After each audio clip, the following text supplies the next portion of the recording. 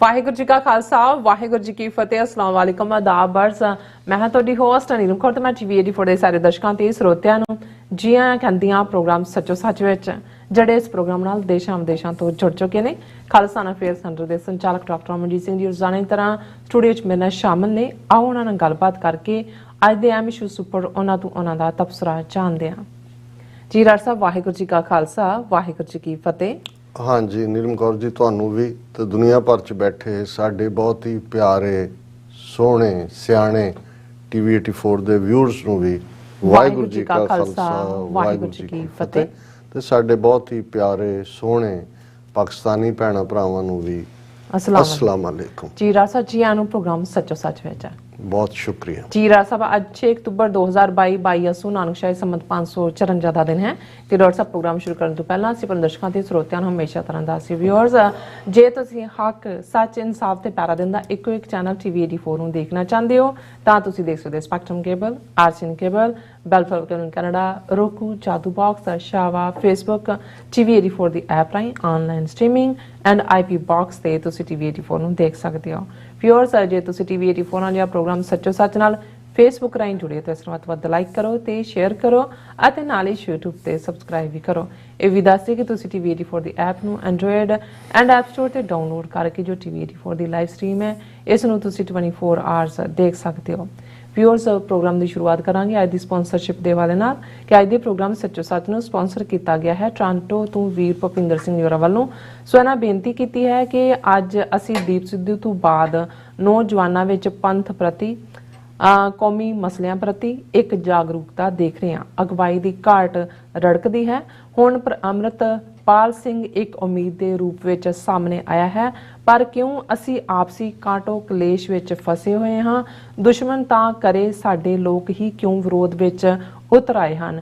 ਕੀ ਅਸੀਂ ਇੰਨੇ ਡਰ ਵਿੱਚ ਹਾਂ ਕਿ ਜੇ ਕੋਈ ਸਿੱਧਾ ਚੈਲੰਜ ਕਰੇ ਤਾਂ ਸਾਨੂੰ ਕਾਲਾ ਦੌਰ ਅੱਤਵਾਦ ਨੁਕਸਾਨ ਚੇਤੇ ਆਉਣ ਲੱਗ ਪੈਂਦਾ ਹੈ। ਸੋ ਅੱਜ ਦੀ ਸਪਾਂਸਰਸ਼ਿਪ ਲਈ ਅਸੀਂ ਵੀਰ ਭੁਪਿੰਦਰ ਸਿੰਘ ਜੋਰਾਂ ਦਾ ਤਹਿ ਦਿਲ ਤੋਂ ਧੰਨਵਾਦ ਕਰਦੇ ਹਾਂ ਔਰ ਤੁਹਾਨੂੰ ਵੀ ਅਪੀਲ ਤੇ ਬੇਨਤੀ ਕਰਦੇ ਹਾਂ ਕਿ ਤੁਸੀਂ ਵੀ ਪ੍ਰੋਗਰਾਮ ਸੱਚੋ ਸੱਚ ਨੂੰ ਵੱਧ ਤੋਂ ਵੱਧ ਸਪਾਂਸਰ ਕਰੋ। ਸਪਾਂਸਰਸ਼ਿਪ ਲਈ ਤੁਸੀਂ ਸਾਨੂੰ ਕਾਲ ਕਰ ਸਕਦੇ ਹੋ ਸਾਡੇ ਫੋਨ ਨੰਬਰ ਤੇ 5166191984 ਸੇਮ ਨੰਬਰ ਤੇ ਤੁਸੀਂ ਸਾਨੂੰ WhatsApp ਕਰ ਸਕਦੇ ਹੋ। ਤੁਸੀਂ ਸਾਨੂੰ ਈਮੇਲ ਵੀ ਕਰ ਸਕਦੇ ਹੋ info@tv84.tv ਤੇ। ਸੋ ਵਿਊਅਰਸ ਪਹਿਲੇ ਸੈਗਮੈਂਟ ਦੇ ਵਿੱਚ ਬੜੀ ਹੀ ਦੁਖਦਾਈ ਜਿਹੜੀ ਖਬਰ ਹੈ ਉਹ ਚਾਰਜ ਪੇਰੇ ਘੁੰਮ ਰਹੀ ਹੈ ਵਰਲਡ ਵਾਈਡ ਕਿ ਜਿਹੜੇ ਮਰਸਡ ਕੈਲੀਫੋਰਨੀਆ ਵਸਨੀਕ ਫੈਮਿਲੀ ਦੇ 4 ਜੀ ਇੱਕ ਦਰਿੰਦੇ ਵੱਲੋਂ ਜਿਹੜੇ ਅਗਵਾ ਕੀਤੇ ਗਏ ਸਨ ਉਹਨਾਂ ਦੀਆਂ 4 ਪੀੜਤਾਂ ਦੀਆਂ ਨੇ ਲਾਸ਼ਾਂ ਨੇ ਇੱਕ ਨੇੜਲੇ ਸ਼ਹਿਰ ਦੇ ਬਾਗ ਵਿੱਚ ਮਿਲੀਆਂ ਨੇ। ਸੋ ਪੂਰਾ ਪਰਿਵਾਰ ਹੀ ਖਤਮ ਹੋ ਗਿਆ।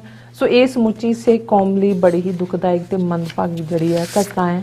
ਸੋ ਇਹਨਾਂ ਮਾਰੇ ਗਿਆਂ ਵਿੱਚ 8 ਮਹੀਨੇ ਦੀ ਇੱਕ ਮਾਸੂਮ ਬੱਚੀ ਵੀ ਸੀ। ਸੋ ਅਸੀਂ ਇਸ ਘਟਨਾ ਪ੍ਰਤੀ ਬੜੇ ਹੀ ਦੁੱਖ ਦਾ ਇਜ਼ਹਾਰ ਕਰਦੇ ਹਾਂ। ਸੋ ਇਸ ਬਾਰੇ ਆਪਾਂ ਗੱਲਬਾਤ ਕਰਨ ਜਾ ਰਹੇ ਹਾਂ। ਸੋ ਅਸੀਂ ਚਾਹਾਂਗੇ ਕਿ ਤੁਸੀਂ ਨਾਲ ਇਸੇ ਤਰ੍ਹਾਂ ਬਣੇ ਰਹਿਣਾ। ਦੇਖਣ ਸੁਣਨ ਲਈ ਤੁਹਾਡਾ ਸਭ ਦਾ ਬਹੁਤ ਬਹੁਤ ਧੰਨਵਾਦ। ਜੀ ਡਾਕਟਰ ਸਾਹਿਬ ਕੀ ਵਿਚਾਰਾਂ ਨੇ? ਦੇਖੋ ਸਭ ਤੋਂ ਪਹਿਲਾਂ ਤਾਂ ਅੱਜ ਦੇ ਪ੍ਰੋਗਰਾਮ ਨੂੰ ਸਪਾਂਸਰ ਕਰਨ ਲਈ ਅਸੀਂ ਵੀਰ ਭੁਪਿੰਦਰ ਸਿੰਘ ਟੋਰਾਂਟੋ ਨਿਵਾਸੀ ਸਾਡੇ ਹਮਦਰਦ ਨੇ TV 84 ਦੇ ਵਿਊਅਰ ਨੇ ਔਰ ਜ਼ਾਹਰ ਹੈ ਨੌਜਵਾਨ ਨੇ ਪੰਜਾਬ ਦੇ ਵਿੱਚ ਜੋ ਡਿਵੈਲਪਮੈਂਟਸ ਹੋ ਰਹੀਆਂ ਉਸ ਦੇ ਉੱਤੇ ਤਿੱਖੀ ਅੱਖ ਵੀ ਰੱਖਦੇ ਨੇ ਜੀ। ਉਹਨਾਂ ਨੇ ਜੋ ਸਵਾਲ ਕੀਤਾ ਹੈ ਜਾਂ ਜੋ ਕੰਸਰਨ ਜ਼ਾਹਰ ਕੀਤਾ ਹੈ ਉਸ ਨੂੰ ਅਸੀਂ ਅੱਜ ਆਪਣੇ ਇੱਕ ਫੁੱਲ ਫਲੈਜਡ ਸੈਗਮੈਂਟ ਦੇ ਵਿੱਚ ਡਿਸਕਸ ਵੀ ਕਰਾਂਗੇ ਜੀ ਕਿ ਇਹ ਜਿਹੜਾ ਜਿਸ ਦੇ ਲਈ ਲਫ਼ਜ਼ ਉਹਨਾਂ ਨੇ ਠੀਕ ਕਾਟੋ ਕਲੇਸ਼ ਕਿਹਾ ਪਰ ਇੱਕ ਕਾਟੋ ਕਲੇਸ਼ ਆਪਣੇ ਆਪ ਹੁੰਦਾ ਹੈ ਜਿਹੜਾ ਵਾਕਈ ਕਲੇਸ਼ ਹੁੰਦਾ ਹੈ। ਬਿਲਕੁਲ ਇੱਕ ਹੁੰਦਾ ਹੈ ਜਿਸ ਨੂੰ ਸਰਕਾਰੀ ਏਜੰਸੀਆਂ ਟ੍ਰਿਗਰ ਕਰਦੀਆਂ ਨੇ ਉਹਨਾਂ ਨੇ ਆਪਣੇ ਫੀਲੇ ਰੱਖੇ ਹੁੰਦੇ ਨੇ ਔਰ ਉਹ ਅਸੀਂ ਦੇਖ ਰਹੇ ਹਾਂ ਕਿ ਖਾਸ ਤੌਰ ਤੇ ਪਿਛਲੇ ਦਿਨਾਂ ਤੋਂ ਜਦੋਂ ਤੋਂ ਅੰਮ੍ਰਿਤਪਾਲ ਸਿੰਘ ਪੰਜਾਬ ਗਏ ਉਹਨਾਂ ਨੇ ਅੰਮ੍ਰਿਤ ਛਕਣ ਦਾ ਜਿਹੜਾ ਆਪਣਾ ਇਰਾਦਾ ਦੱਸਿਆ ਕੇਸਗੜ੍ਹ ਸਾਹਿਬ 1000 ਤੋਂ ਜ਼ਿਆਦਾ ਨੌਜਵਾਨਾਂ ਨੇ ਬੀਬੀਆਂ ਨੇ ਅੰਮ੍ਰਿਤਪਾਨ ਕੀਤਾ ਔਰ ਫਿਰ 29 ਸਤੰਬਰ ਨੂੰ ਇੱਕ ਯਾਦਗਾਰੀ ਇਕੱਠ ਸੰਤ ਜਰਨੈਲ ਸਿੰਘ ਖਾਲਸਾ ਪਿੰਡਾਂ ਵਾਲਿਆਂ ਦੇ ਆਪਣੇ ਜੱਦੀ ਪਿੰਡ ਰੋਡੇ ਦੇ ਵਿੱਚ ਹੋਇਆ ਜਿਸ ਨੇ ਏਜੰਸੀਆਂ ਦੀ ਨੀਂਦ ਹਰਾਮ ਕੀਤੀ। ਔਰ ਇਹ ਸਾਰੇ ਪੀਰੀਅਡ 'ਚ ਅਸੀਂ ਦੇਖਦੇ ਹਾਂ ਕਿ ਸਡਨਲੀ ਕਿਸ ਕਿਸਮ ਦੇ ਯੂਟਿਊਬਰ ਔਰ ਇੰਟਰਵਿਊਅਰ ਜਿਨ੍ਹਾਂ 'ਚੋਂ ਕੋਈ ਵੀ ਪ੍ਰੋਫੈਸ਼ਨਲ ਜਰਨਲਿਸਟ ਨਹੀਂ ਹੈ ਗੱਲਾਂ ਗੁੱਲਾਂ ਮਾਰਨ ਵਾਲਿਆਂ ਨੇ ਉਹਨਾਂ ਨੇ ਕਿਵੇਂ ਉਲਝਾਇਆ ਹੋਇਆ ਅੰਮ੍ਰਿਤਪਾਲ ਸਿੰਘ ਹੋਰੀ ਵੀ ਜਿਹੜੇ ਇੱਕ ਤੋਂ ਬਾਅਦ ਇੱਕ ਜਿਹੜੇ ਇੰਟਰਵਿਊ ਹੁੰਦੇ ਨੇ ਉਹਨਾਂ ਦੇ ਉਹ ਸਾਫ਼ ਗੋਈ ਦੀ ਗੱਲ ਕਰਦੇ ਨੇ ਪਰ ਸ਼ਰਾਰਤੀ ਅਨਸਰ ਉਸ ਚੋਂ ਜਿਹੜਾ ਆਪਣੇ ਮਤਲਬ ਦੀ ਕੋਈ ਨਾ ਕੋਈ ਗੱਲ ਕੱਢ ਕੇ ਫਿਰ ਉਸ ਨੂੰ ਇੱਕ ਹੋਰ ਸਪਿਨ ਦਿੰਦੇ ਨੇ। ਔਰ ਇਸੇ ਲਾਈਨ ਦੇ ਉੱਤੇ ਉਹ ਪੰਜਾਬ ਦਾ ਹਰਪਾਲ ਚੀਮਾ ਵਜ਼ੀਰ ਹੋਏ ਜਾਂ ਈਵਨ ਸੁਖਜਿੰਦਰ ਰੰਧਾਵਾ ਹੋਏ ਜਾਂ ਅਸੀਂ ਈਵਨ ਆਪਣੇ ਆਪ ਨੂੰ ਸੋ ਕਾਲ ਜਿਹੜੇ ਉੱਥੇ ਸਕਾਲਰ ਬੈਠੇ ਹੋਏ ਨੇ ਉਹਨਾਂ ਦਾ ਦੇਖੀਏ ਤੇ ਉਹ ਉਸ ਨੂੰ ਕੋਈ ਖਾਲਿਸਤਾਨ ਦੇ ਕਨਸੈਪਟ ਨੂੰ ਚੈਲੰਜ ਕਰ ਰਿਹਾ ਹੈ, ਕੋਈ ਅੰਮ੍ਰਿਤ ਛਕਣ ਦੇ ਕਨਸੈਪਟ ਨੂੰ ਚੈਲੰਜ ਕਰ ਰਿਹਾ ਹੈ, ਕੋਈ ਜਿਵੇਂ ਉਹਨਾਂ ਨੇ ਕਿਹਾ ਜੀ ਤੱਤੀਆਂ ਗੱਲਾਂ, ਕਾਲਾ ਦੌਰ, ਅੱਤਵਾਦ ਵਾਪਸ ਇਹ ਵੋ। ਸੋ ਜ਼ਾਹਰ ਹੈ ਕਿ ਇਹ ਇੱਕ ਆਪਣੇ ਆਪ ਦੇ ਵਿੱਚ ਬਣ ਰਿਹਾ ਨੈਰੇਟਿਵ ਨਹੀਂ ਹੈ, ਇਹ ਇੱਕ ਬੜੇ ਪਲਾਨਡ ਤਰੀਕੇ ਦੇ ਨਾਲ ਸਿਰਜਿਆ ਜਾ ਰਿਹਾ ਨੈਰੇਟਿਵ ਹੈ ਤਾਂ ਕਿ ਜਿਹੜਾ ਸਿੱਖ ਨੈਰੇਟਿਵ ਹੈ ਜੀ ਉਸ ਨੂੰ ਮਾਈਨਸ ਕੀਤਾ ਜਾਏ। ਸੋ ਅਸੀਂ ਇਸ ਦੇ ਅੱਡ-ਅੱਡ ਐਸਪੈਕਟ ਜਿਹੜੇ ਨੇ ਇੱਕ ਸੈਗਮੈਂਟ ਰੂਪ ਦੇ ਵਿੱਚ, ਕਿਉਂਕਿ ਮੈਨੂੰ ਇਹ ਲੱਗ ਰਿਹਾ ਸੀ ਮੈਂ ਇਸ ਸਾਰੀ ਸਿਚੁਏਸ਼ਨ ਵੱਲ ਦੇਖਦੇ ਹਾਂ ਕਿ ਇਸ ਦੇ ਉੱਤੇ ਅਸੀਂ ਗੱਲ ਕਰਾਂਗੇ ਕਿ ਇਹ ਸਿੰਪਟਮਸ ਕੀ ਨੇ। ਸਿੰਪਟਮਸ ਤਾਂ ਨਜ਼ਰ ਆ ਰਹੇ ਨੇ ਬਿਮਾਰੀ ਦੇ ਲੱਛਣ, ਪਰ ਇਹਨਾਂ ਤੋਂ ਕਿਵੇਂ ਬਚਿਆ ਜਾਏ ਔਰ ਕਿਵੇਂ ਸਿੱਖ ਨੈਰੇਟਿਵ ਜਿਹੜਾ ਹੈ ਉਹ ਸਟੇਟ ਰੂਪ ਦੇ ਵਿੱਚ ਜਿਹੜਾ ਹੈ ਉਸ ਨੂੰ ਪ੍ਰੈਜ਼ੈਂਟ ਕੀਤਾ ਜਾਏ ਜਾਂ ਉਸ ਵੱਲ ਵਧਿਆ ਜਾਏ। ਫਿਰ ਵੀ ਅਸੀਂ ਵੀਰ ਭੁਪਿੰਦਰ ਸਿੰਘ ਜਿਨ੍ਹਾਂ ਨੇ ਰੈਲੇਵੈਂਟ ਉਹਨਾਂ ਦੇ ਕੰਸਰਨ ਨੇ ਕਿ ਜੋ ਪੰਜਾਬ ਦੇ ਵਿੱਚ ਚੱਲ ਰਿਹਾ ਕਿ ਭਾਈ ਅਸੀਂ ਦੁਸ਼ਮਣ ਨਾਲ ਤਾਂ ਕੀ ਲੜਨਾ ਹੈ, ਅਸੀਂ ਆਪਣੀ ਕਾਟੋ ਕਲੇਸ਼ ਫਸੇ ਹੋਏ ਹਾਂ, ਪਰ ਇਹ ਕਾਟੋ ਕਲੇਸ਼ ਵੀ ਸਾਡਾ ਆਪਣਾ ਨਹੀਂ ਹੈ। ਇਹ ਬਹੁਤ ਵਾਰ ਪਤਾ ਨਹੀਂ ਲੱਗਦਾ ਹੁੰਦਾ ਕਿ ਭਾਈ ਇਹ ਕਿਵੇਂ ਕਿਸੇ ਸਿਚੁਏਸ਼ਨ ਨੂੰ ਟ੍ਰਿਗਰ ਕੀਤਾ ਜਾਂਦਾ ਹੈ, ਟ੍ਰਿਗਰ ਕਰਵਾਇਆ ਜਾਂਦਾ ਹੈ। ਔਰ ਜਿਵੇਂ ਜਦੋਂ ਤੁਸੀਂ ਕੈਰਮ ਬੋਰਡ ਦੇ ਉੱਤੇ ਕੈਰਮ ਖੇਡਦੇ ਹੋ ਤੇ ਜਦੋਂ ਤੁਸੀਂ ਉਹਨੂੰ ਗੋਟੀ ਨੂੰ ਮਾਰਦੇ ਹੋ ਉਂਗਲ, ਕਈ ਵਾਰ ਤੁਸੀਂ ਸਿੱਧਾ ਉਹਨੂੰ ਸੁੱਟਣਾ ਹੁੰਦਾ ਹੈ ਉਹਦੇ ਚ ਹੋਲ ਦੇ ਵਿੱਚ, ਕਈ ਵਾਰੀ ਤੁਹਾਨੂੰ ਹੁੰਦਾ ਹੈ ਵੀ ਜੇ ਅਸੀਂ ਇੱਧਰ ਨੂੰ ਮਾਰਿਆ ਤੇ ਬਾਉਂਡ ਕਰਕੇ ਕਿੰਨੀਆਂ ਨੂੰ ਉਹ ਨਾਲ ਲੈ ਕੇ ਜਾਏਗਾ। ਸੋ ਇਹ ਜਿਹੜੀ ਹੈ ਸਾਰੀ ਖੇਡ ਏਜੰਸੀਆਂ ਦੇ ਤਾਂ ਵੱਡੇ ਵੱਡੇ ਜਿਹੜੇ ਉਹਨਾਂ ਦੇ ਘੈਂਟ ਲੋਕ ਨੇ ਉਹ ਬੈਠੇ ਹੋਏ ਨੇ ਔਰ ਉਹ ਦੇਖ ਰਹੇ ਨੇ ਕਿ ਪੰਜਾਬ ਦੇ ਵਿੱਚ ਜਿਹੜੀ ਇਹ ਉਮੀਦ ਦੀ ਕਿਰਨ ਹੈ, ਜਿਹੜੀ ਆਜ਼ਾਦੀ ਦੀ ਚਾਹਨਾ ਵਾਲੀ ਜਨਰੇਸ਼ਨ ਇੱਕ ਵਾਰ ਫੇਰ ਨਵੀਂ ਜਨਰੇਸ਼ਨ, ਤੀਸਰੀ ਚੌਥੀ ਜਨਰੇਸ਼ਨ ਜਿਹੜੀ ਹੈ ਉਹ 80s ਤੋਂ ਬਾਅਦ ਉੱਠ ਕੇ ਖੜੀ ਹੋਈ ਹੈ, ਇਸ ਨੂੰ ਕਿਵੇਂ ਦਬਾਣਾ ਹੈ। ਸੋ ਅਸੀਂ ਵੀਰ ਭੁਪਿੰਦਰ ਸਿੰਘ ਜੀ ਦਾ ਬਹੁਤ ਬਹੁਤ ਸ਼ੁਕਰੀਆ ਅਦਾ ਕਰਦੇ ਹਾਂ। ਪਿਛਲੇ 3-4 ਦਿਨ ਤੋਂ ਇਹ ਸਟੋਰੀ ਡਿਵੈਲਪ ਹੋ ਰਹੀ ਸੀ, ਸੈਡ ਸਟੋਰੀ। ਅਸੀਂ ਇਸ ਦੇ ਉੱਤੇ ਅੱਖ ਜ਼ਰੂਰ ਰੱਖੀ ਹੋਈ ਸੀ, ਪਰ ਮੈਂ ਗੱਲਬਾਤ ਕਰਨ ਤੋਂ ਥੋੜਾ ਗੁਰੇਜ਼ ਕੀਤਾ ਕਿਉਂਕਿ ਹੋਪ ਹੁੰਦੀ ਹੈ ਤੁਹਾਨੂੰ ਕਿ ਭਾਈ ਸ਼ਾਇਦ, ਕਿਉਂਕਿ ਜਿਸ ਕਿਸਮ ਦੀ ਖਬਰਾਂ ਮੁੱਢਲੇ ਪੀਰੀਅਡ ਦੇ ਵਿੱਚ ਆਈਆਂ ਉਸ ਤੋਂ ਲੱਗਦਾ ਸੀ ਕਿ ਭਾਈ ਇਸ ਵਾਕਿਆ ਦੇ ਨਾਲ ਜ਼ਰੂਰ ਜੁੜਿਆ ਤਾਂ ਕੁਝ ਹੋਇਆ, ਜਿਵੇਂ ਜਿਹੜਾ ਸਿੱਖ ਪਰਿਵਾਰ ਮਰਸਿਡ ਦਾ ਰਹਿਣ ਵਾਲਾ। ਔਰ ਇਹ ਜਦੋਂ ਅਸੀਂ ਮਰਸਿਡ ਟਾਊਨ ਦੇਖਦੇ ਹਾਂ, ਜਿਹੜੇ ਲੋਕ ਕੈਲੀਫੋਰਨੀਆ ਤੋਂ ਵਾਕਿਫ ਨੇ ਉਹ ਦੇਖ ਸਕਦੇ ਨੇ ਕਿ ਜਦੋਂ ਅਸੀਂ ਲਿਵਿੰਗਸਟਨ ਔਰ ਉਸ ਸਾਰੀ ਬੈਲਟ ਵੱਲ ਜਾਂਦੇ ਹਾਂ ਤੇ ਇਹ ਸਾਰੀ ਬੈਲਟ ਜਿੱਥੇ ਕਿ ਹੁਣ ਬਹੁਤ ਵੱਡੀ ਗਿਣਤੀ ਦੇ ਵਿੱਚ ਸਿੱਖ ਸੈਟਲ ਨੇ, ਮਰਸਿਡ ਦੇ ਵਿੱਚ ਆਪਣਾ ਗੁਰਦੁਆਰਾ ਵੀ ਹੈ ਔਰ ਥਾਂ ਥਾਈਂ ਕਿਉਂਕਿ ਟਰੱਕਿੰਗ ਇੰਡਸਟਰੀ ਦੇ ਵਿੱਚ ਆਪਣੇ ਬਹੁਤ ਸਾਰੇ ਲੋਕ ਆਏ ਨੇ। ਸੋ ਜਿਹੜੇ ਟਰੱਕਿੰਗ ਵਾਲੇ ਨੇ ਉਹਨਾਂ ਨੂੰ 200 ਮੀਲ ਇੱਧਰ ਜਾਂ ਉੱਧਰ ਕੋਈ ਬਹੁਤਾ ਫਰਕ ਨਹੀਂ ਪੈਂਦਾ। ਇਹੀ ਕਾਰਨ ਹੈ ਕਿ ਅਸੀਂ ਇਹ ਦੇਖਦੇ ਹਾਂ ਕਿ ਟਰੱਕਿੰਗ ਦੇ ਨਾਲ ਜੁੜੇ ਹੋਏ ਸਾਡੇ ਵੀਰ ਜਿਹੜੇ ਨੇ ਉਹ ਨਿਊਯਾਰਕ ਤੋਂ ਜਾਂ ਕੈਲੀਫੋਰਨੀਆ ਤੋਂ ਮੂਵ ਕਰਕੇ ਪਹਿਲਾਂ ਡਾਲਸ ਟੈਕਸਾਸ ਇੱਕ ਫੇਵਰੇਬਲ ਸਪਾਟ ਸੀ, ਫਿਰ ਅਸੀਂ ਹੁਣ ਇੰਡੀਆਨਾ ਦੇ ਵਿੱਚ ਦੇਖਦੇ ਹਾਂ ਕਿ ਕਿੰਨੀ ਵੱਡੀ ਗਿਣਤੀ ਦੇ ਵਿੱਚ ਸਿੱਖ ਆਬਾਦ ਹੋਏ ਨੇ, ਮਿਸ਼ੀਗਨ ਦੇ ਵਿੱਚ ਵੀ, ਕਿਉਂਕਿ ਜਿਹੜੇ ਕੋਸਟ ਟੂ ਕੋਸਟ 3000 ਮੀਲ ਕਵਰ ਕਰਦੇ ਨੇ ਉਹਨਾਂ ਨੂੰ ਕੋਈ ਬਹੁਤਾ ਫਰਕ ਨਹੀਂ ਪੈਂਦਾ ਕਿ 10 ਮੀਲ ਇੱਧਰ ਹੋਏ ਜਾਂ 100 ਮੀਲ ਜਾਂ 200 ਮੀਲ ਇੱਧਰ ਹੋਏ ਜਾਂ ਉੱਧਰ ਹੋਏ। ਉਹਨਾਂ ਦੇ ਲਈ ਜਿਹੜਾ ਇਹ ਇੱਕ, ਇਸ ਲਈ ਤੁਸੀਂ ਇਸ ਵੇਲੇ ਅਮਰੀਕਾ ਦੇ ਸਾਰੇ ਲੈਂਡਸਕੇਪ ਦੇ ਉੱਤੇ ਹੀ ਈਵਨ ਕਦੇ ਜਿਹੜੀਆਂ ਨਾਨ ਪੈਨੀਟਰੇਬਲ ਜਿਹਨਾਂ ਨੂੰ ਕਿਹਾ ਜਾਂਦਾ ਸੀ ਕਿ ਏਡੀਆਂ ਰੇਸਿਸਟ ਸਟੇਟਸ ਨੇ ਕਿ ਉੱਥੇ ਕੋਈ ਜਾ ਕੇ ਆਬਾਦ ਨਹੀਂ ਹੁੰਦਾ, ਅਰਕੈਂਸਸ ਤੋਂ ਲੈ ਕੇ ਓਕਲਹੋਮਾ, ਮਿਸਿਸਿਪੀ, ਅੱਜ ਤੁਹਾਨੂੰ ਉਹਨਾਂ ਸਟੇਟਾਂ 'ਚ ਵੱਡੀ ਗਿਣਤੀ 'ਚ ਸਾਡੇ ਆਪਣੇ ਰਹਿਣ ਵਾਲੇ ਸਿੱਖ ਵੀ ਮਿਲਣਗੇ ਔਰ ਗੁਰਦੁਆਰੇ ਵੀ ਆਲਮੋਸਟ ਸਾਰੇ ਅਮਰੀਕਾ ਦੀਆਂ ਸਟੇਟਾਂ 'ਚ ਇਨਕਲੂਡਿੰਗ ਅਲਾਸਕਾ ਤੱਕ ਜਿਹੜਾ ਗੁਰਦੁਆਰੇ ਵੀ ਬਣੇ ਹੋਏ ਨੇ। ਸੋ ਇੱਕ ਗੱਲੋਂ ਇਹ ਗੱਲ ਸਾਡੀ ਹਿੰਮਤ ਔਰ ਦਲੇਰੀ ਦੀ ਦਾਤ ਵੀ ਹੈ ਕਿ ਆਪਣਾ ਜਿਹੜਾ ਗੁਰੂ ਨੇ ਕਿਰਤ ਕਰਨਾ ਸਿਖਾਇਆ ਹੈ, ਮਿਹਨਤ ਦੇ ਨਾਲ ਜ਼ਿੰਦਗੀ ਸ਼ੁਰੂ ਹੁੰਦੀ ਹੈ, ਫਿਰ ਥਾਂ ਥਾਈਂ ਜਿਹੜਾ ਔਰ ਬੇਖੌਫ ਹੋਣਾ ਵੀ। ਔਰ ਜਿਹੜੇ ਪੰਜਾਬ ਦੇ ਨੌਜਵਾਨ ਪੰਜਾਬ 'ਚੋਂ ਨਿਕਲਦੇ ਨੇ ਬੇਖੌਫ ਹੋ ਕੇ, ਕਿਵੇਂ ਦੁਬਈ ਦੂਜੇ ਤੀਜੇ ਤੋਂ ਅੱਜ ਕੱਲ੍ਹ ਉਹ ਕੀ ਟਰਮਸ ਯੂਜ਼ ਹੁੰਦੀਆਂ ਕਿ ਭਾਈ ਉਹ ਕਿਵੇਂ ਕਿਵੇਂ ਪਹੁੰਚਦੇ ਨੇ, ਆ ਕੇ ਕਿੰਨੇ ਖਤਰੇ ਮੁੱਲ ਲੈਂਦੇ ਨੇ। ਸੋ ਜਦੋਂ ਇੱਕ ਵਾਰੀ ਅਮਰੀਕਾ ਪਹੁੰਚ ਗਏ ਉਹਨਾਂ ਨੂੰ ਇਹ ਤਾਂ ਲੱਗਦਾ ਨਹੀਂ ਹੈ ਵੀ ਕਿਤੇ ਕੀ ਹੈ, ਕਿਉਂਕਿ ਅੱਜ ਮੈਂ ਜਦੋਂ ਕਿਸੇ ਹੋਰ ਨਾਲ ਵੀ ਗੱਲ ਕਰ ਰਿਹਾ ਸੋ ਕਹਿੰਦੇ ਜੀ ਇਹ ਕੋਈ ਆਪਣੇ ਲੋਕ ਦੂਰ ਦਰਾਡੇ ਕਿਉਂ ਵਸਦੇ ਆ, ਇਸੇ ਘਟਨਾ ਨਾਲ ਰਿਲੇਟਡ ਗੱਲ ਕਰ ਰਹੇ ਸੀ। ਮੈਂ ਕਿਹਾ ਜੀ ਹੁਣ ਤਾਂ ਅਮਰੀਕਾ ਦੀ ਕੋਈ ਗਲੀ ਨਹੀਂ ਬਚੀ ਜਿੱਥੇ ਆਪਣੇ ਨਾ ਹੋਣ। ਮੈਂ ਕਿਹਾ ਠੀਕ ਹੈ ਇਹ ਰਿਸਕ ਵੀ ਹੁੰਦਾ, ਪਰ ਇਸ ਘਟਨਾ ਦਾ ਜਿਹੜੀ ਘਟਨਾ ਨੇ ਸਮੁੱਚੀ ਸਿੱਖ ਕੌਮ ਨੂੰ, ਔਰ ਮੈਂ ਸਮਝਦਾ ਇਕੱਲੀ ਸਿੱਖ ਕੌਮ ਹੀ ਨਹੀਂ ਓਵਰਆਲ ਵੀ ਜਿਹੜੇ ਲੋਕ ਇਨਸਾਨੀ ਦਿਲ ਰੱਖਦੇ ਨੇ ਉਹਨਾਂ ਨੂੰ ਜਿਹੜਾ ਉਹ ਬਿਲਕੁਲ ਕੰਬਾ ਕੇ ਰੱਖ ਦਿੱਤਾ ਹੈ, ਦਹਿਲਾ ਕੇ ਰੱਖ ਦਿੱਤਾ ਹੈ। ਉਸ ਬਾਰੇ ਅਸੀਂ ਗੱਲਬਾਤ ਕਰਾਂਗੇ ਡਿਟੇਲ 'ਚ, ਲੇਕਿਨ ਉਸ ਤੋਂ ਪਹਿਲਾਂ ਕਿਉਂਕਿ ਬਹੁਤ ਵਾਰ ਇਹ ਹੁੰਦਾ ਹੈ ਵੀ ਜੇ ਅਸੀਂ ਸਿਰਫ ਤੇ ਸਿਰਫ ਆਪਣੀ ਪੀੜ, ਆਪਣਾ ਦਰਦ ਜਾਂ ਆਪਣੀ ਕੌਮੀ ਜਿਹੜੀ ਹੈ ਦਰਦ ਦੀ ਗੱਲ ਹੀ ਕਰੀਏ ਤੇ ਇਹਦੇ 'ਚ ਵੀ ਕਿਤੇ ਨਾ ਕਿਤੇ ਇੱਕ ਸੈਲਫਿਸ਼ਨੈਸ ਇਨਵੋਲਵ ਹੁੰਦੀ ਹੈ। ਔਰ ਇਸ ਘਟਨਾਕ੍ਰਮ ਨੂੰ ਮੈਂ ਡਿਟੇਲ ਦੇ ਵਿੱਚ ਡਿਸਕਸ ਵੀ ਕਰਨਾ ਚਾਹੁੰਦਾ, ਪਰ ਉਸ ਤੋਂ ਪਹਿਲਾਂ ਨਾਲ ਹੀ ਜਿਹੜੀ ਇੱਕ ਬੜੀ ਦਿਲ ਦਹਿਲਾਊ ਖਬਰ ਜਿਹਨੇ ਕੁੱਲ ਦੁਨੀਆ ਭਰ ਦੇ ਵਿੱਚ ਜਿਹੜਾ ਇੱਕ ਬਹੁਤ ਸ਼ੋਕ, ਇੱਕ ਅਫਸੋਸ ਦੀ ਲਹਿਰ ਜਿਹੜੀ ਹੈ ਪੈਦਾ ਕੀਤੀ ਹੈ, ਉਹ ਜਿਹੜੀ ਹੈ ਥਾਈਲੈਂਡ ਨਾਲ ਸੰਬੰਧਿਤ ਹੈ। ਔਰ ਥਾਈਲੈਂਡ ਦੀ ਰਾਜਧਾਨੀ ਬੈਂਕਾਕ, ਉਸ ਤੋਂ 500 ਕਿਲੋਮੀਟਰ ਦੂਰ ਨਾਰਥ ਈਸਟ ਬੈਂਕਾਕ ਦੇ ਉਥਾਈ ਸਵਾਨ ਨਾਂ ਦੀ ਥਾਂ ਹੈ, ਜਿੱਥੇ ਇੱਕ ਡੇ ਕੇਅਰ ਸੈਂਟਰ ਦੇ ਵਿੱਚ ਇੱਕ ਮਰਡਰਰ ਕਾਤਲ ਜਿਹੜਾ ਉਹ ਵੜਿਆ ਡੇ ਕੇਅਰ ਸੈਂਟਰ 'ਚ। ਔਰ ਉਹ ਇਹ ਜਿਹੜਾ ਮਰਡਰਰ ਹੈ, ਕਾਤਲ ਹੈ, ਇਹ ਸਾਬਕਾ ਪੁਲਸੀਆ ਸੀ, ਇਸ ਦੇ ਉੱਤੇ ਡਰੱਗ ਚਾਰਜਿਸ ਸੀ। ਦਿਨ ਵੇਲੇ ਉੱਥੋਂ ਦੀ ਕੋਰਟ ਦੇ ਵਿੱਚ ਆਪਣੀ ਤਰੀਕ ਭੁਗਤਣ ਦੇ ਲਈ ਗਿਆ ਔਰ ਫਿਰ ਉਸ ਡੇ ਕੇ ਸੈਂਟਰ ਜਿੱਥੇ ਉਹਦਾ ਬੱਚਾ ਵੀ ਸੀ, ਉੱਥੇ ਉਹ ਬੱਚਾ ਤਾਂ ਘਰ ਚਲਾ ਗਿਆ ਹੋਇਆ ਸੀ ਔਰ ਉਹਦੇ ਕੋਲ ਚਾਕੂ ਸੀ, ਗਨ ਸੀ। ਉਸ ਨੇ ਉਸ ਡੇ ਕੇਅਰ ਸੈਂਟਰ ਦੇ ਵਿੱਚ 38 ਲੋਕਾਂ ਨੂੰ ਮੌਤ ਦੇ ਘਾਟ ਉਤਾਰਿਆ, ਜਿਨ੍ਹਾਂ 'ਚ 22 ਬੱਚੇ ਨੇ। ਔਰ ਉਹਨਾਂ 22 ਬੱਚਿਆਂ ਨੂੰ ਜਿਹੜੇ ਕਿ ਦਿਨ ਵੇਲੇ ਜਿਵੇਂ ਡੇ ਕੇਅਰ ਸੈਂਟਰ ਛੋਟੇ ਛੋਟੇ 2-2 ਸਾਲ ਦੇ ਸੌਂ ਰਹੇ ਸੀ, ਉਸ ਉਹਨਾਂ ਦੇ ਸੌਣ ਵਾਲੇ ਕਮਰੇ 'ਚ ਉਹਨੇ ਜਾ ਕੇ 22 ਬੱਚਿਆਂ ਨੂੰ ਨਾਈਫ ਦੇ ਵਾਰ ਦੇ ਨਾਲ, ਔਰ ਬਾਕੀ ਜਿਹੜੇ ਨੇ ਜਿਨ੍ਹਾਂ ਦੇ ਵਿੱਚ ਈਵਨ ਡੇ ਕੇਅਰ ਦੀ ਇੱਕ ਟੀਚਰ ਜਿਹੜੀ ਪ੍ਰੈਗਨੈਂਟ ਸੀ 6 ਮਹੀਨੇ ਦੀ, ਉਹਨੂੰ ਵੀ ਮਾਰਿਆ। ਔਰ ਕੁੱਲ ਜਿਹੜੇ ਨੇ 38 ਜਿਹੜੀਆਂ ਕਿਲਿੰਗਸ ਇਸ ਕਾਤਲ ਨੇ ਕੀਤੀਆਂ। ਫਿਰ ਇਹ ਕਰਕੇ ਉਹ ਆਪਣੇ ਘਰ ਗਿਆ ਔਰ ਆਪਣੀ ਵਾਈਫ ਨੂੰ ਔਰ ਆਪਣੇ ਬੱਚੇ ਨੂੰ ਵੀ ਜਿਹੜਾ ਉਹ ਮੌਤ ਦੇ ਘਾਟ ਉਤਾਰਿਆ ਔਰ ਉਹਨੇ ਫਿਰ ਆਪਣਾ ਆਪਾ ਜਿਹੜਾ ਉਹ ਐਂਡ ਕੀਤਾ।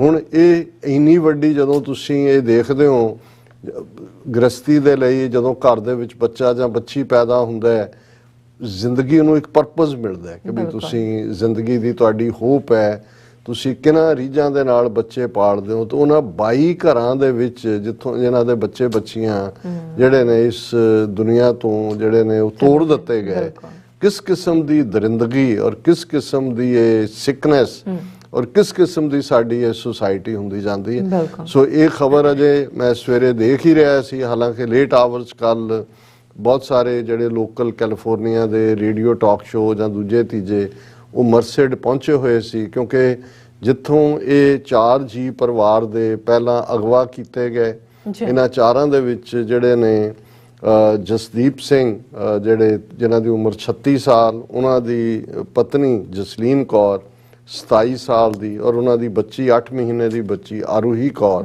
ਉਹ ਔਰ ਇਹਨਾਂ ਦਾ ਜਸਦੀਪ ਸਿੰਘ ਦਾ ਵੱਡਾ ਭਰਾ ਯਾਨੀ ਆਰੂਹੀ ਦਾ ਤਾਇਆ ਅਮਨਦੀਪ ਸਿੰਘ ਜਿਹਦੀ ਉਮਰ 39 ਸਾਲ ਸੀ। ਇਹਨਾਂ ਦਾ ਟਾਊਨ ਮਰਸਿਡ ਹੈ, ਟਰੱਕ ਯਾਰਡ ਕਿਸੇ ਹੋਰ ਥਾਂ ਤੇ ਉਹ ਯੂਨੀਕ ਜਿਹਾ ਉਹਦਾ ਵੀ ਨਾਂ ਹੈ। ਉੱਥੋਂ ਉਹਨਾਂ ਨੂੰ ਕਿਵੇਂ, ਔਰ ਇਹ ਜਿਹੜੀ ਹੈ ਇੱਕ ਦਿਨ ਪਹਿਲਾਂ ਉਹ ਵੀਡੀਓ ਸਾਹਮਣੇ ਆ ਗਈ ਸੀ ਕਿ ਕਿਵੇਂ ਇੱਕ ਜਿਹਦੇ ਨੂੰ ਬਾਅਦ ਦੇ ਵਿੱਚ ਹੁਣ ਮੇਨ ਸਸਪੈਕਟ ਦੇ ਤੌਰ ਦੇ ਉੱਤੇ ਜਿਹੜਾ ਹੈ ਉਹ ਅਰੈਸਟ ਕੀਤਾ ਗਿਆ ਕਿ ਉਹ ਇੱਕ ਕੰਪਲੈਕਸ ਦੇ ਵਿੱਚ ਘੁੰਮ ਰਿਹਾ ਔਰ ਉਹ ਵੀਡੀਓ ਰਿਲੀਜ਼ ਪੁਲਿਸ ਨੇ ਕੀਤੀ ਸੀ, ਮਰਸਿਡ ਦੇ ਸ਼ੈਰਿਫ ਨੇ, ਔਰ ਉਹਦੇ ਹੱਥ 'ਚ ਵੱਡਾ ਗਾਰਬੇਜ ਥੈਲਾ ਫੜਿਆ ਹੋਇਆ ਉਹ ਫਿਰ ਰੱਖ ਦਿੰਦਾ ਹੈ, ਫਿਰ ਪੌੜੀਆਂ ਚੜ੍ਹਦਾ, ਫਿਰ ਉੱਤੋਂ ਨਜ਼ਰ ਆਉਂਦਾ ਕਿ ਘਰ ਦੇ ਅੰਦਰੋਂ ਉਹਨਾਂ ਨੂੰ ਜਿਹੜੇ ਨੇ ਦੋਨੋਂ ਭਰਾ ਉਹਨਾਂ ਨੂੰ ਪਿੱਛੇ ਹੈਂਡਕਫ ਕੀਤਾ ਹੋਇਆ, ਉਹਨਾਂ ਨੂੰ ਸਟੇਨ ਥੱਲੇ ਉਤਾਰ ਰਿਹਾ ਹੈ। ਔਰ ਫਿਰ 5 ਮਿੰਟ ਬਾਅਦ ਇਹ ਬੱਚੀ ਜਿਹੜੀ ਹੈ ਬੀਬੀ ਜਸਲੀਨ ਕੌਰ ਆਪਣੀ ਬੱਚੀ ਜਿਹਨੇ ਚੁੱਕਿਆ ਹੋਇਆ ਉਹ ਉਤਰਦੀ ਹੈ ਔਰ ਉਹਨਾਂ ਨੂੰ ਟਰੱਕ 'ਚ ਬਿਠਾਇਆ ਜਾਂਦਾ ਹੈ। ਔਰ ਫਿਰ ਇਹ ਹੁੰਦਾ ਕਿ ਭਾਈ ਉਹ ਕਿੱਥੇ ਗਏ, ਨਹੀਂ 2 ਦਿਨ ਤੋਂ ਇਹ ਸਰਚ ਚੱਲ ਰਹੀ ਸੀ, ਹੈਲਪ ਵੀ ਮੰਗੀ ਜਾ ਰਹੀ ਸੀ। ਫਿਰ ਇਹ ਪੁਲਿਸ ਤੱਕ ਖਬਰ ਪਹੁੰਚੀ ਔਰ ਮੈਂ ਸਮਝਦਾ ਵੀ ਅਮਰੀਕਾ ਦੇ ਵਿੱਚ ਇਸ ਕਿਸਮ ਦਾ ਕ੍ਰਾਈਮ ਤਾਂ ਪਿਛਲੇ ਪੀਰੀਅਡ 'ਚ ਵੀ ਰਿਹਾ ਔਰ ਗਨ ਰਿਲੇਟਡ ਕ੍ਰਾਈਮ ਦੀ ਅਸੀਂ ਗੱਲ ਕਰਦੇ ਹਾਂ। ਕੋਵਿਡ ਦੇ ਚੱਲਦੇ ਆ ਬਹੁਤ ਸਾਰੀਆਂ ਮੈਂਟਲ ਸਿਕਨੈਸਿਸ ਦਾ ਜ਼ਿਕਰ ਹੋਇਆ ਔਰ ਉਸ ਨਾਲ ਫੈਮਿਲੀ ਵਾਇਲੈਂਸ ਵਧੀ। ਪਰ ਇਸ ਮਾਮਲੇ 'ਚ ਵੀ ਜਿਹੜੀ ਟਿਪ ਆਫ ਦਿੱਤੀ, ਕਿਉਂਕਿ ਪੁਲਿਸ ਦੇ ਕੋਲ ਕੋਈ ਬਹੁਤਾ ਨਹੀਂ ਸੀ ਜਿਸ ਕਿਸਮ ਦਾ, ਇਹ ਵੀ ਹੋਇਆ ਕਿ ਭਾਈ ਜਿਹੜੀ ਗੱਡੀ ਸੀ ਇਹਨਾਂ ਦੀ ਉਹ ਸੜੀ ਮਿਲੀ, ਜਿਹੜਾ ਟਰੱਕ ਸੀ ਜਿਹਦੇ 'ਚ ਲਿਜਾਇਆ ਗਿਆ ਉਹ ਟਰੱਕ ਨੂੰ ਜਿਹੜਾ ਉਹ ਸੜਿਆ ਮਿਲਿਆ, ਔਰ ਕੌਣ ਹੈ ਕੀ ਹੈ। ਲੇਕਿਨ ਇਸ ਕਾਤਲ ਦੀ ਜਿਹਦਾ ਨਾਂ ਸ਼ੱਕੀ ਹਸੂਸ ਮੈਨੂਅਲ, ਇਹ ਮੈਕਸੀਕਨ ਓਰੀਜਨ ਦਾ ਬੰਦਾ ਹੈ, ਉਸ ਦੀ ਵਾਈਫ ਨੇ ਇਹ ਕਿਹਾ ਜਾਂਦਾ ਹੈ ਕਿ ਟਿਪ ਆਫ ਪੁਲਿਸ ਨੂੰ ਕੀਤਾ ਵੀ ਉਹਨੇ ਐਡਮਿਟ ਕੀਤਾ ਕਿ ਮੈਂ ਮਾਰਿਆ। ਔਰ ਇਹ ਕ੍ਰਿਮੀਨਲ ਜਿਹੜਾ ਪਹਿਲਾਂ ਵੀ ਜੇ ਲਗਭਗ 11 ਸਾਲ ਦੀ ਜੇਲ੍ਹ ਕੱਟ ਕੇ ਇਹ ਵਾਪਸ ਮੁੜਿਆ ਸੀ। ਅਜੇ ਅਸੀਂ ਖਬਰਾਂ ਤਾਂ ਹੋਰ ਵੀ ਬਹੁਤ ਸਾਰੀਆਂ ਆ ਰਹੇ, ਫੈਮਿਲੀ ਇਸ ਵੇਲੇ ਸ਼ੈਲ ਸ਼ੌਕਡ ਜਿਹੜੀ ਬਾਕੀ ਵੀ ਬਚੇ ਹੋਏ ਨੇ, ਕਿਉਂਕਿ ਇਹ ਤਾਂ ਪੂਰੀ ਫੈਮਿਲੀ ਵਾਈਪ ਆਊਟ ਹੋ ਗਈ, ਦੋਵੇਂ ਭਰਾ, ਉਹਨਾਂ ਦੀ ਵਾਈਫ, ਬੱਚੀ, ਔਰ ਇਹਨਾਂ ਦੇ ਪੇਰੈਂਟਸ ਜਿਹੜੇ ਫਾਦਰ ਉਹਨਾਂ ਦੇ ਰਣਧੀਰ ਸਿੰਘ, ਇਹ ਹੈਲਥ ਡਿਪਾਰਟਮੈਂਟ 'ਚੋਂ ਰਿਟਾਇਰ ਹੋਏ ਨੇ, ਬੀਬੀ ਮਾਂ ਕਿਰਪਾਲ ਕੌਰ ਐਜੂਕੇਸ਼ਨ ਡਿਪਾਰਟਮੈਂਟ 'ਚੋਂ ਰਿਟਾਇਰ ਹੋਏ। ਤਾਂ ਅਜੇ 2-3 ਹਫ਼ਤੇ ਪਹਿਲਾਂ ਹੀ ਵਾਪਸ ਪਿੰਡ ਗਏ ਸੀ। ਜ਼ਿਲ੍ਹਾ ਹੁਸ਼ਿਆਰਪੁਰ ਦੇ ਹਰਸੀ ਪਿੰਡ ਨਾਲ ਇਹਨਾਂ ਦਾ ਸੰਬੰਧ ਹੈ। ਔਰ ਰਣਧੀਰ ਸਿੰਘ ਹੇਮਕੁੰਡ ਸਾਹਿਬ ਦੇ ਦਰਸ਼ਨਾਂ ਲਈ ਗਏ ਹੋਏ ਸੀ। ਉਹ ਤਾਂ ਜਦੋਂ ਰਿਸ਼ੀਕੇਸ਼ ਪਹੁੰਚੇ ਤੇ ਉਹਨਾਂ ਨੂੰ ਖਬਰ ਮਿਲੀ ਕਿ ਭਾਈ ਆਹ ਭਾਣਾ ਵਾਪਰ ਗਿਆ। ਹੁਣ ਇਹ ਦੋਵੇਂ ਹੀ ਮਾਤਾ ਪਿਤਾ ਜਿਹੜੇ ਨੇ ਉਹ ਆਪਣੇ ਪਹੁੰਚੇ ਨੇ। ਇਸ ਵੇਲੇ ਕਿਸੇ ਨਾਲ ਵੀ ਕੋਈ ਗੱਲਬਾਤ ਦਾ ਤਾਂ ਨਹੀਂ ਹੈ, ਲੇਕਿਨ ਇਸ ਸਾਰੇ ਚੋਂ ਇਸ ਦੇ ਅੱਡ-ਅੱਡ ਐਂਗਲਸ ਦੇ ਉੱਤੇ ਪੁਲਿਸ ਕੰਮ ਕਰ ਰਹੀ ਹੈ। ਔਰ ਜਿਹੜਾ ਮੇਨ ਇਹ ਸ਼ੱਕੀ ਬੰਦਾ ਜਿਹੜਾ ਮੈਨੂਅਲ ਫੜਿਆ ਹੈ, ਇਸ ਬਾਰੇ ਅੱਜ ਖਾਸ ਤੌਰ ਤੇ ਜਿਹੜਾ ਸ਼ੈਰਿਫ ਹੈ ਮਰਸਿਡ ਦਾ, ਉਹਨੇ ਪ੍ਰੈਸ ਕਾਨਫਰੰਸ ਵੀ ਕੀਤੀ ਔਰ ਉਹ ਆਪਣੇ ਟ੍ਰੈਡੀਸ਼ਨਲ ਜਿਹੜਾ ਹੈ ਡਰੈਸ ਦੇ ਵਿੱਚ ਹੈਟ ਵੀ ਹੈ, ਦੂਸਰਾ ਵੀ ਹੈ। ਔਰ ਉਹਨੇ ਦੇਖੋ ਇਹਦੇ 'ਚ ਕੋਈ ਸ਼ੱਕ ਨਹੀਂ ਹੈ ਕਿ ਕ੍ਰਿਮੀਨਲ ਹਰ ਥਾਂ ਨੇ, ਇੱਥੇ ਵੀ ਕ੍ਰਾਈਮ ਜਿਹੜਾ ਹੋ ਰਿਹਾ ਹੈ, ਵੱਧ ਰਿਹਾ ਹੈ, ਲੇਕਿਨ ਪੁਲਿਸ ਬਹੁਤ ਮੁਸਤੈਦੀ ਦੇ ਨਾਲ, ਔਰ ਜਦੋਂ ਵੀ ਇਸ ਕਿਸਮ ਦੀ ਕੋਈ ਟ੍ਰੈਜਡੀ ਹੁੰਦੀ ਹੈ ਇਹਦੇ 'ਚ ਫਿਰ ਕੋਈ ਰੇਸ, ਕਲਰ, ਜੈਂਡਰ ਕੋਈ ਮੈਟਰ ਨਹੀਂ ਕਰਦਾ। ਔਰ ਪੁਲਿਸ ਜਾਂ ਫੋਰਸਿਸ ਔਰ ਇਸ ਕਿਸਮ ਦੀ ਜਿਹੜੀ ਸ਼ੌਕਿੰਗ ਇਨਸੀਡੈਂਟ ਹੈ ਉਹਦੇ ਨਾਲ, ਕਿਉਂਕਿ ਉਸ ਸਿਟੀ ਦਾ, ਉਸ ਕਾਉਂਟੀ ਦਾ, ਉਸ ਸਟੇਟ ਦਾ ਰੈਪੂਟੇਸ਼ਨ ਵੀ ਜੁੜਿਆ ਹੁੰਦਾ ਹੈ, ਇੱਕਦਮ FBI ਵੀ ਇਨਵੋਲਵ ਹੋ ਜਾਂਦੀ ਹੈ। ਇਸ ਦੇ ਨਾਲ ਜੁੜੇ ਹੋਏ ਐਂਗਲ ਕਿ ਵੈਦਰ ਇਹ ਹੀਟ ਕ੍ਰਾਈਮ ਹੈ, ਵੈਦਰ ਇਹ ਰੋਬਰੀ ਹੈ, ਵੈਦਰ ਇਹ ਕੋਈ ਐਕਸਟੋਰਸ਼ਨ ਦੇ ਲਈ ਸੀ, ਵੈਦਰ ਕੋਈ ਰਿਵੈਂਜ ਹੈ, ਜਾਂ ਕੋਈ ਹੋਰ ਐਂਗਲ ਵੀ ਹੈ ਜਿਸ ਬਾਰੇ ਅਸੀਂ ਅਜੇ ਸਾਨੂੰ ਨਹੀਂ ਪਤਾ ਵੀ ਇਸ ਨਾਲ ਜੁੜਿਆ ਕੀ ਐਂਗਲ ਹੋਰ ਵੀ ਹੋ ਸਕਦਾ ਹੈ। ਲੇਕਿਨ ਇਹਨਾਂ ਜਦੋਂ ਹੀਟ ਕ੍ਰਾਈਮ ਐਂਗਲ ਵੀ ਆਉਂਦਾ ਹੈ ਤੇ ਜ਼ਾਹਰ ਹੈ FBI ਇਨਵੋਲਵ ਹੋ ਜਾਂਦੀ ਹੈ, ਫੈਡਰਲ ਏਜੰਸੀਜ਼। ਅਦਰਵਾਈਜ਼ ਜਿਹੜੀ ਸਿਟੀ ਪੁਲਿਸ ਹੈ ਜਾਂ ਉਹਨਾਂ ਦੇ ਸ਼ੈਰਿਫ ਨੇ ਉਹੀ ਇਨਵੈਸਟੀਗੇਟ ਕਰਦੇ ਨੇ, ਫਿਰ ਸਟੇਟ ਦੀਆਂ ਏਜੰਸੀਜ਼ ਮਦਦ ਦੇ ਉੱਤੇ ਆ ਜਾਂਦੀਆਂ।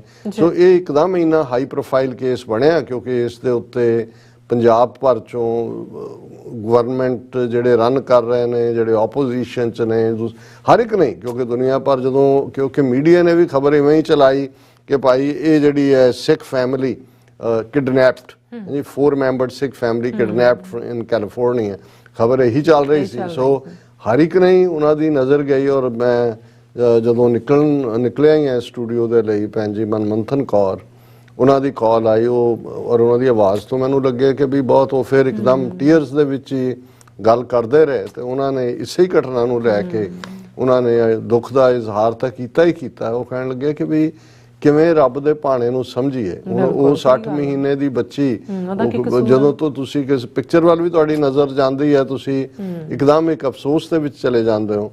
ਲੇਕਿਨ ਇਸ 'ਚ ਵੀ ਕੋਈ ਸ਼ੱਕ ਨਹੀਂ ਹੈ ਕਿ ਇਹ ਜ਼ਿੰਦਗੀ ਦੀਆਂ ਹਕੀਕਤਾਂ ਨੇ ਜਿਹੜੀਆਂ ਡੇ ਟੂ ਡੇ ਅਸੀਂ ਫੇਸ ਕਰ ਰਹੇ ਹਾਂ। ਜਿਸ ਸੁਸਾਇਟੀ ਦੇ ਵਿੱਚ ਅਸੀਂ ਆਏ ਹਾਂ, ਬੇਸ਼ੱਕ ਜਿਹਨੂੰ ਕਹਿੰਦੇ ਨੇ to come for the green pasture, ਇੱਥੇ ਤਾਂ ਬਹੁਤੇ ਆਏ ਕਿ ਆਰਥਿਕ ਤੌਰ ਦੇ ਉੱਤੇ ਉਹਨਾਂ ਦੀ ਜ਼ਿੰਦਗੀ ਸੌਖੀ ਹੋਏ। ਕੁਝ ਜਿਹੜੇ ਨੇ ਸਿਆਸੀ ਨਿਜ਼ਾਮ ਦੇ ਸਤਾਏ ਹੋਏ ਆਏ ਅਸਾਈਲਮ ਦੇ ਥੱਲੇ ਕਿ ਭਾਈ ਉੱਥੇ ਅਸੀਂ ਗੈਰਤਮੰਦ ਤਰੀਕੇ ਨਾਲ ਸਿੱਖੀ ਵੈਲਿਊਜ਼ ਅਨੁਸਾਰ ਅਸੀਂ ਆਪਣਾ ਜਿਹੜੀ ਹੈ ਜ਼ਿੰਦਗੀ ਨਹੀਂ ਬਤੀਤ ਕਰ ਸਕਦੇ, ਸਾਨੂੰ ਸੈਕੰਡ ਕਲਾਸ ਸਿਟੀਜ਼ਨ ਬਣਾਇਆ ਜਾ ਰਿਹਾ। ਲੇਕਿਨ ਇਹਦੇ 'ਚ ਵੀ ਕੋਈ ਸ਼ੱਕ ਨਹੀਂ ਹੈ ਕਿ ਇਹ ਇੱਕ ਡ੍ਰੀਮ ਲੈਂਡ ਹੈ ਜਿੱਥੇ ਆ ਕੇ, ਔਰ ਅਕਸਰ ਜਦੋਂ ਵੀ ਮੈਂ ਕਿਸੇ ਨਵੇਂ ਆਏ ਨੌਜਵਾਨ ਨੂੰ ਮਿਲਦਾ, ਹੁਣ ਵੀ ਜਦੋਂ ਮੈਂ ਸੀਐਟਲ ਸੀ एक नौजवान जिसने कहा कि जी मैनू अजे 3 महीने ही होए ने आया और बड़ा जिहड़ा उन्हें डिफिकल्ट टैरेन चों निकल के आया सी। तो उन्होंने भी मैं यही कह रहा सी, मैं क्या चलो एक तुहाडा जिहड़ा सफ़र सी वो मुक्या।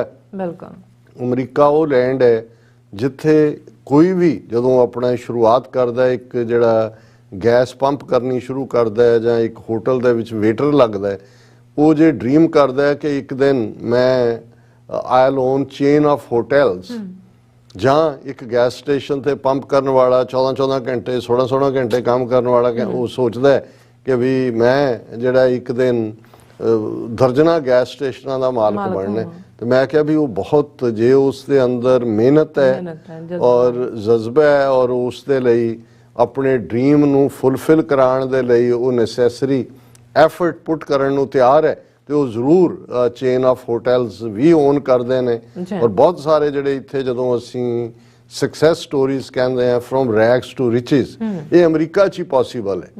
ईवन जदों असीं अपनियां सोसाइटीज़ दी तां गल छड्ड ही दे, उत्थे तां IAS का मुंडा ही IAS बनता है, डॉक्टर का मुंडा ही डॉक्टर लगता है, और जिहड़ा भी जिथे व्यापारी का मुंडा है आम बंदे लई। और अज एक मैं पिक्चर देख रहा सी कि और वो श्रोमणी अकाली दल अमृतसर के जनरल सैकटरी ने पाई, उन्हें कहा जी मैं अपना घर सीमेंट जिहड़ा दे लई जदों एक ट्रक आया उतरवाया तो मैं देखा कि भाई उहदे चों जिहड़ी उन्हां लेबर उतरी उन्हां च एक जिहड़ा बंदा उसकी पिक्चर भी है कि भाई वो लिबड़िया होया सीमेंट नाल।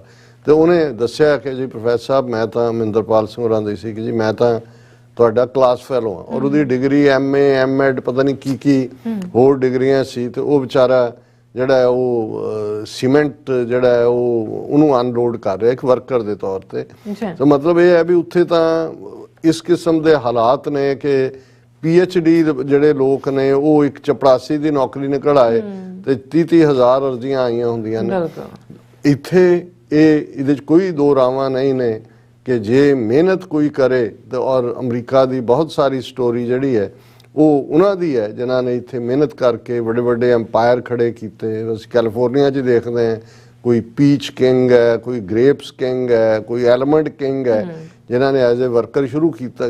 पर अनफॉर्चुनेटली जो अज इस सोसाइटी दे विच असीं हिंसा देख रहे हैं, वायलेंस और मैंटल सिकनेस, ये छोटा और कोविड-19 तो बाद इस किस्म के वाकयात दे विच बहुत सारे वाधे हुए ने।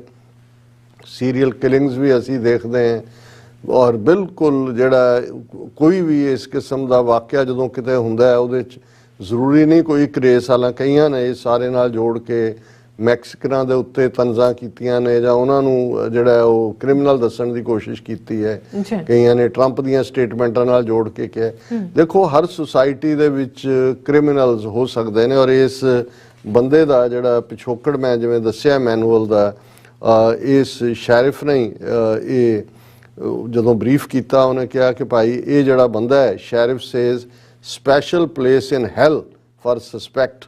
उन्होंने कहा कि भी ये बंदे ने जो कारा किया ये लई नरकां दे विच ज़ाहिर है ये भी फेथ वाले लोग ने मनदे ने कि भाई जिहड़ा माड़े कर्म वाला है उहदे लई नरक है जी दोज़ख है। और उन्हें जिहड़ी इहदे बारे जानकारी दित्ती मिस्टर वॉक ने जिहड़े शैरिफ ने कि उन्होंने कहा कि जिहड़ा सस्पैक्ट है Jesus Manuel Salgado who was convicted of armed robbery in 2005 2005 ਵਿੱਚ ਨੇ ਹਥਿਆਰਬੰਦ ਹੋ ਕੇ ਕੋਈ ਰੌਬਰੀ ਕੀਤੀ ਸੀ and spent 11 years in prison 11 ਸਾਲ ਉਸਨੇ ਜੇਲ੍ਹ ਦੇ ਵਿੱਚ ਗੁਜ਼ਾਰੇ। ਔਰ ਇਹ ਉਹਨੇ ਕਿਹਾ ਵੀ ਇਹ ਇਕੱਲੇ ਦਾ ਕੰਮ ਨਹੀਂ ਹੈ, ਉਹਨੂੰ ਤਾਂ ਜਿਵੇਂ ਉਹਨਾਂ ਨੇ ਫੜਿਆ ਜਦੋਂ ਫੜਿਆ ਉਹਨੇ खुद ही सुसाइड करने की कोशिश की, इस वे क्रिटिकल हालत है हॉस्पिटल। पर उहदे च शैरिफ का कहना है कि बई एक उहदे नाल होर जरूर होएगा और उहदे ते वो भाल कर रहे हैं। और इस सारे दे चलदे जिहड़ा उन्होंने कहा कि भी अजे वो जिहड़ा वॉक ने refraining from providing much information citing the ongoing investigation, और ये जिहड़ा वो अजे बहुता जानकारी दे नहीं रहा। The suspect has been talking off and on based upon his condition, and we still have investigators with the suspect and we are gleaning information from that.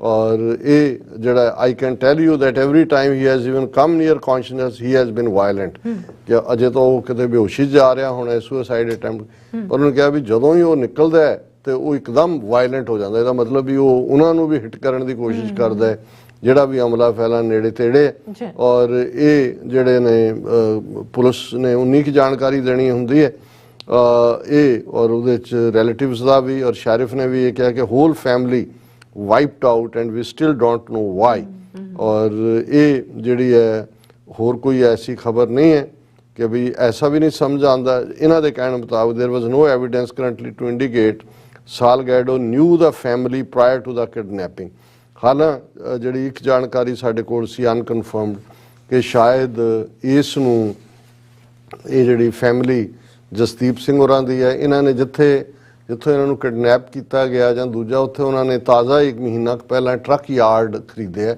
ਔਰ ਬੜੀ ਤੇਜ਼ੀ ਨਾਲ ਇਹ ਅਮੀਰੀ ਵੱਲ ਵਧੀ ਹੈ ਫੈਮਿਲੀ ਵੀ ਇਹਨਾਂ ਨੇ ਆਪਣਾ ਕਾਰੋਬਾਰ ਔਰ ਟਰੱਕ ਯਾਰਡ ਔਰ ਦੂਸਰਾ ਸੀ ਔਰ ਇੱਕ ਖਬਰ ਸੀ ਕਿ ਸ਼ਾਇਦ ਇਹ ਜਿਹੜਾ ਕਿ ਪੈਰੋਲ ਤੇ ਆਇਆ ਹੋਇਆ ਹੈ ਇਹਨੂੰ ਉਹਨਾਂ ਨੇ ਐਜ਼ ਏ ਟਰੱਕ ਡਰਾਈਵਰ ਵੀ ਹਾਇਰ ਕੀਤਾ ਮਹੀਨੇ ਲਈ ਜਾਂ ਦੂਜੇ ਫਿਰ ਕੱਢ ਦਿੱਤਾ ਜਾਂ ਨਹੀਂ ਲੇਕਿਨ ਅਸੀਂ ਮੋਰ ਪੁਲਿਸ ਦੀ ਐਵੀਡੈਂਸ ਦੇ ਉੱਤੇ ਹੀ ਰਿਲਾਈ ਕਰਦੇ ਹਾਂ ਕੋਈ ਵੀ ਐਂਗਲ ਇਸ ਦਾ ਅਲਟੀਮੇਟਲੀ ਆ ਸਕਦਾ ਹੈ ਕਿਉਂਕਿ ਜਿਸ ਅੰਦਾਜ਼ ਦੇ ਵਿੱਚ ਇਹ ਸਾਰੀ ਕਿਲਿੰਗ ਹੋਈ ਹੈ ਇਹ ਹੇਟ ਕ੍ਰਾਈਮ ਨਹੀਂ ਲੱਗਦਾ ਕਿਉਂਕਿ ਹੇਟ ਕ੍ਰਾਈਮ ਦੇ ਵਿੱਚ ਫਿਰ ਜੇ ਕਿਸੇ ਦਾ ਹੇਟ ਕ੍ਰਾਈਮ ਵੀ ਹੈ ਕੋਈ ਜਿਹਦੇ ਕੋਲ ਹਥਿਆਰ ਹੈ ਉਹ ਘਰ ਦੇ ਅੰਦਰ ਬਾਰਜ ਕਰਦਾ ਹੈ ਉਹਦੇ ਲਈ ਸ਼ੂਟ ਕਰਨਾ ਜਿਹੜਾ ਉਹ ਕੋਈ ਔਖਾ ਨਹੀਂ ਹੈ ਕਿਉਂਕਿ ਜਿਸ ਔਖੇ ਢੰਗ ਨਾਲ ਉਹ ਸਾਰਿਆਂ ਨੂੰ ਬੰਨ੍ਹ ਕੇ ਕਰਕੇ ਲਿਜਾ ਕੇ ਕਿਡਨੈਪ ਕਰਕੇ ਫਿਰ ਕੁਝ ਦਿਨ ਬਾਅਦ ਜਿਹੜੀਆਂ ਇਹਨਾਂ ਦੀਆਂ ਡੈੱਡ ਬਾਡੀਜ਼ ਵੀ ਮਿਲੀਆਂ ਬਾਅਦ ਦੇ ਵਿੱਚ ਕੋਈ ਹੋਰ ਟਾਊਨ ਹੈ ਜਿੱਥੋਂ ਦੇ ਕਿਸੇ ਨੇ ਕਾਲ ਕਰਕੇ ਕਿਹਾ ਕਿ ਵੀ ਇੱਕ ਗਾਰਡਨ ਦੇ ਵਿੱਚ ਜਿਹੜਾ ਅਬੈਂਡਨਡ ਗਾਰਡਨ ਹੈ ਇਹ ਜਿਹੜੀਆਂ ਚਾਰੋਂ ਡੈੱਡ ਬਾਡੀਜ਼ ਨੇ ਉਹ ਪਈਆਂ ਹੋਈਆਂ ਨੇ ਸਾਰੀਆਂ ਕੋਲ ਸੀ ਇਹਨਾਂ ਤਿੰਨਾਂ ਨੂੰ ਦੇ ਉੱਤੇ ਤਾਂ ਗੋਲੀਆਂ ਦੇ ਨਿਸ਼ਾਨ ਨੇ ਗੋਲੀਆਂ ਨਾਲ ਮਾਰਿਆ ਔਰ ਬੱਚੀ ਬਾਰੇ ਇਹ ਇੱਕ ਕਹਿ ਕਿ ਵੀ ਸ਼ਾਇਦ ਉਹ ਭੁੱਖ ਦੇ ਨਾਲ ਹੀ ਮਰ ਗਏ ਕਿਉਂਕਿ ਇਸ ਵਾਕਿਆ ਨੂੰ ਵੀ 3-4 ਦਿਨ ਹੋ ਚੁੱਕੇ ਨੇ ਸੋ ਇਸ ਸਾਰੇ ਦੇ ਚਲਦੇ ਆ ਅਸੀਂ ਕਿਉਂਕਿ ਸਾਰੀ ਕਮਿਊਨਿਟੀ ਦੇ ਵਿੱਚ ਇੱਕ ਸ਼ੌਕ ਦੀ ਲਹਿਰ ਹੈ ਔਰ ਅਸੀਂ ਮਹਿਸੂਸ ਕਰ ਸਕਦੇ ਹਾਂ ਇਹਨਾਂ ਦੇ ਜਸਦੀਪ ਸਿੰਘ ਅਮਨਦੀਪ ਸਿੰਘ ਜਸਲੀਨ ਕੌਰ ਇਹਨਾਂ ਦੇ ਪੇਰੈਂਟਸ ਦੇ ਕੀ ਦੁੱਖ ਨੇ ਜਿਹੜੀ ਬੱਚੀ ਜਿਸ ਨੇ ਅਜੇ ਬਿਲਕੁਲ ਜ਼ਿੰਦਗੀ ਦਾ ਕੁਝ ਵੀ ਨਹੀਂ ਦੇਖਿਆ ਹੈ 8 ਮਹੀਨੇ ਦੇ ਅਸੀਂ ਜੇ ਆਪਣੇ ਘਰੇਲੂ ਉਹ ਸਾਰੇ ਆਪਣੇ ਆਪ ਨਾਲ ਲਾ ਕੇ ਦੇਖੀਏ ਤਾਂ ਫਿਰ ਇਹ ਸੱਚਮੁੱਚ ਕੋਈ ਐਸਾ ਨਹੀਂ ਹੋਏਗਾ ਜਿਹਦੀਆਂ ਅੱਖਾਂ 'ਚੋਂ ਅਥਰੂ ਨਾ ਵਗੇ ਹੋਣ ਅਸੀਂ ਹਾਲਾਂ ਕੁਝ ਦੀਆਂ ਐਡਵਾਈਜ਼ਰੀਜ਼ ਵੀ ਇਸ ਦੇ ਉੱਤੇ ਆਈਆਂ ਨੇ ਕਿਉਂਕਿ ਜਿਹੜੇ ਸਮਝਦੇ ਨੇ ਕਿ ਵੀ ਸ਼ਾਇਦ ਇਹ ਵਾਕਿਆ ਜੇ ਰੋਬਰੀ ਦੇ ਨਾਲ ਜੁੜਿਆ ਹੋਏ ਜਾਂ ਦੂਜਾ ਹੋਏ ਤਾਂ ਉਹਨਾਂ ਦਾ ਜਿਵੇਂ ਉਹਨਾਂ ਨੇ ਇੱਕ ਐਡਵਾਈਜ਼ਰੀ ਜਿਹੜੇ ਸਾਰੇ ਪਾਸੇ ਚੱਲ ਰਹੀ ਸੀ ਕਿ ਬੇਨਤੀ ਹੈ ਕਿ ਬਿਨਾਂ ਜਾਣ ਪਛਾਣ ਵਾਲੇ ਕਿਸੇ ਨੂੰ ਆਪਣੇ ਘਰ ਦੇ ਅੰਦਰ ਨਾ ਵੜਨ ਦਿਓ ਕਿਸੇ ਅਣਜਾਣ ਲਈ ਕਦੇ ਦਰਵਾਜ਼ਾ ਨਾ ਖੋਲੋ ਅਗਰ ਇਸ ਤਰ੍ਹਾਂ ਦੀ ਸਥਿਤੀ ਬਣ ਜਾਏ ਹੁਸ਼ਿਆਰੀ ਤੋਂ ਕੰਮ ਲਓ ਭੈਣਾਂ ਕੋਲ ਪੈਪਰ ਸਪਰੇ ਦਰਵਾਜ਼ੇ ਦੇ ਕੋਲ ਪਿਆ ਹੋਣਾ ਚਾਹੀਦਾ ਹੈ ਜਿੱਥੇ ਆਸਾਨੀ ਨਾਲ ਵਰਤਿਆ ਜਾ ਸਕੇ ਆਪਣੇ ਕਾਰੋਬਾਰਾਂ ਤੇ ਪੂਰੀ ਚੌਕਸੀ ਵਰਤੋ ਔਰ ਇਹ ਸਾਰੇ ਦੇ ਨਾਲ ਜੁੜਿਆ ਹੋਇਆ ਹਾਲਾਂ ਇੱਕ ਸਵਾਲ ਬਹੁਤਿਆਂ ਤੋਂ ਇਹ ਵੀ ਪੁੱਛਿਆ ਜਾ ਰਿਹਾ ਕਿ ਵੀ ਜੇ ਇਕੱਲਾ ਬੰਦਾ ਅੰਦਰ ਬਾਰਜ ਕੀਤਾ ਘਰ ਦੇ ਔਰ ਦੋਨੋਂ ਹੀ ਜਵਾਨ ਨੇ 36 ਸਾਲ ਦਾ ਔਰ 39 ਸਾਲ ਦਾ ਜਸਦੀਪ ਸਿੰਘ ਔਰ ਬੀਬੀ ਵੀ ਕਿ ਉਹਨਾਂ ਨੇ ਰੈਜ਼ਿਸਟ ਕਿਉਂ ਨਹੀਂ ਕੀਤਾ ਜਾਂ ਜਦੋਂ ਥੱਲੇ ਉਤਰ ਰਹੇ ਨੇ ਜਿਵੇਂ ਇੰਨੇ ਕਈ ਵਾਰ ਦੇਖੋ ਇਹ ਸਾਰੀਆਂ ਗੱਲਾਂ ਹੀ ਕਰਨ ਦੀਆਂ ਹੁੰਦੀਆਂ ਨੇ ਕਈ ਵਾਰੀ ਤੁਸੀਂ ਟੈਰਰ ਸਟਰਕ ਹੋ ਜਾਂਦੇ ਹੋ ਜਿਵੇਂ ਅਸੀਂ ਕੋਈ ਸ਼ੈਲ ਸ਼ੌਕਡ ਹੁੰਦਾ ਕਿ ਵੀ ਤੁਸੀਂ ਬਿਲਕੁਲ ਉਵੇਂ ਹੀ ਹੁੰਦਾ ਕਿ ਵੀ ਤੁਹਾਡਾ ਬਿਲਕੁਲ ਤੁਸੀਂ ਇੱਕ ਤਾਬੂਤ ਬਣ ਜਾਂਦੇ ਪੱਥਰ ਬਣ ਜਾਂਦੇ ਇਵੇਂ ਹੀ ਪਤਾ ਨਹੀਂ ਹੈ ਵੀ ਕੀ ਜੇ ਹੁਣ ਪੁਲਿਸ ਦਾ ਜੇ ਤਾਂ ਇਸ ਕਿਸਮ ਦਾ ਕੁਝ ਸੀ ਕਿ EMPLOYEE ਸੀ ਹੋਇਆ ਜਾਂ ਕੋਈ ਹੋਰ ਵਾਕਿਆ ਇਹਦੇ ਨਾਲ ਜੁੜਿਆ ਹੋਇਆ ਹੈ ਅੱਜ ਕੱਲ੍ਹ ਟਰੱਕਾਂ ਦੇ ਨਾਲ ਜੁੜੇ ਹੋਏ ਹੋਰ ਵੀ ਬਹੁਤ ਸਾਰੇ ਵਾਕਿਆਤ ਨੇ ਜਿਨ੍ਹਾਂ 'ਚੋਂ ਕੋਈ ਬਹੁਤੀ ਗਲੋਰੀ ਨਹੀਂ ਨਿਕਲਦੀ ਹੈ ਉਹ ਕੀ ਵਰਤਾਰ ਹੈ ਜੇ ਆਲਰੇਡੀ ਕ੍ਰਿਮੀਨਲ ਬੈਕਗਰਾਉਂਡ ਦਾ ਸੀ ਤੇ ਵਿਦਆਊਟ ਬੈਕਗਰਾਉਂਡ ਚੈੱਕ ਕੀਤੇ ਇਸ ਕਿਸਮ ਦੇ ਬੰਦੇ ਨੂੰ EMPLOYEE ਕਿਉਂ ਕੀਤਾ ਗਿਆ ਜੇ ਹਾਲਾਂ ਇੱਕ ਐਂਗਲ ਇਹ ਵੀ ਹੁੰਦਾ ਵੀ ਜੇ ਤੁਸੀਂ ਰੱਖਿਆ ਹੋਏ ਤੁਹਾਨੂੰ ਬਾਅਦ ਚ ਪਤਾ ਲੱਗੇ ਤੁਸੀਂ ਕੱਢ ਦਿਓ, ਕੱਢ ਹੀ ਸਕਦੇ ਫਿਰ ਵੀ ਰਿਵੈਂਜ ਦੇ ਥੱਲੇ ਆ ਜਾਂਦੇ ਨੇ। ਫਿਰ ਇਹ ਐਂਗਲ ਲੈ ਕੇ ਭਾਈ ਜੇ ਰਿਵੈਂਜ ਸੀ ਤੇ ਬੰਦਾ ਤਾਂ ਅੰਦਰ ਵੜ ਗਿਆ ਸੀ, ਹਥਿਆਰ ਉਹਦੇ ਕੋਲ ਸੀ, ਕੁਝ ਵੀ ਕਰ ਫਿਰ ਕਿਤੇ ਹੋਰ ਲਿਜਾ ਕੇ ਇੰਨਾ ਵੱਡਾ ਰਿਸਕ ਲੈ ਕੇ ਜਿਹਦੇ ਚੋਂ ਫੜਿਆ ਵੀ ਜਾ ਸਕਦਾ ਹੈ, ਉਹ ਕਿਉਂ ਲਿਆ ਗਿਆ। ਸੋ ਜਿਹੜੀ ਵੀ ਸਟੋਰੀ ਅੱਗੇ ਜਾਏ, ਪਰ ਇੱਕ ਹਕੀਕਤ ਹੈ ਕਿ 4 ਜ਼ਿੰਦਗੀਆਂ ਖਤਮ ਹੋ ਜਿਹੜੀਆਂ ਨੇ ਉਹ ਸਨਾਫਾਫ ਹੋ ਗਈਆਂ ਔਰ ਇਸਨੇ ਸਮੁੱਚੀ ਕੌਮ ਨੂੰ ਵੀ ਇੱਕ ਬਹੁਤ ਸਖਤੇ ਦੇ ਵਿੱਚ ਪਾ ਦਿੱਤਾ। ਜੀ ਡਾਕਟਰ ਸਾਹਿਬ ਤੁਹਾਡਾ ਬਹੁਤ ਬਹੁਤ ਸ਼ੁਕਰੀਆ। ਸੋ ਇੱਥੇ ਲੈਣੇ ਬ੍ਰੇਕ, ਔਰ ਬ੍ਰੇਕ ਤੇ ਜਾਣ ਤੋਂ ਪਹਿਲਾਂ ਅਸੀਂ ਦਰਸ਼ਕਾਂ ਤੇ ਸਰੋਤਿਆਂ ਨੂੰ ਫੀਲ ਤੇ ਬੇਨਤੀ ਕਰਦੇ ਵਿਊਅਰਸ, ਜਿਸ ਤਰ੍ਹਾਂ ਕਿ ਤੁਸੀਂ ਜਾਣਦੇ ਹੋ ਕਿ ਟੀਵੀ 84 ਇੱਕ ਪੰਥਕ ਚੈਨਲ ਹੈ। ਟੀਵੀ 84 ਦੀ ਚੜ੍ਹਦੀ ਕਲਾ ਲਈ ਵੱਧ ਤੋਂ ਵੱਧ ਡੋਨੇਟ ਕਰੋ। ਡੋਨੇਟ ਕਰਨ ਲਈ ਸਾਡੀ ਵੈਬਸਾਈਟ tv84.tv ਤੇ ਜਾ ਕੇ ਪੇਪਲ ਦੀ ਵਰਤੋਂ ਕਰਕੇ ਵਨ ਟਾਈਮ ਡੋਨੇਟ ਕਰ ਸਕਦੇ ਹੋ, ਮੰਥਲੀ ਡੋਨੇਟ ਵੀ ਕਰ ਸਕਦੇ ਹੋ। ਤੁਸੀਂ ਟੀਵੀ 84 ਦੇ ਨਾਮ ਤੇ ਚੈੱਕ ਬਣਾ ਕੇ ਸਾਨੂੰ ਮੇਲ ਵੀ ਕਰ ਸਕਦੇ ਹੋ ਸਾਡੇ ਇਸ ਪਤੇ ਤੇ 36-01 37th ਐਵਨਿਊ ਲੌਂਗ ਆਈਲੈਂਡ ਸਿਟੀ, ਨਿਊਯਾਰਕ 11101 USA, ਜਾਂ ਫਿਰ ਤੁਸੀਂ ਸਾਨੂੰ ਫੋਨ ਰਾਹੀਂ ਵੀ ਸੰਪਰਕ ਕਰ ਸਕਦੇ ਹੋ ਸਾਡੇ ਫੋਨ ਨੰਬਰ ਤੇ 5166191984। ਤੁਸੀਂ ਸਾਨੂੰ ਈਮੇਲ ਵੀ ਕਰ ਸਕਦੇ ਹੋ info@tv84.tv ਤੇ। ਅਸੀਂ ਤੁਹਾਡੇ ਤਹਿ ਦਿਲ ਤੋਂ ਸ਼ੁਕਰਗੁਜ਼ਾਰ ਹੋਵਾਂਗੇ। ਸੋ ਇੱਥੇ ਲੈਣੇ ਬ੍ਰੇਕ ਵਿਊਅਰਸ, ਤੁਸੀਂ ਸਾਨੂੰ ਇਸੇ ਤਰ੍ਹਾਂ ਹੀ ਬਣੇ ਰਹਿਣਾ। ਮਿਲਦੇ ਹਾਂ ਛੋਟੇ ਜਿਹੇ ਵਕਫੇ ਤੋਂ ਬਾਅਦ।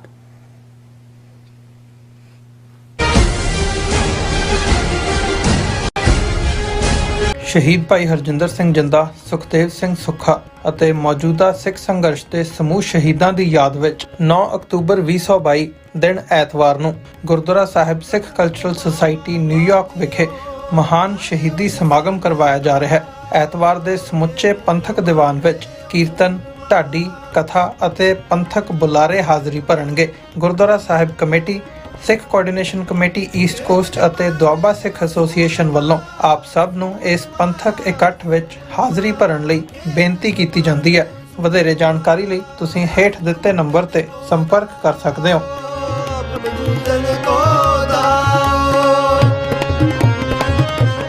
ਮਿਡਵੈਸਟ ਦੀਆਂ ਸਮੂਹ ਸਿੱਖ ਸੰਗਤਾਂ, ਗੁਰੂ ਘਰ ਕਮੇਟੀਆਂ ਅਤੇ ਪੰਥਕ ਜਥੇਬੰਦੀਆਂ ਦੇ ਸਹਿਯੋਗ ਨਾਲ ਸਿੱਖ ਸੁਸਾਇਟੀ ਆਫ ਇੰਡੀਆਨਾ ਵੱਲੋਂ ਗੁਰੂ ਗ੍ਰੰਥ ਸਾਹਿਬ ਜੀ ਦੇ ਪਹਿਲੇ ਪ੍ਰਕਾਸ਼ ਦਿਹਾੜੇ ਨੂੰ ਸਮਰਪਿਤ ਨਗਰ ਕੀਰਤਨ 15 ਅਕਤੂਬਰ 2022 ਦਿਨ ਸ਼ਨੀਵਾਰ ਨੂੰ ਦੁਪਹਿਰ 12 ਵਜੇ ਵਾਰ ਮੈਮੋਰੀਅਲ ਪਾਰਕ ਇੰਡੀਅਨਾਪੋਲਿਸ ਵਿਖੇ ਕੱਢਿਆ ਜਾ ਰਿਹਾ ਹੈ। ਪੰਥ ਦੇ ਮਹਾਨ ਕੀਰਤਨੀਏ, ਕਥਾਵਾਚਕ ਅਤੇ ਪੰਥਕ ਆਗੂ ਹਾਜ਼ਰੀ ਭਰਨਗੇ। ਸੰਗਤਾਂ ਨੂੰ ਇਸ ਨਗਰ ਕੀਰਤਨ ਵਿੱਚ ਹਾਜ਼ਰੀ ਲਵਾਉਣ ਲਈ ਬੇਨਤੀ ਕੀਤੀ ਜਾਂਦੀ ਹੈ। ਵਧੇਰੇ ਜਾਣਕਾਰੀ ਲਈ ਤੁਸੀਂ ਹੇਠ ਦਿੱਤੇ ਨੰਬਰਾਂ ਤੇ ਸੰਪਰਕ ਕਰ ਸਕਦੇ ਹੋ। ਗੁਰ ਕਾ ਦਰਸ਼ਨ ਦੇਖ ਦੇਖ ਜੀਵਾ।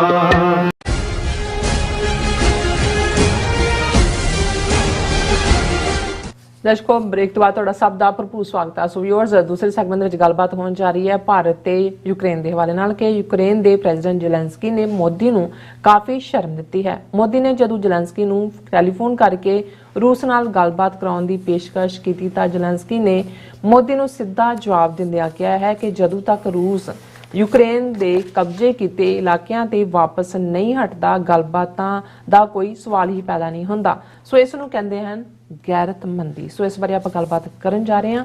ਸੋ ਅਸੀਂ ਚਾਹਾਂਗੇ ਕਿ ਤੁਸੀਂ ਇਸੇ ਤਰ੍ਹਾਂ ਬਣੇ ਰਹਿਣਾ। ਦੇਖਣ, ਸੁਣ ਲਈ, ਲਿਖਣ ਲਈ ਤੁਹਾਡਾ ਸਭ ਦਾ ਬਹੁਤ ਬਹੁਤ ਸ਼ੁਕਰੀਆ। ਜੀ ਡਾਕਟਰ ਸਾਹਿਬ, ਕੀ ਕਹਿਣਾ ਚਾਹੋਗੇ? ਦੇਖੋ, ਜਿਹੜਾ ਰੂਸ ਯੂਕਰੇਨ ਕ੍ਰਾਈਸਿਸ ਹੈ ਉਸ ਦੇ ਕਈ ਐਂਗਲ ਇਸ ਵੇਲੇ ਸਾਰੀ ਦੁਨੀਆ ਨੂੰ ਪ੍ਰਭਾਵਿਤ ਕਰ ਰਹੇ ਨੇ। ਅਸੀਂ ਅਮਰੀਕਾ 'ਚ ਬੈਠੇ ਵੀ ਦੇਖ ਸਕਦੇ ਹਾਂ ਕਿ ਚੀਜ਼ਾਂ ਦੀਆਂ ਕੀਮਤਾਂ ਆਲਮੋਸਟ ਦੁੱਗਣੀਆਂ ਨੇ ਜੀ। ਯੂਰਪ ਵੀ ਬਹੁਤ ਸਾਰੇ ਜਿਹੜਾ ਇਕਨੋਮਿਕਲ ਕ੍ਰਾਈਸਿਸ 'ਚੋਂ ਗੁਜ਼ਰ ਰਿਹਾ ਔਰ ਅੱਜ ਓਪੈਕ ਜਿਹੜੇ ਆਇਲ ਪ੍ਰੋਡਿਊਸਿੰਗ ਕੰਟਰੀਜ਼ ਜਿਨ੍ਹਾਂ ਦੇ ਇਹ ਰੈਜ਼ੋਲੂਸ਼ਨ ਕੀਤਾ ਹੈ ਕਿ ਜੀ ਅਸੀਂ ਆਇਲ ਦੀ ਸਪਲਾਈ ਜਿਹੜੀ ਹੈ ਉਹ ਘਟਾ ਰਹੇ ਹਾਂ। ਇਹਦਾ ਮਤਲਬ ਇਹ ਹੈ ਕਿ ਪਿਛਲੇ ਦਿਨਾਂ 'ਚ ਜਿਹੜੀ ਥੋੜ੍ਹੀ ਬਹੁਤ ਰਾਹਤ ਮਹਿਸੂਸ ਹੋਈ ਸੀ ਕਿ ਕਰੂਡ ਆਇਲ ਦੀ ਬੈਰਲ ਜਿਹੜੀ ਇੱਕ ਸਟੇਜ ਤੇ $122 ਤੱਕ ਚਲੀ ਗਈ ਸੀ, ਉਹ 93-94 ਤੇ ਆ ਗਈ ਸੀ। ਪਰ ਜਿਵੇਂ economics the principal demand and supply ਨਾਲ ਜੁੜਿਆ ਹੋਇਆ ਹੈ ਤੇ ਜੇ ਉਸ ਸਪਲਾਈ ਨੂੰ ਘਟਾਇਆ ਜਾਂਦਾ ਹੈ ਤਾਂ ਜ਼ਾਹਰ ਹੈ ਕਿ ਇਹ ਫੇਰ ਸ਼ੂਟ ਕਰਨਗੇ ਕੀਮਤਾਂ ਔਰ ਫਿਰ ਤੇਲ ਦੀ ਕੀਮਤ ਨਾਲ ਬਾਕੀ ਹਰ ਚੀਜ਼ ਦੀ ਕੀਮਤ ਜੁੜੀ ਹੁੰਦੀ ਹੈ। ਇਹੀ ਕਾਰਨ ਹੈ ਕਿ ਓਪੈਕ ਦੇ ਇਸ ਫੈਸਲੇ ਨੂੰ ਪ੍ਰੈਜ਼ੀਡੈਂਟ ਬਾਈਡਨ ਨੇ ਜਿਹੜਾ ਕ੍ਰਿਟਿਸਾਈਜ਼ ਕੀਤਾ ਹੈ, ਉਸ ਨੂੰ ਕੰਡੈਮ ਕੀਤਾ ਹੈ। ਲੇਕਿਨ ਇਸ ਤੋਂ ਜਦੋਂ ਅਸੀਂ ਦੁਨੀਆ ਦੀ ਬਲੌਕਿੰਗ ਜਾਂ ਗਰੁੱਪਿੰਗ ਦੀ ਗੱਲ ਕਰਦੇ ਹਾਂ, ਕਿਉਂਕਿ ਪਿਛਲੇ 75 ਸਾਲ 'ਚ ਅਸੀਂ ਇੱਕ ਕੋਲਡ ਵਾਰ ਈਰਾ ਦੇਖਿਆ ਜਿਹੜਾ ਜਿਹਦੀ ਸ਼ੁਰੂਆਤ 1945 ਦੇ ਵਿੱਚ ਹੁੰਦੀ ਹੈ। ਜ਼ਾਹਰ ਹੈ ਜਿਉਂ ਹੀ ਸੈਕੰਡ ਵਰਲਡ ਵਾਰ ਖਤਮ ਹੁੰਦਾ ਹੈ, ਬ੍ਰਿਟਿਸ਼ ਐਮਪਾਇਰ ਥੱਲੇ ਨੂੰ ਚਲਾ ਜਾਂਦਾ ਹੈ ਤੇ ਦੋ ਪਾਵਰਸ ਮੁੱਖ ਤੌਰ ਦੇ ਉੱਤੇ ਸੋਵੀਅਤ ਯੂਨੀਅਨ ਔਰ America as a super powers emerge ਹੁੰਦੀਆਂ ਨੇ। ਔਰ ਫਿਰ ਦੁਨੀਆ ਦੀ ਬਲੌਕਿੰਗ ਸ਼ੁਰੂ, ਅੱਧੇ ਉਸ ਨਾਲ ਅੱਧੇ ਉਸ ਨਾਲ, ਥੋੜੇ ਜਿਹੇ ਜਿਨ੍ਹਾਂ ਨੇ ਨਾਨ ਅਲਾਈਨਮੈਂਟ ਦੇ ਥੱਲੇ ਦੋਨਾਂ ਨੂੰ ਹੀ ਖੁਸ਼ ਰੱਖਣ ਦੀ ਕੋਸ਼ਿਸ਼ ਕੀਤੀ। 1999-90 ਤੱਕ ਪਹੁੰਚਦੇ ਆ ਇਸ ਪਾਰਟ ਦਾ ਐਂਡ ਹੋ ਜਾਂਦਾ ਹੈ ਜਦੋਂ ਕਿ ਸੋਵੀਅਤ ਯੂਨੀਅਨ ਜਿਹੜਾ ਉਹ 15 ਟੁਕੜਿਆਂ ਦੇ ਵਿੱਚ ਵੰਡਿਆ ਜਾਂਦਾ ਹੈ, 15 ਅੱਡ ਸੋਵਰਨ ਮੁਲਕ ਬਣ ਜਾਂਦੇ ਨੇ। ਔਰ ਗੋਰਬਾਚੋਵ ਜਿਹਦੇ ਦੌਰ 'ਚ ਹੁੰਦਾ, ਉਹਦੀ ਤਾਂ ਹੁਣ ਮੌਤ ਹੋ ਚੁੱਕੀ, ਉਹਨੂੰ ਨੋਬਲ ਪ੍ਰਾਈਜ਼ ਵੀ ਮਿਲਦਾ, ਪਰ ਉਸ ਨੂੰ ਜਿਹੜੇ ਰਸ਼ੀਅਨ ਨੈਸ਼ਨਲਿਸਟ ਸੀ ਜਿਨ੍ਹਾਂ 'ਚ ਪੁਤਿਨ ਵਰਗੇ ਲੋਕ ਸ਼ਾਮਲ ਨੇ, ਜ਼ਾਹਰ ਹੈ ਪੁਤਿਨ ਇੱਕ ਸਟੇਜ ਤੇ KGB ਦਾ ਚੀਫ ਵੀ ਸੀ, ਔਰ ਇਹ ਆਪਣੇ ਯੰਗ ਆਫੀਸਰ ਜਿਹੜੇ ਨੇ ਉਹ ਇਹ ਡ੍ਰੀਮ ਕਿ ਵੀ ਅਸੀਂ ਵਾਪਸ ਰਸ਼ੀਆ ਨੂੰ ਉਸ ਲੈਵਲ ਤੇ ਲੈ ਕੇ ਜਾਣਾ ਜਿਹੜਾ ਸੋਵੀਅਤ ਯੂਨੀਅਨ ਦੇ ਵੇਲੇ ਦਾ ਸੀ। ਹਾਲਾਂਕਿ ਰਸ਼ੀਆ ਨੂੰ ਸਾਰੀਆਂ ਇੰਟਰਨੈਸ਼ਨਲ ਬਾਡੀਜ਼ ਦੇ ਵਿੱਚ ਜਿਹੜਾ ਉਹੀ ਥਾਂ ਦਿੱਤੀ ਗਈ ਜੋ ਸੋਵੀਅਤ ਯੂਨੀਅਨ ਦੀ ਸੀ। ਇਹੀ ਕਾਰਨ ਹੈ ਕਿ ਸੋਵੀਅਤ ਯੂਨੀਅਨ ਸਿਕਿਉਰਿਟੀ ਕਾਉਂਸਲ ਦਾ ਵੀਟੋ ਵਿਲਡਿੰਗ ਮੈਂਬਰ ਸੀ, ਪਰ ਉਹ ਸਟੇਟਸ ਆਟੋਮੈਟਿਕਲੀ ਰਸ਼ੀਆ ਨੂੰ ਟ੍ਰਾਂਸਫਰ ਕਰ ਦਿੱਤਾ ਗਿਆ। ਜਾਂ ਤਾਂ ਉਦੋਂ ਅਮਰੀਕਾ ਨੂੰ ਇਹ ਲੱਗਦਾ ਕਿ ਭਾਈ ਹੁਣ ਉਹ ਜਿਵੇਂ ਉਹ ਨਾਰਾ ਲਾਉਂਦੇ ਹੁੰਦੇ ਸੀ ਹੜਤਾਲੀ ਕਰਮਚਾਰੀ ਬਹੁਤ ਵਾਰ ਕਿ ਗਲੀ ਸੜੀ ਸਰਕਾਰ ਕੋ ਇੱਕ ਧੱਕਾ ਔਰ ਦੋ,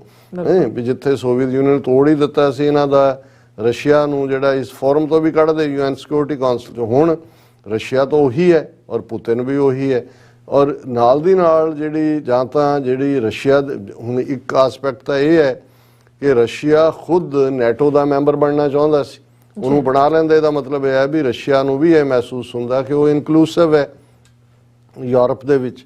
ਹੁਣ ਜੇ ਤੁਸੀਂ ਉਹਨੂੰ ਬਾਹਰ ਰੱਖ ਕੇ ਨੈਟੋ ਨੂੰ ਕਾਇਮ ਵੀ ਰੱਖਦੇ ਹੋ, ਨੈਟੋ ਨੂੰ ਦੀਆਂ ਹੱਦਾਂ ਤੁਸੀਂ ਵਧਾਉਂਦੇ ਉਹਦੀਆਂ ਸਰਹੱਦਾਂ ਦੇ ਨਾਲ ਜਾ ਕੇ ਜੋੜ ਦਿੰਦੇ ਹੋ, ਤੇ ਫਿਰ ਜ਼ਾਹਰ ਹੈ ਕਿ ਪੁਤਿਨ ਦਾ ਤਾਂ ਆਪਣਾ ਡ੍ਰੀਮ ਹੀ ਰਸ਼ੀਅਨ ਐਕਸਪੈਂਸ਼ਨਿਜ਼ਮ ਜਿਹਨੂੰ ਕਿਹਾ ਜਾਂਦਾ ਹੈ, ਉਹ ਕੋਈ ਅੱਜ ਦਾ ਨਹੀਂ ਹੈ ਕਿ ਵੀ ਅੱਜ ਦੇ ਕੋਈ ਪੁਤਿਨ ਦੇ ਵਿੱਚ ਆ ਗਿਆ।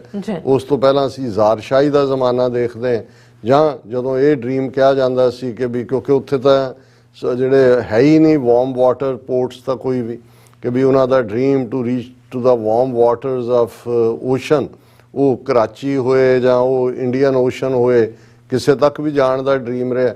ਸੋ ਇਹ ਜ਼ਾਹਰ ਹੈ ਕਿ ਪੁਤਿਨ ਨੇ ਜਦੋਂ ਟੇਕ ਓਵਰ ਕੀਤਾ, ਉਹਨੇ ਆਪਣੀ ਪਾਵਰ ਕੰਸੋਲੀਡੇਟ ਕੀਤੀ, ਉਹਦੇ ਅੰਦਰ ਉਹ ਡ੍ਰੀਮ ਵਾਪਸ ਸੋਵੀਅਤ ਯੂਨੀਅਨ ਵਾਂਗ ਜਿਹੜਾ ਉਹ, ਔਰ ਉਹਨੇ ਜਦੋਂ ਯੂਕਰੇਨ ਦੇ ਉੱਤੇ ਹਮਲਾ ਵੀ ਕੀਤਾ, ਔਰ ਉਸ ਤੋਂ ਪਹਿਲਾਂ ਜੋ 2-3 ਸਾਲ ਪਹਿਲਾਂ ਕ੍ਰਾਈਮੀਆ 'ਚ ਕੀਤਾ ਔਰ ਡਿਫਰੈਂਟ ਨੂੰ ਕੀਤਾ, ਤੇ ਉਹ ਉਹਨਾਂ ਨੂੰ ਉਸ ਹਿਸਟੋਰੀਕਲ ਜਿਹੜਾ ਉਹ ਰਸ਼ੀਅਨ ਇੰਪੀਰੀਅਲਿਜ਼ਮ ਦੀ ਗੱਲ ਕਰ ਰਿਹਾ। ਸੋ ਉਹਨੇ ਕੋਈ ਵਰਡ ਮਿੰਸ ਨਹੀਂ ਕੀਤਾ ਕਿ ਅਲਟੀਮੇਟਲੀ ਉਹਦਾ ਟਾਰਗੇਟ ਕੀ ਹੈ। ਸੋ ਇਸ ਸਾਰੇ 'ਚ ਵੈਸਟ ਨੇ ਵੀ ਠੀਕ ਸਮਝਿਆ ਕਿ ਪੁਤਿਨ ਦੇ ਅੰਦਰ ਕੀ ਚੱਲ ਰਿਹਾ, ਪਰ ਇਸ ਸਾਰੇ ਦੇ ਚੱਲਦਿਆਂ ਰਸ਼ੀਆ ਨੇ ਇੱਕ ਕਦਮ ਅੱਗੇ ਜਾ ਕੇ ਜਦੋਂ ਯੂਕਰੇਨ ਦੇ ਇਲਾਕੇ ਦੇ ਉੱਤੇ ਜਿਨ੍ਹਾਂ ਦੇ ਵਿੱਚ ਸਾਈਜ਼ੇਬਲ ਰਸ਼ੀਅਨ ਪਾਪੂਲੇਸ਼ਨ ਹੈ ਧਾਵਾ ਬੋਲਿਆ, ਤੇ ਇਹ ਫਰਵਰੀ 2022 ਦੀ ਗੱਲ ਕਹਾਣੀ ਸ਼ੁਰੂ ਹੋਈ। ਹੁਣ ਅਸੀਂ ਪਿਛਲੇ ਹਫ਼ਤੇ 'ਚ ਦੇਖਿਆ ਕਿ ਉਹ ਜਿਹੜੇ 4 ਰੀਜਨ ਯੂਕਰੇਨ ਦੇ ਅੱਡ ਪ੍ਰੋਵਿੰਸਿਸ ਜਿਨ੍ਹਾਂ ਦੇ ਉੱਤੇ ਰਸ਼ੀਆ ਨੇ ਕਬਜ਼ਾ ਕੀਤਾ, ਉਹਦੇ 'ਚ ਉਹਨਾਂ ਨੇ ਆਪਣਾ ਰੈਫਰੈਂਡਮ ਕਰਵਾ ਕੇ ਜਿਹੜਾ ਉਹ ਇਹ ਫਤਵਾ ਲੈ ਲਿਆ ਕਿ ਜੀ ਇਹ ਰਸ਼ੀਆ ਦਾ ਹਿੱਸਾ ਨੇ। ਔਰ ਹੁਣ ਨਾਲ ਦੀ ਨਾਲ ਪੁਤਿਨ ਨੇ ਧਮਕੀ ਦੇ ਦਿੱਤੀ ਕਿ ਹੁਣ ਜੇ ਨੈਟੋ ਜਾਂ ਅਮਰੀਕਾ ਜਾਂ ਕੋਈ ਵੀ ਇਹਨਾਂ ਰੀਜਨ 'ਚੋਂ ਕਿਸੇ 'ਚ ਕਰੇਗਾ ਤਾਂ ਉਹਨੂੰ ਰੂਸ ਦੇ ਉੱਤੇ ਹਮਲਾ ਮੰਨਿਆ ਜਾਏਗਾ। ਸੋ ਆਲਰੇਡੀ ਉਹ ਸਿਰਫ ਰਸ਼ੀਅਨ ਟੈਰੀਟਰੀ ਨਹੀਂ ਬਣਾ ਲਈ ਉਹਨੇ ਕਬਜ਼ਾ ਕਰਕੇ ਜਾਂ ਰੈਫਰੈਂਡਮ ਦੇ ਲੌਜਿਕ ਦੇ ਨਾਲ, ਉਹਨੇ ਨਾਲ ਦੀ ਨਾਲ ਇਹ ਦੱਸ ਦਿੱਤਾ ਕਿ ਭਾਈ ਜੇ ਉਸ ਇਲਾਕੇ ਨੂੰ ਸਨੈਚ ਕਰਨ ਦੀ ਵਾਪਸ ਗੱਲ ਹੋਏਗੀ ਤੇ ਫਿਰ ਇਹ ਅਗਲੇ ਵਰਲਡ ਵਾਰ ਦਾ ਮੁੱਢ ਬੰਨ ਦੇਗਾ, ਔਰ ਉਹਦੇ ਲਈ ਈਵਨ ਉਹਨੇ ਇਹ ਨਿਊਕਲੀਅਰ ਤਾਕਤ ਵੀ ਇਸਤੇਮਾਲ ਕੀਤੀ ਜਾ ਸਕਦੀ ਹੈ, ਇਸ ਬਾਰੇ ਵੀ ਉਹਨੇ ਕੋਈ ਸੰਕੋਚ ਨਹੀਂ। ਸੋ ਇਹ ਪੋਜੀਸ਼ਨ ਇੱਕ ਬੜੀ ਕਲੀਅਰਲੀ ਪੁਤਿਨ ਦੀ ਹੈ। ਦੂਸਰੀ ਪੋਜੀਸ਼ਨ ਜਿਹੜੀ ਅਮਰੀਕਾ ਔਰ ਨੈਟੋ ਨੇ ਲਈ, ਔਰ ਜੋ ਇਸ ਦਾ ਅਸੀਂ ਲੇਟੈਸਟ ਵਿਖਾੜਾ UN ਸਿਕਿਉਰਿਟੀ ਕਾਉਂਸਲ ਦੇ ਉਸ ਰੈਜ਼ੋਲੂਸ਼ਨ 'ਚ ਕੀਤਾ, ਜਿਹਦੇ 'ਚ ਕਿ ਉਹਨਾਂ ਨੇ ਰਸ਼ੀਆ ਦੇ ਇਸ ਰੈਫਰੈਂਡਾ ਨੂੰ ਜਿਹੜਾ ਬਿਲਕੁਲ ਥਰੋ ਆਊਟ ਕੀਤਾ, ਉਸ ਨੂੰ ਜਿਹੜਾ ਐਜ਼ ਏ ਐਗਰੈਸਰ ਵਾਲੇ ਰੈਜ਼ੋਲੂਸ਼ਨ ਤਾਂ ਪਹਿਲਾਂ ਵੀ ਆ ਚੁੱਕੇ ਸੀ। ਲੇਕਿਨ ਇਸ ਦੌਰ ਦੇ ਵਿੱਚ ਜੇ ਅਸੀਂ ਭਾਰਤ ਦੇ ਹਵਾਲੇ ਨਾਲ ਦੇਖੀਏ ਕਿ ਸਭ ਤੋਂ ਜ਼ਿਆਦਾ ਜੇ ਕੋਈ ਫੋਰਨ ਪਾਲਿਸੀ ਦੇ ਹਵਾਲੇ ਨਾਲ ਕੁੜਕੀ ਦੇ ਵਿੱਚ ਫਸਿਆ ਤੇ ਉਹ ਇੰਡੀਆ ਫਸਿਆ, ਕਿਉਂਕਿ ਇੱਕ ਸਟੇਜ ਤੇ ਤਾਂ ਚੱਲ ਰਿਹਾ ਸੀ ਨਹਿਰੂ ਦੇ ਜ਼ਮਾਨੇ 'ਚ ਨਾਨ ਅਲਾਈਨਮੈਂਟ ਦੇ ਥੱਲੇ Indira Gandhi pro Soviet Union ਹੋਈ, ਮੋਦੀ ਜਦੋਂ ਤੱਕ ਪਹੁੰਚਿਆ ਉਹ ਖੁੱਲ੍ਹ ਕੇ ਪ੍ਰੋ ਅਮਰੀਕਾ ਪ੍ਰੋ ਇਜ਼ਰਾਈਲ ਹੋਇਆ, ਲੇਕਿਨ ਰਸ਼ੀਆ ਤੋਂ ਜਾਨ ਤਾਂ ਛੁੱਟ ਨਹੀਂ ਸਕਦੀ, ਮਿਲਟਰੀ ਇਕਵਿਪਮੈਂਟ ਹੋਏ ਜਾਂ ਈਵਨ ਆਇਲ ਨੀਡਸ ਹੋਣ। ਸੋ ਇਹ ਇੱਕ ਬਾਣੀਏ ਵਾਲੀ ਬਿਰਤੀ ਵਾਂਗ ਇਹਨਾਂ ਨੂੰ ਲੱਗਾ ਕਿ ਭਈ ਇਧਰਲੇ ਲੱਡੂ ਵੀ ਲੈ ਲਓ ਤੇ ਉਧਰਲੇ ਲੱਡੂ ਵੀ ਲੈ ਲਓ, ਔਰ ਜਿਹੜਾ ਉਹਦੇ ਕਨਸੀਕੁਐਂਸਿਸ ਕਿਸੇ ਦੇ ਵੀ ਫੇਸ ਨਾ ਕਰਨੇ ਪੈਣ। ਸੋ ਇੱਕ ਪਾਸੇ ਅਮਰੀਕਾ ਦੇ ਨਾਲ ਇਸ ਹੱਦ ਤੱਕ ਜਾ ਕੇ ਇਕੱਲੇ ਅਮਰੀਕਾ ਦੇ ਹਥਿਆਰ ਖਰੀਦਣ ਦੀ ਲਾਈਨ ਹੀ ਨਹੀਂ, ਉਹਨਾਂ ਨਾਲ ਲੌਜਿਸਟਿਕ ਸ਼ੇਅਰ ਕਰਨਾ, ਕੁਆਡ ਦਾ ਮੈਂਬਰ ਬਣ ਜਾਣਾ ਅਗੇਂਸਟ ਚਾਈਨਾ, ਇੱਥੋਂ ਤੱਕ ਪਹੁੰਚ ਗਏ। ਦੂਜੇ ਪਾਸੇ ਰਸ਼ੀਆ ਤੋਂ S-400 ਜਿਹੜੀ ਆ ਨੇ ਡਿਫੈਂਸ ਮਿਸਲ ਸਿਸਟਮ ਵੀ ਬਾਏ ਕਰ ਲਿਆ, ਸਬਸਿਡਾਈਜ਼ਡ ਆਇਲ ਵੀ ਉਹਨਾਂ ਦਾ ਕਰ ਲਿਆ। ਹੁਣ ਅਮਰੀਕਨਾਂ ਨੂੰ ਵੀ ਇਹ ਲੱਗਣ ਲੱਗ ਗਿਆ ਵੀ ਇਹ ਜ਼ਿਆਦਾ ਚਲਾਕ ਬਣਨ ਦੀ ਕੋਸ਼ਿਸ਼ ਕਰ ਰਹੇ ਨੇ, ਫਿਰ ਬਾਂਹ ਬੂਹ ਮਰੋੜਨੀ ਸ਼ੁਰੂ ਹੋਈ। ਫਿਰ ਕੁਝ ਮਾਮਲਿਆਂ 'ਚ ਇਹਨਾਂ ਦੀ ਵੋਟਿੰਗ ਤੋਂ ਇਹਨਾਂ ਨੇ ਅਬਸਟੇਨ ਕੀਤਾ ਜਦੋਂ ਰਸ਼ੀਆ ਦਾ ਮੁੱਦਾ ਆਇਆ। ਔਰ ਹੁਣ ਜਿਉਂ-ਜਿਉਂ ਇਹ ਟਕਰਾਅ ਦੀ ਲਾਈਨ ਹੋਰ ਕਲੋਜ਼ ਹੁੰਦੀ ਜਾਂਦੀ ਹੈ, ਭਾਰਤ ਆਪਣੇ ਆਪ ਨੂੰ ਜਿਹੜਾ ਇਵੇਂ ਫਸ ਗਿਆ ਹੋਇਆ ਕਿ ਭਾਈ ਸੱਪ ਦੇ ਮੂੰਹ 'ਚ ਕੋੜ ਕਿਰਲੀ ਵਾਂਗ। ਹੁਣ ਉਹ ਇਹ ਵੀ ਦੱਸਣਾ ਚਾਹੁੰਦੇ ਨੇ ਝੂਠੇ ਨੌਟੰਕੀ ਦੀ ਤਰ੍ਹਾਂ ਕਿ ਨਹੀਂ ਅਸੀਂ ਦੇਖੋ ਅਸੀਂ ਤਾਂ ਡਾਇਲੋਗ ਦੀ ਐਡਵੋਕੇਸੀ ਕਰ ਰਹੇ ਹਾਂ, ਗੱਲਬਾਤ, ਸਾਡਾ ਜਿਹੜਾ ਸਟੇਟਸ ਹੈ ਰਸ਼ੀਆ ਨਾਲ ਵੀ ਸਾਡੀ ਨੇੜਤਾ ਹੈ, ਅਸੀਂ ਯੂਕਰੇਨ ਦੇ ਵੀ ਕੋਈ ਖਿਲਾਫ ਨਹੀਂ। ਹੁਣ ਇਹ ਕਹਿਣ ਤੋਂ ਭਾਰਤ ਇਨਕਾਰੀ ਹੈ ਕਿ ਰਸ਼ੀਆ ਐਗਰੈਸਰ ਹੈ, ਕਿਉਂਕਿ ਜਿਹੜਾ ਯੂਨਿਟੀ ਐਂਡ ਇੰਟੈਗ੍ਰਿਟੀ ਦਾ ਆਪਣਾ ਰੌਲਾ ਪਾਉਂਦੇ ਨੇ, ਉਹ ਇਹ ਪੁੱਛਿਆ ਜਾ ਸਕਦਾ ਹੈ ਭਾਈ ਇੱਕ ਸੋਵਰਨ ਮੁਲਕ, ਇੰਡੀਪੈਂਡੈਂਟ ਸੋਵਰਨ ਮੁਲਕ ਯੂਕਰੇਨ ਦੇ ਉੱਤੇ ਰਸ਼ੀਆ ਨੇ ਅਟੈਕ ਕੀਤਾ। ਰਸ਼ੀਆ ਦੇ ਰੈਫਰੈਂਡਮ ਦੀ ਖੁੱਲ੍ਹ ਕੇ ਉਹ 4 ਪ੍ਰੋਵਿੰਸਿਸ ਵਾਲਿਆਂ ਨੂੰ ਹਮਾਇਤ ਕਰਨ ਨੂੰ ਤਿਆਰ ਨਹੀਂ, ਕਿਉਂਕਿ ਸਿੱਖ ਰੈਫਰੈਂਡਮ ਦੀ ਤਲਵਾਰ ਸਿਰ ਤੇ ਲਟਕ ਰਹੀ ਹੈ। ਪਰ ਨਾਲ ਦੀ ਨਾਲ ਉਹ ਅਮਰੀਕਾ ਨੂੰ ਇਹ ਵੀ ਦੱਸਣਾ ਚਾਹੁੰਦੇ ਨੇ ਨਹੀਂ ਅਸੀਂ ਜੀ ਜਿਹੜਾ ਉਹ ਕੋਸ਼ਿਸ਼ ਕਰ ਰਹੇ ਹਾਂ, ਉਹ ਬਾਂਦਰ ਦੀ ਤਰ੍ਹਾਂ ਜਿਹੜਾ ਛਾਲਾ ਮਾਰ ਰਿਹਾ ਸੀ ਉੱਪਰ ਥੱਲੇ, ਜਿਹਨੂੰ ਰਾਜਾ ਬਣਾ ਦਿੱਤਾ ਸੀ ਟੈਂਪਰੇਰੀ, ਕਿ ਮੈਂ ਦੌੜ ਧੂਪ ਕਰ ਰਿਹਾ। ਹੁਣ ਉਸੇ ਕੰਟੈਕਸਟ ਦੇ ਵਿੱਚ 2 ਖਬਰਾਂ ਅਸੀਂ ਦੇਖਦੇ ਹਾਂ।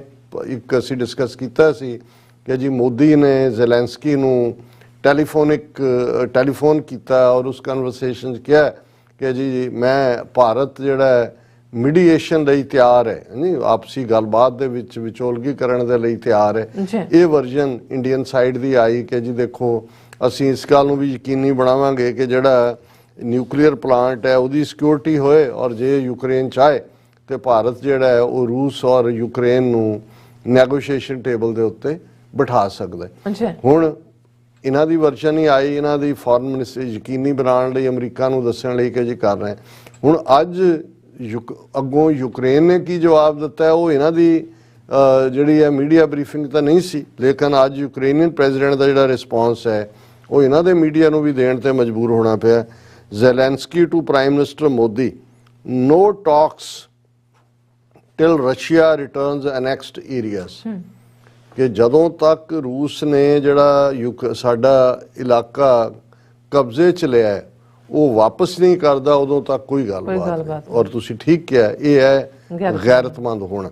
ਹੁਣ ਇਹੀ ਖਬਰ ਹੈ ਕਿ ਭਾਈ ਉਹਨਾਂ ਨੇ ਮੋਦੀ ਨੂੰ ਟੈਲੀਫੋਨ ਕਨਵਰਸੇਸ਼ਨ ਉਸੇ ਦਿਨ ਜਦੋਂ ਹੋਈ ਇਹਨੇ ਆਫਰ ਕੀਤੀ ਹੈ, ਇਹਨਾਂ ਨੇ ਨਹੀਂ ਸੀ ਦੱਸਿਆ ਕਿ ਜੀ ਉਹਨੇ ਤਾਂ ਅੱਗੋਂ ਕਿਹਾ ਜੀ ਨਹੀਂ ਤੁਸੀਂ ਬਹੁਤ ਮਿਹਰਬਾਨੀ ਤੁਹਾਡੀ, ਆਪਣੇ ਕੋਲ ਹੀ ਰੱਖੋ ਇਹ ਵਿਚੋਲਗੀ, ਪਹਿਲਾਂ ਜਦੋਂ ਤੱਕ ਰੂਸ ਵਾਪਸ ਨਹੀਂ ਹਟਦਾ ਪਿੱਛੇ ਗੱਲਬਾਤ ਦਾ ਕੋਈ ਮਾਮਲਾ ਨਹੀਂ। ਪਰ ਇਹ ਇਹਨਾਂ ਦੇ ਮੀਡੀਆ ਨੇ ਕਿਹਾ ਕਿ ਵੀ ਜਿਹੜੀ ਟਿਊਜ਼ਡੇ ਕਨਵਰਸੇਸ਼ਨ ਹੋਈ ਸੀ ਮੋਦੀ ਦੇ ਨਾਲ, ਇਹ ਉਹਨਾਂ ਨੇ Kyiv will not conduct any negotiations with the current Russian president Vladimir Putin till the annexation of Ukrainian territories is reversed. ਜਦੋਂ ਤੱਕ ਜਿਹੜੇ ਕੀਤਾ ਉਹ ਤੋਂ ਪਿੱਛੇ ਨਹੀਂ ਹਟਦਾ ਕੋਈ ਗੱਲਬਾਤ ਨਹੀਂ ਹੋ ਸਕਦੀ। ਔਰ ਇਹ ਮੋਦੀ ਨੇ ਤਾਂ ਕਿਹਾ ਸੀ ਨਾ ਜੀ ਕੋਈ ਮਿਲਟਰੀ ਸੋਲੂਸ਼ਨ ਨਹੀਂ ਹੈ ਇਹਦਾ, ਅਸੀਂ ਗੱਲਬਾਤ ਕਰਾਵਾਂਗੇ। ਔਰ ਹੁਣ ਜਿਹੜੀ as per Ukrainian readout of the conversation, ਹੁਣ ਇਹ ਯੂਕਰੇਨੀਅਨ ਰੀਡ ਆਊਟ ਹੈ, ਇੰਡੀਆ ਨੇ ਇਹ ਨਹੀਂ ਸੀ ਕਿਹਾ ਵੀ ਜ਼ੈਲੈਂਸਕੀ ਨੇ ਕਿਹਾ ਵੀ ਪਹਿਲਾਂ ਉਹ ਵਾਪਸ ਕਰੇ ਉੱਥੋਂ ਹਟੇ ਫਿਰ ਗੱਲ ਕਰਾਂਗੇ। ਉਹਨਾਂ ਨੇ ਕਿਹਾ Russia did not stand for dialogue and put forward an ultimatum instead, deliberately undermining this process. During my speech at the UN General Assembly, I outlined out very clear formula for peace. We are ready to work together with our partners to achieve it. और उन्होंने कहा जी मैं तो already UN ਦੇ ਵੇਲੇ ਆਪਣੀ speech ਦੇ ਵਿੱਚ ਕਿਹਾ ਸੀ ਕਿ ਜਦੋਂ ਤੱਕ ਐਨੈਕਸਡ ਇਲਾਕੇ ਚੋਂ ਜਿਹੜੇ ਇਲਾਕੇ ਤੇ ਕਬਜ਼ਾ ਕੀਤਾ ਹੁਣ ਰੈਫਰੈਂਡਾ ਕਰਾ ਕੇ ਉਹਨੂੰ ਟੈਰੀਟਰੀ ਬਣਾ ਲਿਆ ਰੂਸ ਨੇ ਆਪਣੀ, ਵਾਪਸ ਨਹੀਂ ਹਟਦਾ। ਇਹ ਗੱਲਬਾਤ ਦਾ ਕੋਈ ਜਿਹੜਾ ਹੈ ਉਹ ਸਵਾਲ ਹੀ ਪੈਦਾ ਨਹੀਂ ਹੁੰਦਾ।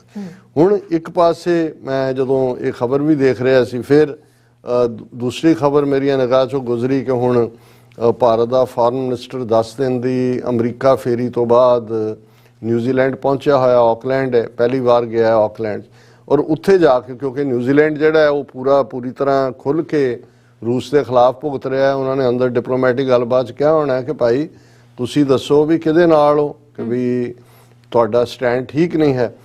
ਔਰ ਹੁਣ ਇਹ ਖਬਰ ਇਹਨਾਂ ਦੀ ਨਿਊਜ਼ ਏਜੰਸੀ PTI ਨੇ ਲਾਈ ਹੈ, India willing to do whatever it can to facilitate solution to Ukrainian crisis, S Jaishankar in New Zealand.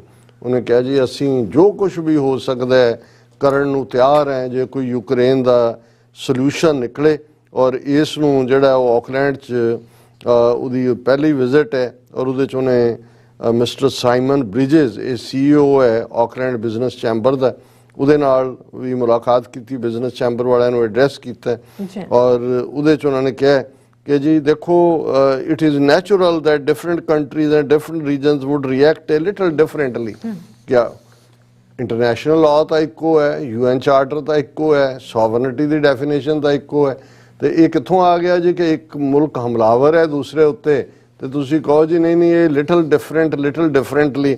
ਔਰ ਫਿਰ ਉਹ ਕਹਿ ਰਿਹਾ ਇਹ ਜਿਹੜਾ to me the diversities of the world which are quite evident will also naturally lead to a different response, and I would not disrespect the position of other countries as I can see that many of them are coming from their threat perception, their anxiety, their equities in Ukraine।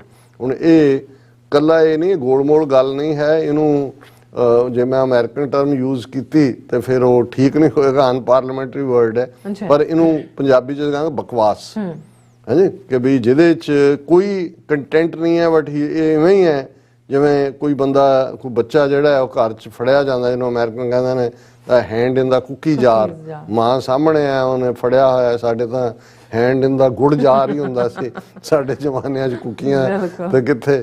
ਔਰ ਉਹ ਜਿਹੜਾ ਫਿਰ ਉਹ ਕਹਿ ਰਿਹਾ ਹੋਇਆ ਕਿ ਨਹੀਂ ਨਹੀਂ ਨਹੀਂ ਮੰਮੀ ਮੈਂ ਤਾਂ ਸਫਾਈ ਕਰ ਰਿਹਾ ਸੀ, ਇਹਦੇ 'ਚ ਮੱਖੀ ਬੜੀ ਸੀ, ਮੈਂ ਮੱਖੀ ਬਾਹਰ ਕੱਢ ਰਿਹਾ ਸੀ, ਗੁੜ ਥੋੜ੍ਹੀ ਖਾ ਰਿਹਾ ਸੀ। ਹੁਣ ਇਹ ਇਸ ਕਿਸਮ ਦੀਆਂ ਜਬਲੀਆਂ ਮਾਰ ਰਿਹਾ। ਔਰ ਉਹਨੇ ਕਿਹਾ ਜੀ ਅਸੀਂ ਤਾਂ ਉਹੀ ਕਰਾਂਗੇ which obviously would be the Indian interest but also in the best interest of the world, ਕਿ ਇਹਨਾਂ ਨੂੰ ਬਹੁਤ ਫਿਕਰ ਪਿਆ ਹੋਇਆ ਕਿ ਦੁਨੀਆ ਦਾ ਬੈਸਟ ਇੰਟਰਸਟ ਕੀ ਹੈ। ਔਰ ਉਹਨੇ ਕਿਹਾ ਜੀ ਕਿ ਅਸੀਂ ਜਿਹੜਾ ਦੇਖੋ ਨਿਊਕਲੀਅਰ ਪਾਵਰ ਪਲਾਂਟ ਦੀ ਸੇਫਟੀ ਨੂੰ ਲੈ ਕੇ ਰੂਸ ਨੂੰ ਕਿਹਾ ਕਿ ਉਸ ਗੱਲ ਨੂੰ ਯਕੀਨੀ ਬਣਾਏ। ਇਹ ਜਿਹੜਾ ਅਸੀਂ ਇਹੀ, ਕਿਉਂਕਿ ਨਿਊਜ਼ੀਲੈਂਡ ਦੀ ਬੜੀ ਸਟਰੋਂਗ ਪੋਜੀਸ਼ਨ ਹੈ ਯੂਕਰੇਨ ਦੇ ਮੁੱਦੇ ਦੇ ਉੱਤੇ। ਸੋ ਮੈਂ ਜਦੋਂ ਇਹ ਜ਼ੈਲੈਂਸਕੀ ਵੱਲੋਂ ਇਹਨੂੰ ਸ਼ਰਮ ਦਿੱਤੀ ਦੀ ਗੱਲ ਦੇਖੀ ਤੇ ਮੈਂ ਕਿਹਾ ਇਹ ਪਹਿਲਾਂ ਵੀ ਮੈਂ ਮੈਂਸ਼ਨ ਕੀਤਾ ਸੀ ਪਿਛਲੇ ਪ੍ਰੋਗਰਾਮ 'ਚ ਕਿ ਵੀ ਜਦੋਂ ਲੰਡਨ ਦੇ ਉੱਤੇ ਜਰਮਨ ਦੇ ਜਹਾਜ਼ ਬੰਬ ਵਰਾ ਰਹੇ ਸੀ ਔਰ ਜਰਮਨ ਦੀਆਂ ਫੌਜਾਂ ਇਟਲੀ ਅੱਗੇ ਵੱਧ ਰਹੇ ਸੀ ਤੇ ਗਾਂਧੀ ਨੇ ਸਲਾਹ ਦਿੱਤੀ ਸੀ ਚਰਚਲ ਨੂੰ ਕਿ ਦੇਖੋ ਇਹ ਖੂਨ ਖਰਾਬਾ ਠੀਕ ਨਹੀਂ ਹੈ, ਨੌਨ ਵਾਇਲੈਂਸ 'ਚ ਦੁਨੀਆ ਦਾ ਭਲਾ ਹੈ। ਸੋ ਜਦੋਂ ਜਰਮਨ ਦੀਆਂ ਫੌਜਾਂ ਜਿਹੜੀਆਂ ਨੇ ਇੰਗਲੈਂਡ 'ਚ ਦਾਖਲ ਹੋਣ ਤੇ ਤੁਸੀਂ ਬੜੇ ਸ਼ਾਂਤਮਈ ਤਰੀਕੇ ਨਾਲ ਪਿਆਰ ਨਾਲ ਉਹਨਾਂ ਦਾ ਇਸਤਕਬਾਲ ਕਰੋ, ਸ਼ਾਂਤਮਈ ਤਰੀਕੇ ਨਾਲ ਉਹਨਾਂ ਨੂੰ ਉਹਨਾਂ ਦੇ ਖਿਲਾਫ ਜਿਹੜਾ ਨੌਨ ਵਾਇਲੈਂਸ ਦੇ ਨਾਲ ਰੈਜ਼ਿਸਟ ਕਰੋ। ਤੇ ਦੂਜਾ ਤੇ ਚਰਚਲ ਨੇ ਇੱਕ ਪਾਸੇ ਦਾ ਜਿਹੜਾ ਉਹ ਕੰਟੈਂਪਟਰੀ ਨੂੰ ਹਾਫ ਨੇਕਡ ਫਕੀਰ ਕਹਿੰਦਾ ਸੀ, ਉਹਨੇ ਗਾਂਧੀ ਨੂੰ ਇਹ ਕਿਹਾ ਸੀ ਕਿ thank you for the advice, ਲੇਕਿਨ we Britishers know how to defend ourselves and thank you for the advice.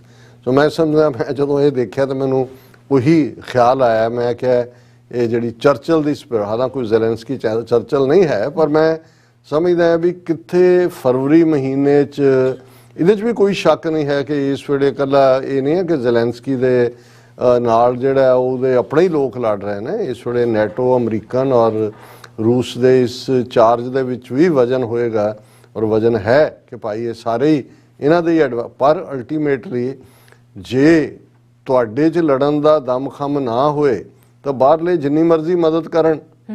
ਹੁਣ ਭਾਰਤ ਜਿਹਨੇ ਮਿਲੀਅਨ ਤੋਂ ਜ਼ਿਆਦਾ ਫੌਜ ਤੇ ਅਮਰੀਕਾ ਪਿੱਠ ਤੇ ਚੀਨ ਨੇ ਘੁਰਕੀ ਮਾਰੀ ਗਲਵਾਨ ਵੈਲੀ 'ਚ 1000 ਕਿਲੋਮੀਟਰ ਤੋਂ ਜ਼ਿਆਦਾ ਟੈਰੀਟਰੀ ਖਵਾ ਕੇ ਵੀ ਜਿਹੜੇ ਆ ਉੱਥੇ ਆ ਕੇ ਬਹਿ ਗਏ ਔਰ ਅੱਜ ਤੱਕ ਮੂੰਹੋਂ ਕੱਢਣ ਨੂੰ ਤਿਆਰ ਨਹੀਂ ਨਾ ਮੋਦੀ, ਨਾ ਅਮਿਤ ਸ਼ਾਹ, ਨਾ ਇਹਨਾਂ ਦਾ ਫੋਰਨ ਮਿਨਿਸਟਰ, ਨਾ ਜੈ ਸ਼ੰਕਰ ਕਿ ਭਾਈ ਜਿਹੜਾ ਹੈ ਉਹ ਚੀਨ ਨੇ ਸਾਡੀ ਲੈਣ ਨੂੰ ਮੂੰਹੋਂ ਹੀ ਨਹੀਂ ਨਿਕਲਿਆ ਕਿ ਚਾਈਨਾ ਐਗਰੈਸਰ ਹੈ। ਅਮਰੀਕਾ ਤੋਂ ਬਿਆਨਬਾਜ਼ੀਆਂ ਕਰਵਾ ਰਹੇ ਨੇ। ਸੋ ਜਿਹੜੇ ਇੰਨਾ ਵੱਡਾ ਜਿਹੜਾ ਆਪਣੇ ਆਪ ਨੂੰ ਦੁਨੀਆ ਦੀ ਜਾਂ ਕਦੇ ਏਸ਼ੀਅਨ ਟਾਈਗਰ ਬਣੇ ਹੋਏ ਸੀ, ਕਦੇ ਹੋਰ ਬਣੇ ਹੋਏ ਸੀ, ਇੰਨੀ ਹਿੰਮਤ ਨਹੀਂ ਰੱਖੀ। ਥਾਂ ਤਾਂ ਵਾਪਸ ਕੀ ਲੈਣੀ ਹੈ, ਮੂੰਹੋਂ ਕੱਢਣ ਨੂੰ ਤਿਆਰ ਨਹੀਂ। ਘੱਟੋ ਘੱਟ ਯੂਕਰੇਨ ਦੇ ਲੋਕਾਂ ਨੇ ਇਨਸਪਾਈਟ ਆਫ ਕੇ ਇਹਦੇ ਤੇ ਕਿਸੇ ਦੀ ਕੀ ਪੋਜੀਸ਼ਨ ਹੈ, ਸਾਡੇ ਨਾਲ ਵੀ ਕੁਝ ਡਿਸਐਗਰੀ ਕਰਨ ਵਾਲੇ ਵੀਰ ਭੈਣਾਂ ਨੇ, ਅਸੀਂ ਰਿਸਪੈਕਟ ਕਰਦੇ ਹਾਂ ਉਹਨਾਂ ਦੇ ਵਿਊ ਪੁਆਇੰਟ ਨੂੰ, ਪਰ ਅਸੀਂ ਰਸ਼ੀਆ ਨਾਲ ਪੁਰਾਣਾ ਅਕਾਊਂਟ ਵੀ ਸੈਟਲ ਕਰਨਾ ਹੈ। ਜੂਨ 84 ਦਾ ਜਾਂ ਇਹਨਾਂ ਕਮਿਊਨਿਸਟਾਂ ਨੇ ਜੋ ਕੁਝ ਸਾਡੇ ਪੰਜਾਬ 'ਚ ਇਸ ਕਾਮਰੇਡੀ ਲਾਣੇ ਰਾਹੀਂ ਕਰਵਾਇਆ ਔਰ ਅੱਜ ਵੀ ਕਰਵਾ ਰਹੇ ਨੇ। ਦੂਸਰੇ ਪਾਸੇ ਸਿੱਖ ਦੀ ਹਮੇਸ਼ਾ ਇਹ ਜਿਹੜਾ ਵੀ ਖਲੋ ਜਾਂਦਾ ਹੈ, ਔਰ ਇਹ ਸ਼ਾਇਦ ਇਕੱਲੇ ਨਹੀਂ, ਅਸੀਂ ਪੰਜਾਬ ਦੇ ਵਿੱਚ ਵੀ ਗੱਲ ਕਰਦੇ ਹਾਂ, ਇਹ ਜਿਹੜੀ ਡਿਫਾਇੰਸ ਹੁੰਦੀ ਹੈ, ਬਹਾਦਰੀ ਹੁੰਦੀ ਹੈ, ਚੈਲੰਜ ਕਰਨਾ ਹੁੰਦਾ, ਐਵੇਂ ਥੋੜ੍ਹੀ ਪੰਜਾਬ ਦੇ ਵਿੱਚ ਅੱਜ ਵੀ ਦੁੱਲਾ ਭੱਟੀ ਹੋਏ ਜਾਂ ਜੱਗਾ ਡਾਕੂ ਹੋਏ ਜਾਂ ਦੂਜਾ ਹੋਏ, ਕਿਉਂ ਲੋਕ ਨਾਇਕ ਨੇ ਅੱਜ ਵੀ, ਕਿਉਂਕਿ ਇਹਨਾਂ ਨੇ ਡਿਫਾਇੰਸ ਦਿਖਾਈ, ਇਹਨਾਂ ਨੇ ਬਹਾਦਰੀ ਦਿਖਾਈ। ਅਸੀਂ ਉਸ ਖਿੱਤੇ ਦੇ ਲੋਕ ਜਿਹੜੀ ਹੈ ਬਹਾਦਰੀ ਦੀ ਕਦਰ ਕਰਦੇ ਹਾਂ। ਔਰ ਈਵਨ ਜਦੋਂ ਪਾਕਿਸਤਾਨ ਦੇ ਇੱਕ ਦੋ ਟਾਕ ਸ਼ੋ ਹੋਸਟ ਸਨ ਜਰਨੈਲ ਸਿੰਘ ਖਾਲਸਾ ਪਿੰਡਰਾਂ ਵਾਲਿਆਂ ਦੀ ਗੱਲ ਕਰਦੇ ਆ, ਉਹ ਕਹਿੰਦੇ ਨੇ ਕਿ ਭਾਈ ਉਹ ਸ਼ੇਰ ਸੀ, ਸ਼ੇਰ ਵਾਂਗ ਗਰਜਿਆ, ਉਹਨੇ ਕਿਵੇਂ ਵੰਗਾ। ਅਸੀਂ ਤਾਂ ਚਲੋ ਸਾਡੇ ਤਾਂ ਨਾਇਕ ਹੀਰੋ 20ਵੀਂ ਸਦੀ ਦੇ ਮਹਾਨ ਸਿੱਖ ਹੈ ਹੀ ਨੇ।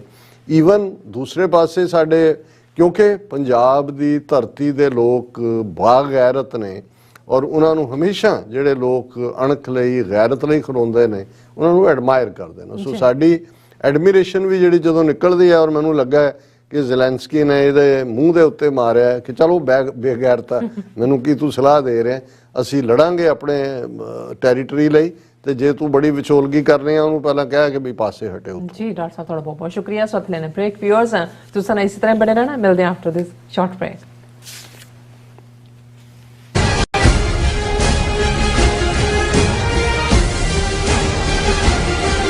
ਸ਼ਹੀਦ ਭਾਈ ਹਰਜਿੰਦਰ ਸਿੰਘ ਜਿੰਦਾ, ਸੁਖਦੇਵ ਸਿੰਘ ਸੁੱਖਾ ਅਤੇ ਮੌਜੂਦਾ ਸਿੱਖ ਸੰਘਰਸ਼ ਦੇ ਸਮੂਹ ਸ਼ਹੀਦਾਂ ਦੀ ਯਾਦ ਵਿੱਚ 9 ਅਕਤੂਬਰ 2022 ਦਿਨ ਐਤਵਾਰ ਨੂੰ ਗੁਰਦੁਆਰਾ ਸਾਹਿਬ ਸਿੱਖ ਕਲਚਰਲ ਸੁਸਾਇਟੀ ਨਿਊਯਾਰਕ ਵਿਖੇ ਮਹਾਨ ਸ਼ਹੀਦੀ ਸਮਾਗਮ ਕਰਵਾਇਆ ਜਾ ਰਿਹਾ ਹੈ। ਐਤਵਾਰ ਦੇ ਸਮੁੱਚੇ ਪੰਥਕ ਦੀਵਾਨ ਵਿੱਚ ਕੀਰਤਨ, ਢਾਡੀ, ਕਥਾ ਅਤੇ ਪੰਥਕ ਬੁਲਾਰੇ ਹਾਜ਼ਰੀ ਭਰਨਗੇ। ਗੁਰਦੁਆਰਾ ਸਾਹਿਬ ਕਮੇਟੀ, ਸਿੱਖ ਕੋਆਰਡੀਨੇਸ਼ਨ ਕਮੇਟੀ ਈਸਟ ਕੋਸਟ ਅਤੇ ਦੁਆਬਾ ਸਿੱਖ ਐਸੋਸੀਏਸ਼ਨ ਵੱਲੋਂ ਆਪ ਸਭ ਨੂੰ ਇਸ ਪੰਥਕ ਇਕੱਠ ਵਿੱਚ ਹਾਜ਼ਰੀ ਭਰਨ ਲਈ ਬੇਨਤੀ ਕੀਤੀ ਜਾਂਦੀ ਹੈ।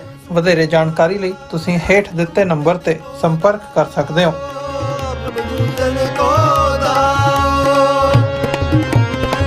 ਮਿਡਵੈਸਟ ਦੀਆਂ ਸਮੂਹ ਸਿੱਖ ਸੰਗਤਾਂ, ਗੁਰੂ ਘਰ ਕਮੇਟੀਆਂ ਅਤੇ ਪੰਥਕ ਜਥੇਬੰਦੀਆਂ ਦੇ ਸਹਿਯੋਗ ਨਾਲ ਸਿੱਖ ਸੁਸਾਇਟੀ ਆਫ ਇੰਡੀਆਨਾ ਵੱਲੋਂ ਗੁਰੂ ਗ੍ਰੰਥ ਸਾਹਿਬ ਜੀ ਦੇ ਪਹਿਲੇ ਪ੍ਰਕਾਸ਼ ਦਿਹਾੜੇ ਨੂੰ ਸਮਰਪਿਤ ਨਗਰ ਕੀਰਤਨ 15 ਅਕਤੂਬਰ 2022 ਦਿਨ ਸ਼ਨੀਵਾਰ ਨੂੰ ਦੁਪਹਿਰ 12 ਵਜੇ ਵਾਰ ਮੈਮੋਰੀਅਲ ਪਾਰਕ ਇੰਡੀਅਨੈਪੋਲਿਸ ਵਿਖੇ ਕੱਢਿਆ ਜਾ ਰਿਹਾ ਹੈ। ਪੰਥ ਦੇ ਮਹਾਨ ਕੀਰਤਨੀਏ, ਕਥਾਵਾਚਕ ਅਤੇ ਪੰਥਕ ਆਗੂ ਹਾਜ਼ਰੀ ਭਰਨਗੇ। ਸੰਗਤਾਂ ਨੂੰ ਇਸ ਨਗਰ ਕੀਰਤਨ ਵਿੱਚ ਹਾਜ਼ਰੀ ਲਵਾਉਣ ਲਈ ਬੇਨਤੀ ਕੀਤੀ ਜਾਂਦੀ ਹੈ। ਵਧੇਰੇ ਜਾਣਕਾਰੀ ਲਈ ਤੁਸੀਂ ਹੇਠ ਦਿੱਤੇ ਨੰਬਰਾਂ ਤੇ ਸੰਪਰਕ ਕਰ ਸਕਦੇ ਹੋ। ਗੁਰ ਕਾ ਦਰਸ਼ਨ ਦੇਖ ਦੇਖ ਜੀਵਾ।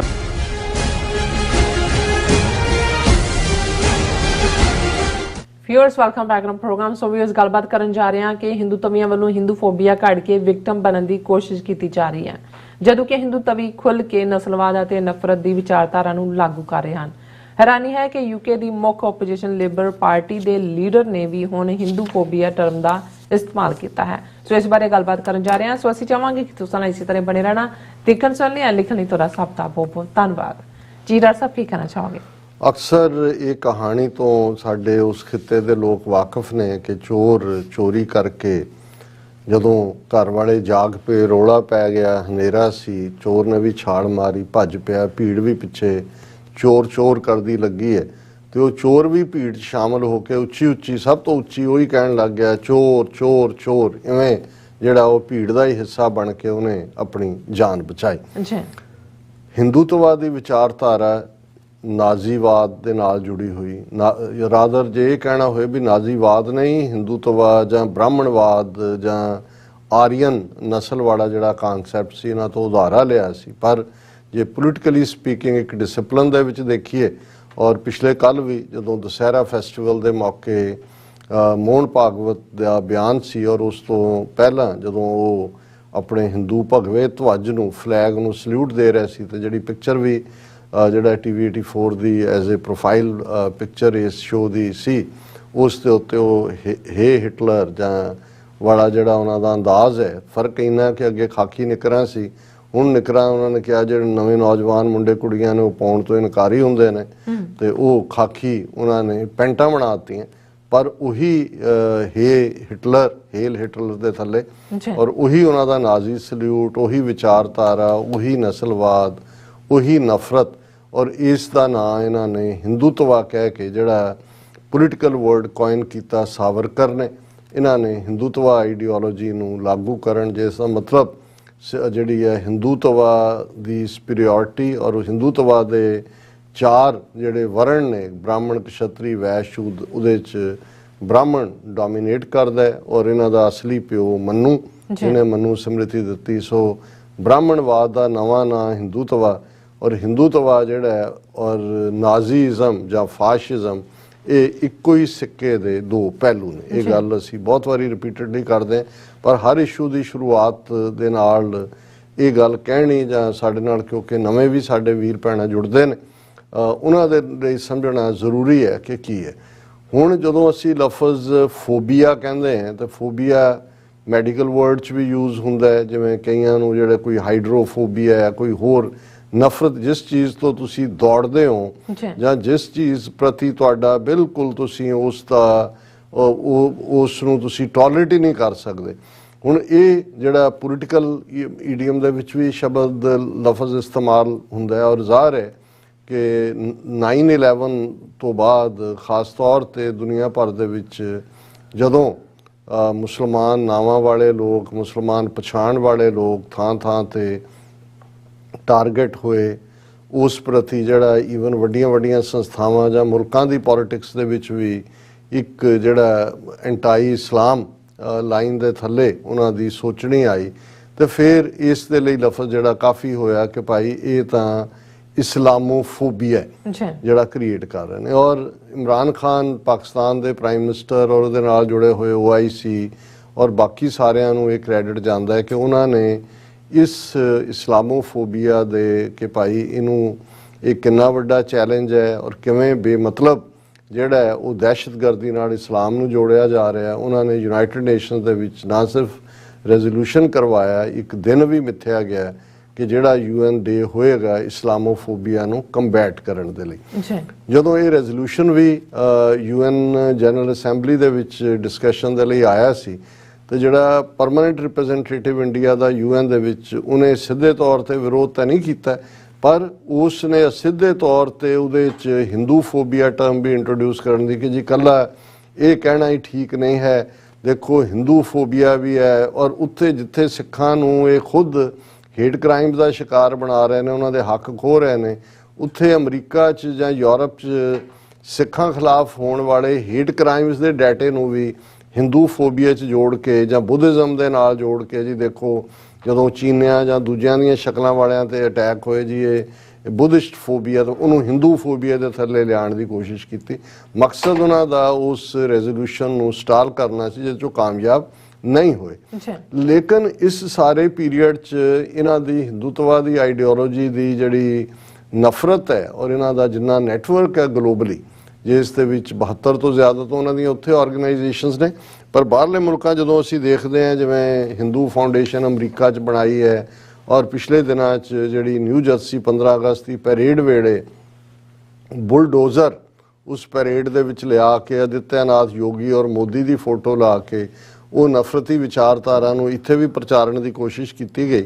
ਤੇ ਇਸ ਪੀਰੀਅਡ 'ਚ ਹੀ ਅਸੀਂ ਦੇਖਿਆ ਕਿ ਭਾਈ ਨਿਊ ਜਰਸੀ ਦੀ ਇੱਕ ਛੋਟੀ ਜਿਹੀ ਸਿਟੀ ਦੇ ਡੈਮੋਕ੍ਰੈਟਿਕ ਯੂਨਿਟ ਨੇ ਫਿਰ ਪਾਸ ਕੀਤਾ ਕਿ ਭਾਈ ਇਹ ਇਹਨਾਂ ਦੇ ਫੰਡਿੰਗ ਕੀ ਹੈ, ਜਿਹੜੀਆਂ ਇਹਨਾਂ ਦੀਆਂ 60 ਤੋਂ ਜ਼ਿਆਦਾ ਹਿੰਦੂਤਵੀ ਆਰਗੇਨਾਈਜੇਸ਼ਨਾਂ ਉਹਨਾਂ ਦੇ ਇੱਥੇ ਨੇ, ਉਹਨਾਂ ਦੇ ਫੰਡਿੰਗ ਦੀ ਜਾਂਚ ਕਰਾਈ ਜਾਏ।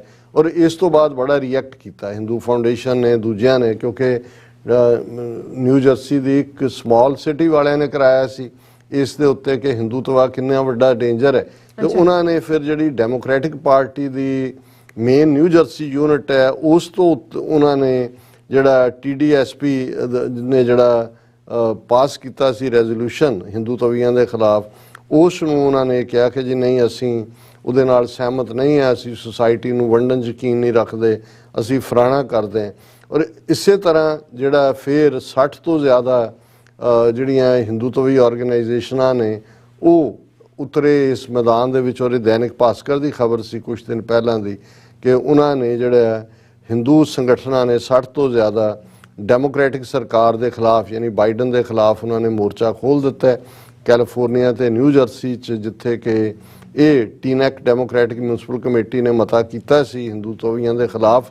ਉਹਨਾਂ ਨੇ ਕਿਹਾ ਕਿ ਜੀ ਔਰ ਇਹ ਜਿਹੜੇ ਕਰਨ ਵਾਲੇ ਨੇ ਜਿਹੜੇ ਖਿਲਾਫ ਡੈਮੋਕ੍ਰੈਟਿਕ ਪਾਰਟੀ ਦੇ ਨਿਕਲੇ ਨੇ ਉਹਨਾਂ 'ਚ ਵਿਸ਼ਵ ਹਿੰਦੂ ਪਰਿਸ਼ਦ, ਸੇਵਾ ਇੰਟਰਨੈਸ਼ਨਲ, ਹਿੰਦੂ ਸੇਵਕ ਸੰਘ ਸਮੇਤ 60 ਜਿਹੜੀਆਂ ਆਰਗੇਨਾਈਜੇਸ਼ਨ ਜਿਨ੍ਹਾਂ ਨੂੰ ਉਸ ਮਤੇ ਦੇ ਵਿੱਚ TNK ਡੈਮੋਕ੍ਰੈਟਿਕ ਮਿਊਨਿਸਪਲ ਕਮੇਟੀ ਨੇ ਫਾਸ਼ਿਸਟ ਕਿਹਾ ਸੀ।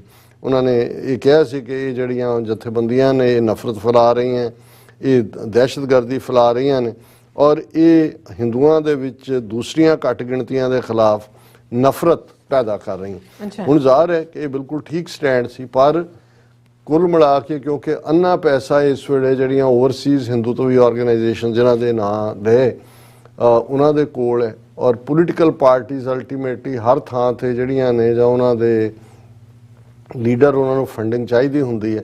ਹੁਣ ਇਹਨਾਂ ਨੂੰ ਇਹ ਹਿੰਦੂ ਤਵੀਆਂ ਨੂੰ ਲੱਗਾ ਕਿ ਵੀ ਇਹ ਸਾਡਾ ਜਿਹੜਾ ਹਿੰਦੂਤਵਾ ਦਾ ਏਜੰਡਾ ਉਹ ਤਾਂ ਐਕਸਪੋਜ਼ ਹੋ ਰਿਹਾ, ਇਸ ਦੇ ਉੱਤੇ ਇਨਕੁਆਇਰੀ ਦੀ ਮੰਗ ਹੋ ਰਹੀ ਹੈ ਔਰ ਈਵਨ ਵਿਦਨ UK ਵੀ ਇਸ ਦੇ ਉੱਤੇ ਜਿਹੜਾ ਕਿ ਭਾਈ ਇਹਨਾਂ ਦੀ ਨਫ਼ਰਤ ਕਿਸ ਹੱਦ ਤੱਕ ਸੀ ਕਿ ਇਹਨਾਂ ਨੇ ਜਦੋਂ ਭਾਰਤ ਔਰ ਪਾਕਿਸਤਾਨ ਦਾ ਕ੍ਰਿਕਟ ਮੈਚ UK ਦੇ ਵਿੱਚ ਹੁੰਦਾ ਔਰ ਕਿਵੇਂ ਹਿੰਦੂ ਤਵੀਆਂ ਨੇ ਮੁਸਲਮਾਨ ਨੌਜਵਾਨਾਂ ਨੂੰ ਟਾਰਗੇਟ ਕੀਤਾ ਔਰ ਇਹ ਦੋ ਸ਼ਹਿਰਾਂ ਦੇ ਵਿੱਚ ਫਿਰ ਅਲਟੀਮੇਟਲੀ ਇੱਕ ਬਿਟਰਨੈਸ ਵੀ ਪੈਦਾ ਹੋਈ ਜਿਹਦੇ 'ਚ ਜਿਹੜਾ ਹੈ ਉਹ ਦੂਸਰੇ ਪਾਸੇ ਮੁਸਲਮਾਨ ਵੀ ਨਿਕਲੇ ਔਰ ਬਰਮਿੰਗਮ ਔਰ ਲਿਸੈਸਟਰ ਇਹ ਦੋ ਸ਼ਹਿਰ ਸੀ ਜਿੱਥੇ ਆਲਮੋਸਟ ਉਸ ਕਿਸਮ ਦੀ ਸਿਚੁਏਸ਼ਨ ਬਣਦੀ ਨਜ਼ਰ ਆਈ। ਉਹਨਾਂ ਦੇ ਮੀਡੀਆ ਨੇ ਵੀ ਕਿਹਾ ਕਿ ਭਾਰਤ ਦੇ ਵਿੱਚ ਤਾਂ ਹਿੰਦੂ ਮੁਸਲਮਾਨ ਫਸਾਦ ਸੁਣੇ ਸੀ, ਪਰ ਇਹਨਾਂ ਦੋ ਸ਼ਹਿਰਾਂ ਦੇ ਵਿੱਚ ਲਿਸੈਸਟਰ ਔਰ ਬਰਮਿੰਗਮ ਦੇ ਵਿੱਚ ਹਿੰਦੂ ਔਰ ਮੁਸਲਮਾਨ ਭੀੜਾਂ ਇੱਕ ਦੂਜੇ ਦੇ ਆਮੋ ਸਾਹਮਣੇ, ਖਾਸ ਤੌਰ ਤੇ ਹਿੰਦੂ ਤਵੀਆਂ ਨੇ ਇਹ ਬਲੇਮ ਕੀਤਾ ਉਹਨਾਂ ਦੇ ਹਾਈ ਕਮਿਸ਼ਨਰ ਨੇ ਕਿ ਜੀ ਮੰਦਰ ਤੇ ਪੱਥਰ ਮਾਰੇ, ਇਹ ਉਹ ਕੀਤਾ ਔਰ ਪੁਲਿਸ ਨੇ ਇੰਟਰਵੀਨ ਕੀਤਾ। ਕਮਿਊਨਿਟੀ ਦੇ ਦੋਨੋਂ ਪਾਸਿਓਂ ਜਿਹੜੇ ਲੀਡਰ ਸੀ ਉਹਨਾਂ ਨੇ ਅਮਨ ਬਹਾਲੀ ਦੇ ਵਿੱਚ ਮੇਨ ਰੋਲ ਅਦਾ ਕੀਤਾ। ਪਰ ਇਸ ਘਟਨਾ ਜਿਹਨੂੰ ਇਨੀਸ਼ੀਏਟਿਵ ਇਹਨਾਂ ਨੇ ਕੀਤਾ ਹਿੰਦੂ ਤਵੀਆਂ ਨੇ, ਪਰ ਇਹਨੂੰ ਆਧਾਰ ਬਣਾ ਕੇ ਉੱਥੇ ਬੈਠੇ UK ਦੇ ਵਿੱਚ ਕਿਉਂਕਿ ਵੱਡੀ ਗਿਣਤੀ 'ਚ ਇਸ ਵੇਲੇ ਹਿੰਦੂ ਤਵੀ ਲੋਕ ਵੀ ਬੈਠੇ ਹੋਏ ਨੇ ਔਰ ਇਹਨਾਂ ਦੇ ਅੰਬਾਨੀ, ਅਡਾਨੀ, ਦੂਜੇ ਤੀਜੇ ਇਹਨਾਂ ਦਾ ਪੈਸਾ ਵੀ ਉੱਥੇ ਚੱਲ ਰਿਹਾ। ਉਹ ਜਿਹੜੇ ਵਿਜੇ ਮਲਾਇਆ ਜਾਂ ਦੌੜ ਕੇ ਆਏ ਹੋਏ ਨੇ ਉਹ ਵੀ ਉੱਥੇ ਹੀ ਨੇ। ਸੋ ਅੰਨ੍ਹੇਵਾਹ ਔਰ ਜਿਹੜੀ ਕੰਜ਼ਰਵੇਟਿਵ ਪਾਰਟੀ ਜਿਹੜੀ ਇਸ ਵੇਲੇ ਰੂਲਿੰਗ ਪਾਰਟੀ ਹੈ, ਜ਼ਾਹਰ ਹੈ ਕਿ ਜਿਹੜਾ ਇਸ ਤੋਂ ਪਹਿਲਾਂ ਬੋਰਿਸ ਜੌਨਸਨ ਉਹ ਉਹਨਾਂ ਦੀ ਬਿਡਿੰਗ ਹੀ ਕਰਦਾ ਸੀ। ਪ੍ਰੀਤੀ ਪਟੇਲ ਹਿੰਦੂ ਤਵੀ ਹੋਮ ਆਈਡਵੇ ਔਰ RSS ਸ਼ੋ ਗਰਲ ਜਿਹਨੇ ਇੱਥੋਂ ਦੇ ਹਡਸਨ ਇੰਸਟੀਚਿਊਟ ਦੇ ਵਿੱਚ ਕਿਵੇਂ ਸਿੱਖਾਂ ਦੇ ਖਿਲਾਫ ਦਹਿਸ਼ਤਗਰਦੀ ਨਾਲ ਜੋੜਨ ਦੇ ਲਈ ਕਿਵੇਂ ਉਹਨੇ ਬਿਆਨਬਾਜ਼ੀ ਕੀਤੀ। ਸੋ ਬੋਰਿਸ ਜੌਨਸਨ ਜਾਂ ਉਹ ਪ੍ਰੀਤੀ ਪਟੇਲ ਤਾਂ ਗਈ, ਪਰ ਇਹ ਜਿਹੜੀ ਹੁਣ ਕੰਜ਼ਰਵੇਟਿਵ ਜਾਂ ਦੂਜੇ ਆਏ ਨੇ, ਲੇਬਰ ਪਾਰਟੀ ਨੂੰ ਵੀ ਇਹ ਰਿਅਲਾਈਜ਼ ਹੋਣਾ ਸ਼ੁਰੂ ਹੋਇਆ ਹੈ ਜਾਂ ਇਹ ਲੱਗਣਾ ਸ਼ੁਰੂ ਹੋਇਆ ਕਿ ਜੀ ਕਿਉਂਕਿ ਜਦੋਂ ਬੋਰਿਸ ਜੌਨਸਨ ਜਾਂ ਉਸ ਤੋਂ ਵੀ ਪਹਿਲਾਂ ਡੇਵਿਡ ਕੈਮਰੋਨ ਦੇ ਅਸੀਂ ਇਹ ਦੇਖਿਆ ਕਿ ਜਿਹੜੇ ਹਿੰਦੂ ਬਹੁ ਗਿਣਤੀ ਹਮੇਸ਼ਾ ਲੇਬਰ ਪਾਰਟੀ ਹੁੰਦੀ ਸੀ, ਜਿਵੇਂ ਅਮਰੀਕਾ 'ਚ ਡੈਮੋਕ੍ਰੈਟ ਹੁੰਦੇ ਨੇ, ਅਮਰੀਕਾ 'ਚ ਉਹ ਟਰੰਪ ਸਪੋਰਟਰ ਬਣ ਗਏ ਕਿਉਂਕਿ ਨਸਲਵਾਦ 'ਚ ਉਸ ਕਿਸਮ ਦੀ ਸੋਚ ਵਾਲੇ ਉੱਥੇ ਸੀ ਔਰ UK ਦੇ ਵਿੱਚ ਉਹ ਸਾਰੇ ਕੰਜ਼ਰਵੇਟਿਵ ਬਣ ਗਏ, ਸਾਰੇ ਡੇਵਿਡ ਕੈਮਰੋਨ ਦੇ ਨਾਲ ਔਰ ਬਾਅਦ 'ਚ ਬੋਰਿਸ ਜੌਨਸਨ ਲੇਬਰ। ਹੁਣ ਇਵੇਂ ਲੱਗਦਾ ਵੀ ਲੇਬਰ ਨੂੰ ਲੱਗਣ ਲੱਗ ਗਿਆ ਕਿ ਵੀ ਇਹ ਜਿਹੜਾ ਸਾਡਾ ਇੱਕ ਸਟਰੋਂਗ ਬੇਸ ਸੀ ਇੰਡੀਅਨ ਹਿੰਦੂਜ਼ ਦੇ ਵਿੱਚ, ਸਿੱਖ ਤਾਂ ਹੈ ਹੀ ਨੇ ਲੇਬਰ ਦੇ ਨਾਲ ਔਰ ਕੁਛ ਦੂਜੇ ਇੱਕ ਹੋਰ ਲਿਬਰਲ ਡੈਮੋਕ੍ਰੈਟ ਪਾਰਟੀ ਬਣੀ ਉਹਦੇ ਨਾਲ ਵੀ ਕੁਛ ਚਲੇ ਗਏ ਔਰ ਸਕਾਟਲੈਂਡ ਦੇ ਵਿੱਚ ਜ਼ਾਹਰ ਹੈ ਸਕਾਟਿਸ਼ ਨੈਸ਼ਨਲਿਸਟ ਪਾਰਟੀ ਦੇ ਨਾਲ ਨੇ ਕਿਉਂਕਿ ਉਹ ਰਾਈਟ ਆਫ ਸੈਲਫ ਡਿਟਰਮੀਨੇਸ਼ਨ ਦੀ ਹਮਾਇਤ ਕਰਦੀ ਹੈ ਪਾਰਟੀ। ਹੁਣ ਹਿੰਦੂ ਤਵੀਆਂ ਨੂੰ ਇਹ ਲੱਗਾ ਕਿ ਵੀ ਸ਼ਾਇਦ ਜਿਵੇਂ ਦਾ ਇਹਨਾਂ ਦੀ ਲੀਡਰਸ਼ਿਪ ਕ੍ਰਾਈਸਿਸ ਹੈ, ਜਿਹੜੀ ਬੀਬੀ ਬਣੀ ਵੀ ਹੈ ਉਹ ਕੋਈ ਬਹੁਤੀ ਸਟਰੋਂਗ ਨਹੀਂ ਹੈ, ਤੇ ਸ਼ਾਇਦ ਦੁਬਾਰਾ ਲੇਬਰ ਪਾਰਟੀ ਹੀ ਆਏ ਔਰ ਉਹਨਾਂ ਦਾ ਤਾਂ ਕਈ ਵਾਰੀ ਉਹ ਇੱਕ ਤੋਂ ਬਾਅਦ ਦੂਜੀ ਪਾਰਟੀ ਹੁੰਦੀ ਹੈ। ਐਤਕੀ ਕੰਜ਼ਰਵੇਟਿਵ ਪਾਰਟੀ ਦੀ ਟਰਮ ਲੌਂਗਰ ਹੈ। ਜਿਹੜਾ ਲੇਬਰ ਪਾਰਟੀ ਦਾ ਪਹਿਲਾ ਲੀਡਰ ਸੀ ਉਹ ਬੜਾ ਖੁੱਲ੍ਹ ਕੇ ਸਮਝਦਾ ਸੀ ਹਿੰਦੂਤਵਾ ਕੀ ਹੈ, ਔਰ ਉਹ ਇਸ ਲਈ ਸਿੱਖਾਂ ਦੇ ਮੁੱਦੇ ਤੇ ਕਸ਼ਮੀਰੀਆਂ ਦੇ ਮੁੱਦੇ ਤੇ ਖਲੋਂਦੇ ਸੀ।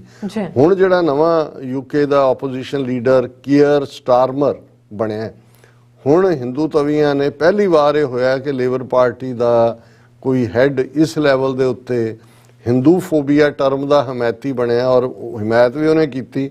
ਆ ਦੁਸਹਿਰੇ ਦੇ ਮੌਕੇ ਉਹਨੂੰ ਇਹਨਾਂ ਨੇ ਹਿੰਦੂ ਤਵੀਆਂ ਨੇ ਸੱਦਿਆ, ਔਰ ਉੱਥੇ ਬੋਲਦੇ ਆ ਜਿਹੜਾ ਇਹਨੇ ਜਿਹੜਾ ਲੇਬਰ ਪਾਰਟੀ ਆਪੋਜੀਸ਼ਨ ਲੀਡਰ ਹੈ ਕਾਇਰ ਸਟਾਰਮਰ, ਉਹਨੇ ਕਿਹਾ Hindu phobia has absolutely no place in our society anywhere and we must all fight this ਟੁਗੈਦਰ।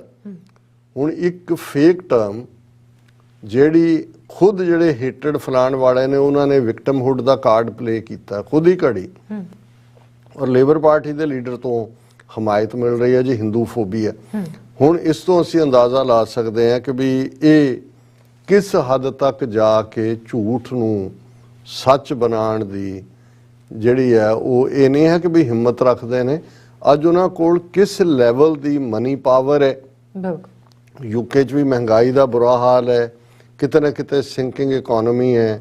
ਇਸ ਸਾਰੇ ਦੇ ਨਾਲ ਕਿਉਂਕਿ ਉੱਥੇ ਲੋਕਾਂ ਦਾ ਪੈਸਾ ਲੁੱਟ ਕੇ ਅੰਬਾਨੀ ਅਡਾਨੀ ਸੈਕੰਡ ਰਿਚੈਸਟ ਮੈਨ ਦੁਨੀਆ 'ਚ ਬਣਾ ਦਿੱਤਾ ਹੈ, ਔਰ ਯੂਕੇ ਦੇ ਵਿੱਚ ਜਿਸ ਹੱਦ ਤੱਕ ਹਿੰਦੂ ਤੋਂ ਵੀ ਇਨਫਲੂਐਂਸ ਹੈ ਉਹ ਅਸੀਂ ਅੰਦਾਜ਼ਾ ਲਾ ਸਕਦੇ ਹਾਂ ਵੀ ਹੁਣ ਤਾਂ ਲੇਬਰ ਦਾ ਲੀਡਰ ਜਿਹੜਾ ਉਹ ਹਿੰਦੂ ਫੋਬੀਆ ਦੀ ਹਮਾਇਤ ਕਰ ਰਿਹਾ ਕਿ ਭਾਈ ਇਹ ਨਹੀਂ ਹੋਣਾ ਚਾਹੀਦਾ।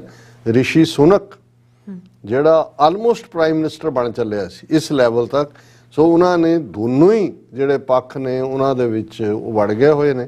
ਸੋ ਸਾਡਾ ਤਾਂ ਇਹੀ ਹੈ, ਅਸੀਂ ਤਾਂ ਖਬਰਾਂ ਹੀ ਡਿਸਕਸ ਕਰ ਸਕਦੇ ਹਾਂ ਤੇ ਇਹ ਮੈਸੇਜ ਵੀ ਅਸੀਂ ਦੇਣਾ ਚਾਹੁੰਦੇ ਹਾਂ ਕਿ ਭਾਈ ਅਲਟੀਮੇਟਲੀ ਇਹ ਨਹੀਂ ਕਿ ਭਾਰਤ ਦੇ ਨਕਸ਼ੇ ਦੇ ਵਿੱਚ ਹਿੰਦੂਤਵਾ ਦਾ ਡੇਂਜਰ ਹੈ, ਇਹ ਹਿੰਦੂਤਵਾ ਦਾ ਡੇਂਜਰ ਅੱਜ ਕਿਸ ਹੱਦ ਤੱਕ ਪਹੁੰਚ ਚੁੱਕਾ ਹੈ ਬਾਹਰਲੇ ਮੁਲਕਾਂ 'ਚ, ਔਰ ਕਿਵੇਂ ਇੱਥੇ ਵੀ ਜਿਹੜੀਆਂ ਸਾਡੀਆਂ ਫਰੀडम्स ਨੇ ਜਾਂ ਸਾਡੇ ਖਿਲਾਫ ਜੋ ਇਹਨਾਂ ਦਾ ਨੈਰੇਟਿਵ ਹੈ, ਜੇ ਅਸੀਂ ਇਹਨੂੰ ਕਾਊਂਟਰ ਨਾ ਕੀਤਾ ਤੇ ਫਿਰ ਇਹਨਾਂ ਦਾ ਨੈਰੇਟਿਵ ਵਿਕੇਗਾ।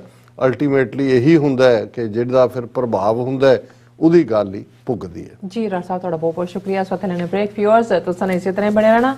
ਮਿਲਦੇ ਹਾਂ ਛੋਟੇ ਜਿਹੇ ਬ੍ਰੇਕ ਤੋਂ ਬਾਅਦ।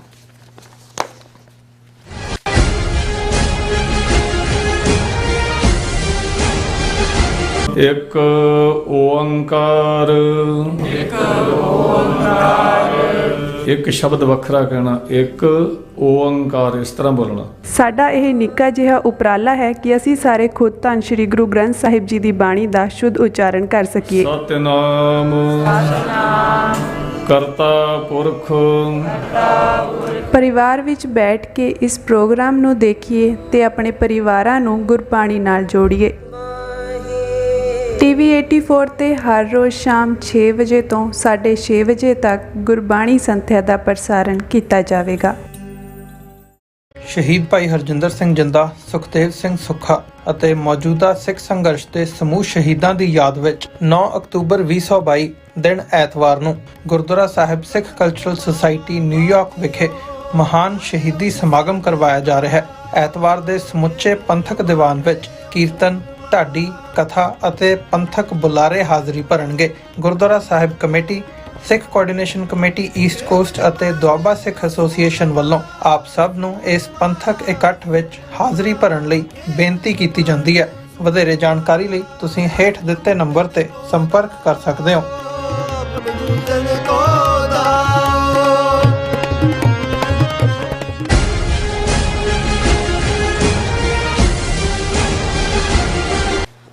ਦਰਸ਼ਕੋ ਬ੍ਰੇਕ ਤੋਂ ਬਾਅਦ ਆਪਾਂ ਤੁਹਾਨੂੰ ਸਭ ਨੂੰ ਜੀਆਂ ਕਹਿੰਦੇ ਆ। ਸੋ ਗੱਲਬਾਤ ਕਰਨ ਜਾ ਰਹੇ ਹਾਂ ਕਿ ਪੰਜਾਬ ਵਿੱਚ ਜਦੋਂ ਵੀ ਸਿੱਖ ਧਾਰਮਿਕ ਅਤੇ ਸਿਆਸੀ ਤੌਰ ਤੇ ਜਾਗਰੂਕ ਹੁੰਦੇ ਹਨ, ਸਿੱਖ ਵਿਰੋਧੀ ਤਾਕਤਾਂ ਵੱਲੋਂ ਇਸ ਨੂੰ ਅੱਤਵਾਦ, ਦੇਸ਼ ਦੀ ਸੁਰੱਖਿਆ ਨੂੰ ਖਤਰਾ ਅਤੇ ਪਾਕਿਸਤਾਨ ਨਾਲ ਜੋੜ ਕੇ ਬਦਨਾਮ ਕਰਨ ਦੀ ਜਿਹੜੀ ਕਵਾਇਤ ਹੈ ਉਹ ਸ਼ੁਰੂ ਹੋ ਜਾਂਦੀ ਹੈ।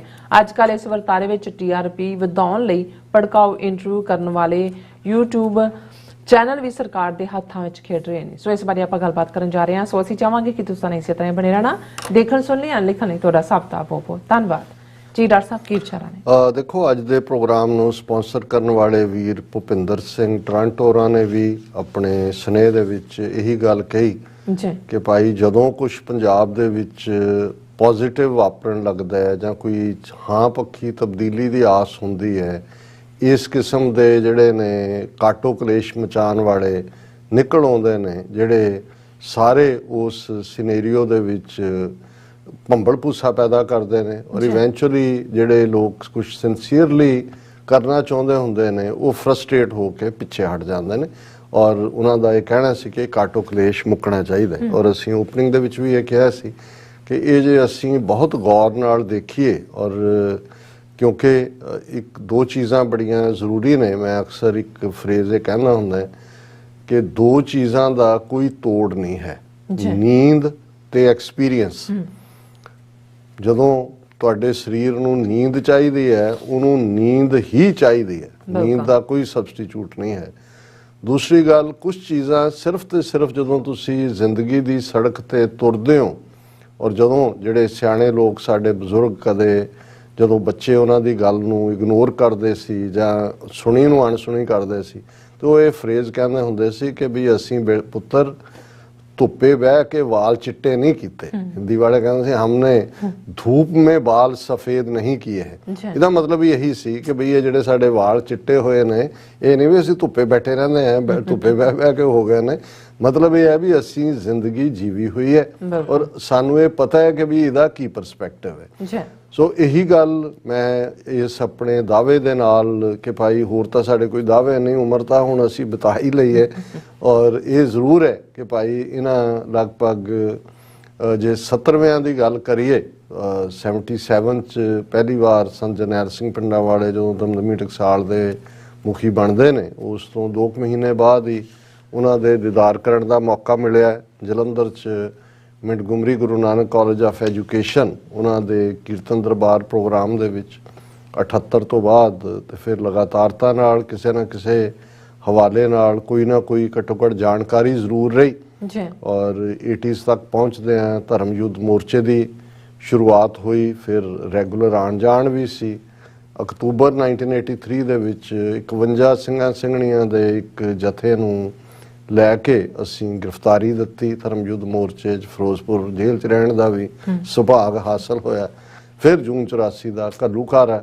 ਉਸ ਤੋਂ ਬਾਅਦ ਇਹੀ ਫੈਸਲਾ ਸੀ ਕਿ ਹੁਣ ਜ਼ਿੰਦਗੀ ਕੌਮੀ ਕੌਜ਼ ਦੇ ਲਈ ਔਰ ਇਸ ਲਈ ਕਿ ਬਿਨਾਂ ਪੋਲੀਟੀਕਲ ਪਾਵਰ ਤੋਂ ਤੁਹਾਡਾ ਜਿਹੜਾ ਸਿੱਖੀ ਦਾ, ਸਪਿਰਿਚੁਅਲਿਟੀ ਦਾ, ਮੀਰੀ ਪੀਰੀ ਦਾ ਸਭ ਤੋਂ ਪਵਿੱਤਰ ਮੁਕਾਮ ਜੇ ਉਹ ਟੈਂਕਾਂ ਤੋਪਾਂ ਦੇ ਹਮਲੇ ਦਾ ਸ਼ਿਕਾਰ ਹੋਇਆ ਹੈ, ਇਸ ਲਈ ਕਿ ਸਾਡੇ ਕੋਲ ਪੋਲੀਟੀਕਲ ਪਾਵਰ ਨਹੀਂ। ਹਾਲਾਂਕਿ ਇਹ ਨਹੀਂ ਹੈ ਵੀ ਉਸ ਤੋਂ ਪਹਿਲਾਂ ਪਤਾ ਨਹੀਂ ਸੀ ਪੋਲੀਟੀਕਲ ਪਾਵਰ ਕੀ ਹੈ, ਪਰ ਜੂਨ 84 ਤੱਕ ਇਹ ਉਮੀਦ ਤਾਂ ਹਰ ਇੱਕ ਨੂੰ ਸੀ ਕਿ ਭਾਈ ਚਲੋ ਕੋਈ ਕਿਸੇ ਫੈਡਰਲ ਢਾਂਚੇ ਦੇ ਵਿੱਚ ਜਿਹਨੂੰ ਅਨੰਦਪੁਰ ਦਾ ਮਤਾ ਕਹਿੰਦੇ ਸੀ ਕਿ ਜੇ ਕੋਈ ਇਹਨਾਂ ਦੇ ਨਾਲ ਆਨਰੇਬਲ ਜਿਹੜਾ ਹੈ ਉਹ ਕੋਈ ਸੋਲੂਸ਼ਨ ਨਿਕਲ ਆਉਂਦਾ ਤੇ ਚਲੋ ਉਸ ਨੂੰ ਟਰਾਈ ਕੀਤਾ ਜਾ ਸਕਦਾ। ਔਰ ਇਹੀ ਜਦੋਂ ਇਹ ਲੋਕ ਅੱਜ ਜਿਹੜੇ ਕਿ ਪੰਜਾਬ ਦੇ ਸਿੱਖ ਨੈਰੇਟਿਵ ਨੂੰ ਭੰਬਲ ਭੂਸੇ 'ਚ ਪਾਉਣ ਦੀ ਕੋਸ਼ਿਸ਼ ਕਰ ਰਹੇ ਨੇ ਜਾਂ ਕੁਝ ਜਿਹੜੇ ਸਿੱਖ ਨੈਰੇਟਿਵ ਨੂੰ ਰਿਡੀਕਿਊਲ ਕਰਦੇ ਨੇ, ਮਜ਼ਾਈਆ ਉਸ ਦਾ ਅੰਦਾਜ਼ ਬਣਾਉਣ ਦੀ ਕੋਸ਼ਿਸ਼ ਕਰਦੇ ਨੇ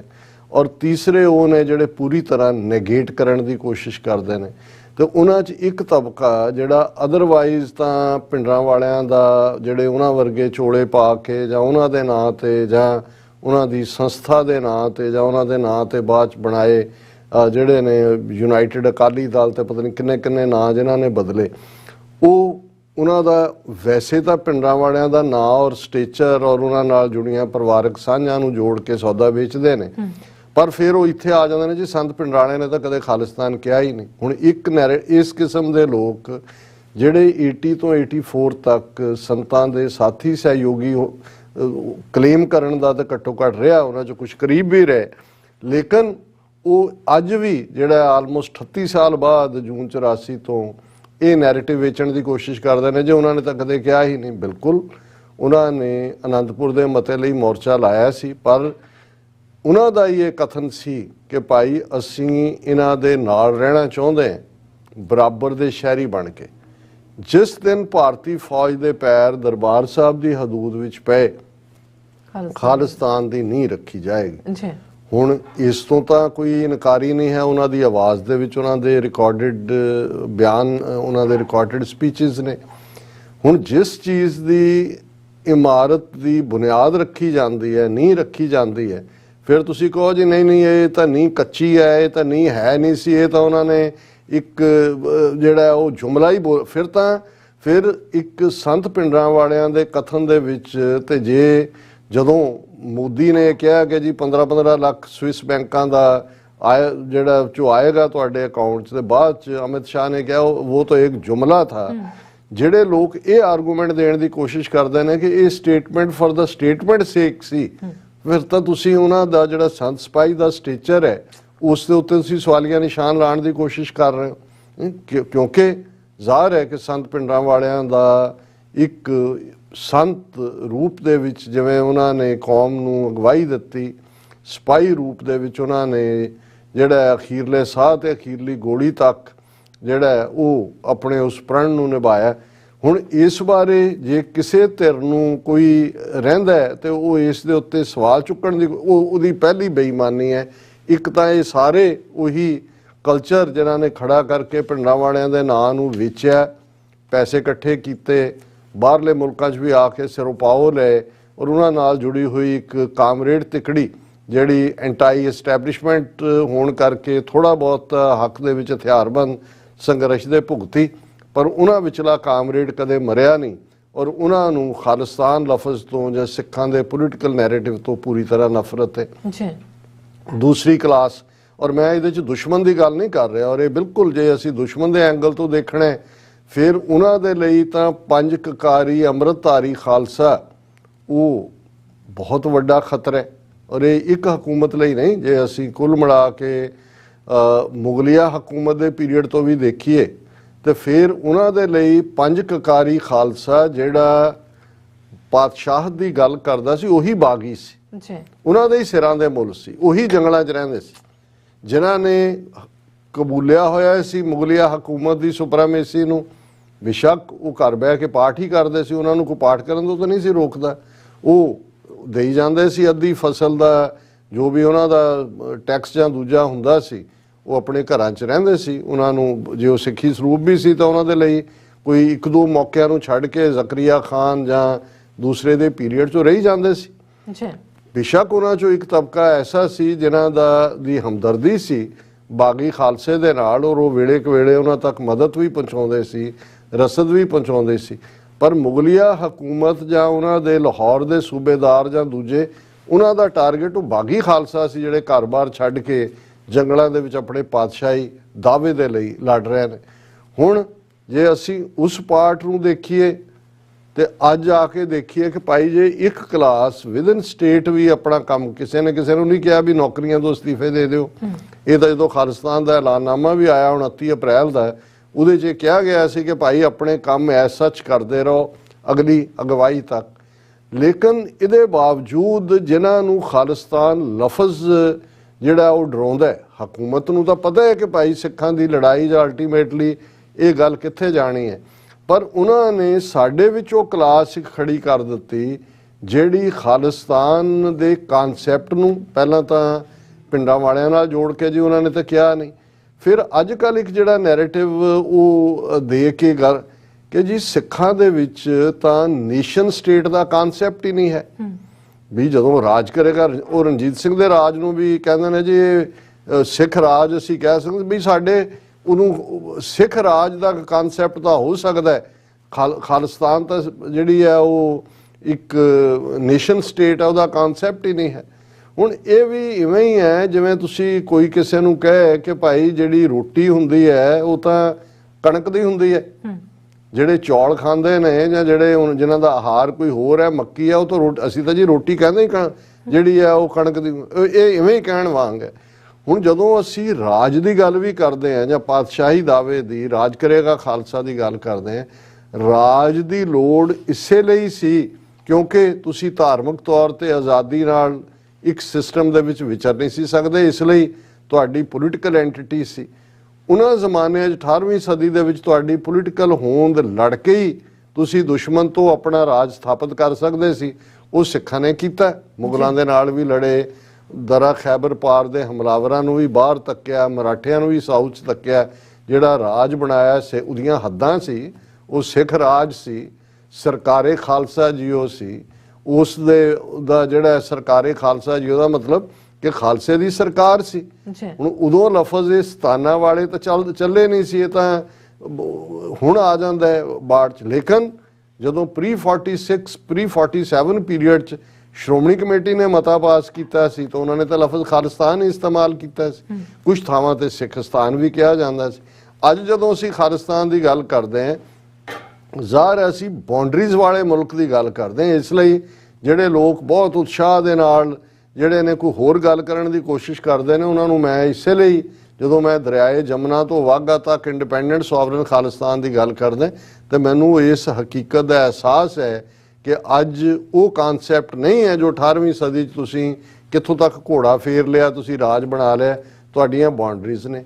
ਫਿਰ ਅੱਜ ਜਿਸ ਪੰਜਾਬ ਦੇ ਵਿੱਚ ਅਸੀਂ ਬੈਠੇ ਹਾਂ, ਜਦੋਂ ਇਸ ਦੀ ਗੱਲ ਕਰਦੇ ਹਾਂ 50,300 ਸਕੁਅਰ ਕਿਲੋਮੀਟਰ ਏਰੀਆ, ਇੱਥੇ ਅਸੀਂ ਫਿਜ਼ੀਕਲੀ ਵੀ ਮੈਜੋਰਿਟੀ 'ਚ ਹੈ। ਕਿਤੇ ਜਿਹੜੀ ਪੋਪੂਲੇਸ਼ਨ 65% ਹੈ, ਕਿਤੇ 70% ਹੈ। ਇਹ ਸਾਰੇ ਦੇ ਔਰ ਉਹਦੇ ਨਾਲ ਲੱਗਦੇ ਜਦੋਂ ਅਸੀਂ ਇਲਾਕੇ ਹਨੂਮਾਨਗੜ੍ਹ, ਸੂਰਤਗੜ੍ਹ, ਗੰਗਾ ਨਗਰ ਜਾਂ ਦੂਜੇ ਜਿਹੜੇ ਨੈਚੁਰਲ ਹਿਲਸ ਦੀ ਗੱਲ ਕਰਦੇ ਹਾਂ, ਤਾਂ ਅਸੀਂ ਨੈਚੁਰਲ ਇੱਕ ਬਾਉਂਡਰੀਜ਼ ਵਾਲੇ ਮੁਲਕ ਦੀ ਗੱਲ ਕਰ ਰਹੇ ਹਾਂ ਜਿੱਥੇ ਕਿ ਸਿੱਖ ਜਿਹੜੇ ਨੇ ਉਹ ਸੋਵਰਨ ਹੋਣਗੇ। ਹਾਲਾਂਕਿ ਦਾ ਮਤਲਬ ਇਹ ਨਹੀਂ ਹੈ ਕਿ ਬਾਕੀ ਸ਼ਹਿਰੀਆਂ ਨੂੰ ਹਕੂਕ ਨਹੀਂ ਹੋਣਗੇ। ਸੋ ਇਹ ਜਿਹੜੇ ਕੁਝ ਪੜ੍ਹੇ ਲਿਖੇ ਲੋਕ ਜੀ ਸਾਡੇ ਤਾਂ ਇਹ ਨੇਸ਼ਨ ਸਟੇਟ ਦਾ ਕਾਨਸੈਪਟ ਰਾਜ ਕਰੇਗਾ ਖਾਲਸਾ ਹੈ ਜੀ, ਨੇਸ਼ਨ ਨਹੀਂ ਹੈ। ਹੁਣ ਥਰਡ ਪਾਰਟ ਜਿਹੜਾ ਖਾਸ ਤੌਰ ਤੇ ਵਾਰਿਸ ਪੰਜਾਬ ਦੇ ਜਥੇਬੰਦੀ ਦੇ ਜਿਹੜੇ ਪ੍ਰੈਜ਼ੀਡੈਂਟ ਜਿਨ੍ਹਾਂ ਨੂੰ 29 ਸਤੰਬਰ ਨੂੰ ਮੁੱਖ ਸੇਵਾਦਾਰ ਦੀ ਸੇਵਾ ਮਿਲੀ ਅੰਮ੍ਰਿਤਪਾਲ ਸਿੰਘ ਹੋਰਾਂ ਦੇ ਹਵਾਲੇ ਨਾਲ, ਔਰ ਕਿਸ ਕਿਸਮ ਦੇ ਘਟੀਆ ਜੇ ਯੂਟਿਊਬਰ ਚੈਨਲ ਜਿਹਨਾਂ ਚੋਂ ਕਿਸੇ ਦੀ ਵੀ ਮੈਨੂੰ ਨਹੀਂ ਲੱਗਦਾ ਵੀ ਕਿਸੇ ਦੀ ਕੋਈ ਪੱਤਰਕਾਰੀ ਦੀ ਟ੍ਰੇਨਿੰਗ ਆ। ਉਹ ਮਾਈਕ ਦੂਜਾ ਚੁੱਕਦੇ ਨੇ ਜਾ ਕੇ ਉਹ ਅੱਗੇ ਕਰ ਦਿੰਦੇ ਨੇ। ਮੈਨੂੰ ਵੀ ਵੈਸੇ ਇਹ ਲੱਗਦਾ ਵੀ ਇਹ ਜਿਵੇਂ ਇੱਥੇ ਵੀ ਕਿਹਨੂੰ ਇੰਟਰਵਿਊ ਦੇਣਾ ਹੈ ਕਿਹਨੂੰ ਨਹੀਂ, ਇਹਦਾ ਤੁਹਾਡਾ ਇੱਕ ਅੰਦਾਜ਼ ਹੋਣਾ ਚਾਹੀਦਾ। ਔਰ ਮੈਨੂੰ ਯਾਦ ਹੈ ਵੀ 1991 ਤੋਂ ਬਾਅਦ ਜਦੋਂ ਅਸੀਂ ਇੱਥੇ ਪੰਥਕ ਕਮੇਟੀ ਦੇ ਸਪੋਕਸਪਰਸਨ ਦੀ ਸੇਵਾ ਸੰਭਾਲੀ, ਇੱਕ ਬਹੁਤ ਸਿਆਣੇ ਬਜ਼ੁਰਗ, ਜਦੋਂ ਮੈਂ ਐਕਸਪੀਰੀਅੰਸ ਦੀ ਗੱਲ ਕੀਤੀ, ਉਹ ਮੀਡੀਆ ਦੇ ਵਿੱਚ ਵੀ ਸੀ, ਉਹ ਅਦਰਵਾਈਜ਼ ਵੀ ਸਿੱਖੀ ਥਾਟ ਨਾਲ ਜੁੜੇ ਹੋਏ ਸੀ। ਉਹਨਾਂ ਨੇ ਮੈਨੂੰ ਕਿਹਾ, ਬੇਟਾ ਮੇਰੀ ਇੱਕ ਐਡਵਾਈਸ ਹੈ ਤੁਹਾਨੂੰ, ਕਿਉਂਕਿ ਹੁਣ ਇੰਡੀਅਨ ਮੀਡੀਆ, ਇੰਡੀਅਨ ਅਖਬਾਰਾਂ, ਇੰਡੀਅਨ ਉਹ ਤੁਹਾਨੂੰ ਇੰਟਰਵਿਊ ਕਰਨ ਲਈ ਹੋਣਗੇ। ਇੱਕ ਗੱਲ ਰੱਖੋ ਕਿ ਭਾਈ ਜਿਹਨੇ ਵੀ ਇੰਟਰਵਿਊ ਕਰਨਾ ਉਸ ਨੂੰ ਤੁਸੀਂ ਕਹੋ ਕਿ ਭਾਈ ਜਵਾਬ ਸਵਾਲ ਲਿਖਤੀ ਰੂਪ ਦੇ ਵਿੱਚ ਦਿਓ, ਔਰ ਤੁਸੀਂ ਵੀ ਜਵਾਬ ਲਿਖਤੀ ਰੂਪ 'ਚ ਦਿਓ। ਉਹਨਾਂ ਨੇ ਕਿਹਾ ਵੀ ਇਹਦੇ ਨਾਲ ਤੁਸੀਂ ਦੇਖੋਗੇ ਕਿ ਤੁਹਾਨੂੰ ਇਹ ਕਰਨਗੇ ਹੀ ਨਹੀਂ, ਆਣਗੇ ਹੀ ਨਹੀਂ, ਕਿਉਂਕਿ ਇਹਨਾਂ ਨੇ ਇਸ ਲਈ ਤੁਹਾਨੂੰ ਇੰਟਰਵਿਊ ਨਹੀਂ ਕਰਨਾ ਕਿ ਉਹਨਾਂ ਨੇ ਤੁਹਾਡੇ ਜਿਹੜਾ ਕੌਜ਼ ਹੈ ਉਸ ਨੂੰ ਉਹਨਾਂ ਨੇ ਕੋਈ ਪਬਲਿਸਿਟੀ ਦੇਣੀ ਹੈ, ਉਹਨਾਂ ਨੇ ਤੁਹਾਨੂੰ ਨੈਗੇਟ ਕਰਨਾ। ਔਰ ਉਹਦੇ 'ਚ ਨੈਗੇਟ 'ਚ ਤੁਸੀਂ ਕੀ ਜਵਾਬ ਦਿੱਤਾ ਹੈ ਕੀ ਨਹੀਂ ਦਿੱਤਾ, ਕੰਟਰੋਲ ਤਾਂ ਉਹਨਾਂ ਦੇ ਕੋਲ ਹੈ। ਵਾਂਸ ਤੁਸੀਂ ਉਹਨਾਂ ਦੇ ਸਵਾਲ ਲੈਂਦੇ ਹੋ ਔਰ ਤੁਹਾਡੇ ਕੋਲ ਜਵਾਬ ਨੇ, ਫਿਰ ਕੰਟਰੋਲ ਤੁਹਾਡੇ ਕੋਲ ਹੈ। ਔਰ ਇਹ ਬਿਲਕੁਲ ਠੀਕ ਗੱਲ ਸਾਬਤ ਹੋਈ ਕਿ ਬਹੁਤੇ ਪੀਰੀਅਡ ਦੇ ਵਿੱਚ ਕਦੇ ਵੀ ਅਸੀਂ ਬਚੇ ਰਹੇ ਇਹਨਾਂ ਤੋਂ, ਕਿਉਂਕਿ ਇਹਨਾਂ ਨੂੰ ਅਸੀਂ ਮੌਕਾ ਹੀ ਨਹੀਂ ਦਿੱਤਾ ਕਿ ਇਹ ਨੈਗੇਟ ਕਰ ਸਕਣ। ਬੇਸ਼ੱਕ ਉਦੋਂ ਅਜੇ ਸੋਸ਼ਲ ਮੀਡੀਆ ਦਾ ਜ਼ਮਾਨਾ ਨਹੀਂ ਸੀ, ਜਾਂ ਜਿਹੜੇ ਅਦਰਵਾਈਜ਼ ਇੰਟਰਵਿਊ ਮੈਂ BBC ਨੂੰ ਦਿੱਤਾ ਹੈ, BBC ਉਰਦੂ ਸਰਵਿਸ ਨੂੰ ਦਿੱਤਾ ਹੈ, ਵੌਇਸ ਆਫ ਅਮਰੀਕਾ ਨੂੰ ਦਿੱਤਾ ਹੈ, ਵਾਸ਼ਿੰਗਟਨ ਪੋਸਟ ਨੂੰ ਦਿੱਤੇ, ਲੇਕਿਨ ਇਹਨਾਂ ਤੋਂ ਜਾਨ ਛੁੱਟੀ ਰਹੀ। ਈਵਨ ਇੰਡੀਆ ਅਬਰੋਡ ਦੇ ਉਸ ਵੇਲੇ ਇੱਕ ਸ਼੍ਰੀਲੰਕਨ ਮੂਲ ਦਾ ਸੀ ਇੰਟਰਵਿਊਰ, ਉਹਨੇ ਅਜ਼ੀਜ਼ ਹਨੀਫਾ, ਉਹ ਕਦੇ ਕਦੇ ਪ੍ਰੋ ਸਿੱਖ ਗੱਲ ਵੀ ਕਰਦਾ ਸੀ, ਉਹਨੂੰ ਉਹਨਾਂ ਨੇ ਇੱਕ ਵਾਰੀ ਕਿਹਾ ਹੋਣਾ ਇੰਡੀਅਨਸ ਨੇ ਜਾਂ ਦੂਜੇ ਅੱਗੇ ਲਾਇਆ, ਉਹਨੂੰ ਵੀ ਉਹ ਕਹਿੰਦਾ ਜੀ ਨਹੀਂ ਮੈਂ ਤਾਂ ਆਈ ਡੋਂਟ ਡੂ ਦੈਟ, ਮੈਂ ਕਿਹਾ ਜੀ ਫਿਰ ਵੀ ਡੋਂਟ ਡੂ ਦੈਟ ਕਿ ਵੀ ਅਸੀਂ ਜਿਹੜਾ ਅਦਰਵਾਈਜ਼ ਕਰੀਏ। ਸੋ ਮੈਂ ਸਮਝਦਾ ਵੀ ਇਹ ਜਿਹੜੇ ਬਹੁਤ ਸਾਰੇ ਇਸ ਕਿਸਮ ਦੇ ਉਹਨਾਂ ਨੇ ਕਿਸ ਕਿਸਮ ਦਾ ਕਨਫਿਊਜ਼ਨ ਪੈਦਾ, ਕਿਉਂਕਿ ਹੁਣ ਇਹਨਾਂ ਨੂੰ ਲੱਗਦਾ ਵੀ ਇਹ ਜਿਹੜੀ ਅੰਮ੍ਰਿਤ ਛਕਣ ਦੀ ਕਾਲ ਹੈ, ਪੰਜਾਬ ਦੇ ਹੱਕਾਂ ਦੀ ਗੱਲ ਹੈ, ਪਾਤਸ਼ਾਹੀ ਦਾਅਵੇ ਦੀ ਗੱਲ ਹੈ, ਮੇਨ ਸਟਾਂਸ ਤਾਂ ਇਹ ਹੈ। ਲੇਕਿਨ ਅੰਮ੍ਰਿਤਪਾਲ ਸਿੰਘ ਹੋਰ ਨੂੰ ਉਹ ਉਲਝਾ ਰਹੇ ਨੇ ਜੀ ਕਿਹੜਾ ਅੰਮ੍ਰਿਤ ਜਿਹਨੇ ਨਹੀਂ ਛਕਿਆ ਉਹਨੂੰ ਸੱਚਖੰਡ 'ਚ ਥਾਂ ਮਿਲੇਗੀ ਕਿ ਨਹੀਂ ਮਿਲੇਗੀ। ਹੁਣ ਉਹ ਕੋਈ ਜਿਹੜਾ ਉਹਨੇ ਠੀਕ ਕਿਉਂ ਕਿਹਾ ਮੈਂ ਥੋੜੀ ਦਰਵਾਜ਼ਾ ਖੋਲਣਾ ਕਿਹਦਾ ਕੀ, ਲੇਕਿਨ ਉਹਨਾਂ ਦਾ ਇਹ ਕਰਨਾ ਇਹ ਲੋਕਾਂ ਨੂੰ ਇੱਕ ਪਾਸੇ ਡਰਾਉਣ ਲਈ ਕਿ ਵੀ ਇਹ ਦੇਖ ਲਓ ਜੇ ਇਦਾਂ ਦਾ ਫਿਊਚਰ ਦਾ ਹਰ ਇੱਕ ਨੂੰ ਜਿਹੜਾ ਉਹ ਇਸ ਡਿਸਪਲਿਨ 'ਚੋਂ ਲੰਘਣਾ ਪਏਗਾ। ਹੁਣ ਇਸੇ ਤਰੀਕੇ ਨਾਲ ਇੱਕ ਕਲਾਸ ਦੂਜੀ ਆ ਜਾਂਦੀ ਹੈ ਜਿਹੜੀ ਉਸ ਸਾਰੇ ਨੂੰ ਸਿੱਖ ਪਰਸਪੈਕਟਿਵ ਨੂੰ ਨੈਗੇਟ ਕਰਨ ਦੀ, ਕਿੱਥੋਂ ਆ ਗਏ, ਕੌਣ ਆ ਗਿਆ, ਉਤੋਂ ਹੈਲੀਕਾਪਟਰ ਬਾਬਾ ਆ ਗਿਆ, ਦੁਬਈ ਤੋਂ ਆ ਗਿਆ, ਉਹ ਤਾਂ ਲੱਗੇ ਹੀ ਹੋਏ ਨੇ। ਫਿਰ ਜਿਹੜੇ ਖੁਦ ਫੇਲ ਹੋਏ ਇਵੈਂਚੁਅਲੀ, ਜਿਸ ਗੱਲ ਨੂੰ ਉਹ ਲੈ ਕੇ ਤੁਰੇ ਸੀ ਉਹਨੂੰ ਪੁਗਾ ਨਹੀਂ ਸਕੇ, ਉਹਨਾਂ ਨੂੰ ਜਾ ਕੇ ਇੰਟਰਵਿਊ ਕਰਦੇ ਨੇ। ਪਹਿਲਾਂ ਉਹਨਾਂ ਨੂੰ ਕਰਦੇ ਨੇ ਜੀ ਦੱਸੋ ਇਹਦੇ ਬਾਰੇ ਤੁਹਾਡਾ ਕੀ ਖਿਆਲ ਹੈ, ਇਸ ਇਸ਼ੂ ਤੇ ਕੀ ਹੈ। ਉਹ ਅੱਧਿਓਂ ਜ਼ਿਆਦਾ ਮੈਂਟਲੀ ਸਿੱਕ ਹੋਏ ਨੇ ਫਰਸਟ੍ਰੇਸ਼ਨ ਦੇ ਵਿੱਚ, ਜਿਨ੍ਹਾਂ ਨੂੰ, ਔਰ ਮੈਂ ਅੱਜ ਹੀ ਇੱਕ ਬਾਲਟੀਮੋਰ ਵੀਰ ਨਾਲ ਗੱਲ ਹੋ ਰਹੀ ਸੀ, ਉਹਨਾਂ ਨੇ ਕਿਸੇ ਬਾਰੇ ਪੁੱਛਿਆ ਵੀ ਇਹਦੇ ਬਾਰੇ, ਮੈਂ ਕਿਹਾ ਜੀ ਮੈਂਟਲੀ ਸਿੱਕ ਹੈ ਔਰ ਇਸ ਕਿਸਮ ਦੇ ਲੋਕ ਜਿਹੜੇ ਨੇ। ਔਰ ਮੈਂ ਕਿਹਾ ਇਵੇਂ ਹੀ ਹੁੰਦਾ ਹੈ ਜਿਵੇਂ ਜਿਹੜੇ ਲੋਕ ਪੋਜ਼ਿਟਿਵ ਢੰਗ ਨਾਲ ਅਟੈਂਸ਼ਨ, ਮੈਂ ਕਿਹਾ ਕਦੇ ਸਾਈਕੀ ਪੜ੍ਹੋ, ਜਿਹੜੇ ਬੱਚੇ ਮਿਸਚਿਫ ਕਰਦੇ ਨੇ ਕਿਉਂ ਕਰਦੇ ਨੇ, ਤੁਹਾਨੂੰ ਸਾਈਕੋਲੋਜਿਸਟ ਦੱਸਣਗੇ ਵੀ ਇਸ ਲਈ ਕਿ ਉਹ ਅਟੈਂਸ਼ਨ ਸੀਕਰ ਨੇ, ਉਹਨਾਂ ਨੂੰ ਤੁਸੀਂ ਪ੍ਰੋਪਰ ਅਟੈਂਸ਼ਨ ਅਦਰਵਾਈਜ਼ ਨਹੀਂ ਦਿੰਦੇ, ਜਦੋਂ ਮਿਸਚਿਫ ਕਰਦੇ ਨੇ ਤੁਹਾਡਾ ਧਿਆਨ ਖਿੱਚਦੇ ਨੇ। ਸੋ ਮੈਂ ਕਿਹਾ ਵੀ ਇਹ ਕਲਾਸ ਜਿਹੜੀ ਨੈਗੇਟਿਵ, ਕਿਉਂਕਿ ਪੋਜ਼ਿਟਿਵ ਲਾਈਨ ਦੇ ਵਿੱਚ ਇਹ ਕਿਤੇ ਨਾ ਕਿਤੇ ਡਿੱਗ ਪਏ ਜਾਂ ਨਹੀਂ ਤੁਰ ਸਕੇ ਜਾਂ ਗੁਰੂ ਨੇ ਵਡਿਆਈ ਨਹੀਂ ਦਿੱਤੀ ਉਸ ਲੈਵਲ ਦੀ, ਤੇ ਇਹ ਹੁਣ ਨੈਗੇਟ ਕਰਕੇ, ਨਾ ਪੱਖੀ ਗੱਲਾਂ ਕਰਕੇ ਜਿਹੜਾ ਉਹ ਅਟੈਂਸ਼ਨ ਸੀਕਰ ਬਣੇ ਹੋਏ ਨੇ। ਸੋ ਇਹਨਾਂ ਨੂੰ ਜਿੰਨਾ ਇਗਨੋਰ ਕੀਤਾ ਜਾਏ ਉਨਾ ਬਿਹਤਰ ਹੈ। ਸੋ ਮੈਂ ਸਮਝਦਾ ਵੀ ਜਿਵੇਂ ਵੀਰ ਭੁਪਿੰਦਰ ਸਿੰਘ ਹੋਰਾਂ ਨੇ ਕਿਹਾ ਕਿ ਵੀ ਇਸ ਵੇਲੇ ਇਹ ਜਿਹੜਾ ਸਾਰਾ ਕੰਮ ਚੱਲ ਰਿਹਾ ਹੈ, ਇੱਕ ਪਾਸੇ TRP ਵਧਾਉਣ ਵਾਲੇ ਨੇ, ਪਰ ਇਹ ਵੀ ਕਿਤੇ ਨਾ ਕਿਤੇ ਏਜੰਸੀਆਂ ਦੀ ਖੇਡ ਰਹੇ ਨੇ। ਇੱਕ ਪਾਸੇ ਕੱਟੜਵਾਦ ਦਾ ਖੌਫ ਖੜਾ ਕੀਤਾ ਜਾ ਰਿਹਾ ਹੈ, ਇੱਕ ਪਾਸੇ ਜਿਹੜਾ ਇਸ ਨੂੰ ਬੀਤਾ ਕਾਲਾ ਯੁੱਗ ਤੇ ਫਲਾਣੇ ਢਮਕੇ ਦੇ ਨਾਲ ਜੋੜ ਕੇ ਤਾਂ ਕਿ ਲੋਕਾਂ ਨੂੰ ਖੌਫਜ਼ਦਾ ਕਰਨ ਦਾ, ਔਰ ਅਲਟੀਮੇਟਲੀ ਜਿਹੜੀ ਹੈ ਘੇਰਾਬੰਦੀ ਹੋ ਰਹੀ ਹੈ ਉਹਨਾਂ ਲੋਕਾਂ ਦੀ, ਉਹਨਾਂ ਨੌਜਵਾਨਾਂ ਦੀ ਜਿਹੜੇ ਪੰਜਾਬ ਦੇ ਵਿੱਚ ਪਾਤਸ਼ਾਹੀ ਦਾਵਾ, ਖਾਲਿਸਤਾਨ ਦੀ ਗੱਲ ਨੂੰ ਅੱਗੇ ਤੋਰ ਸਕਦੇ ਨੇ, ਜਿਨ੍ਹਾਂ 'ਚ ਪੋਟੈਂਸ਼ੀਅਲ ਹੈ, ਜਿਨ੍ਹਾਂ 'ਚ ਇਮਾਨਦਾਰੀ ਹੈ। ਇਹ ਫਸਲ ਨੂੰ ਪੱਕਣ ਤੋਂ ਪਹਿਲਾਂ ਹੀ ਜਿਹੜਾ ਹੈ ਉਹ ਕੱਚੀ ਵੱਢਣਾ ਚਾਹੁੰਦੇ ਨੇ। ਔਰ ਮੈਂ ਆਪਣੇ ਵੀਰਾਂ ਨੂੰ ਵੀ, ਜਿਹੜੇ ਭੈਣਾਂ ਨੂੰ ਵੀ ਜਿਹੜੇ ਇਸ ਫੀਲਡ 'ਚ ਉੱਥੇ ਨੇ, ਕਿ ਬਹੁਤ ਕੌਸ਼ਨ ਦੀ ਲੋੜ ਹੈ।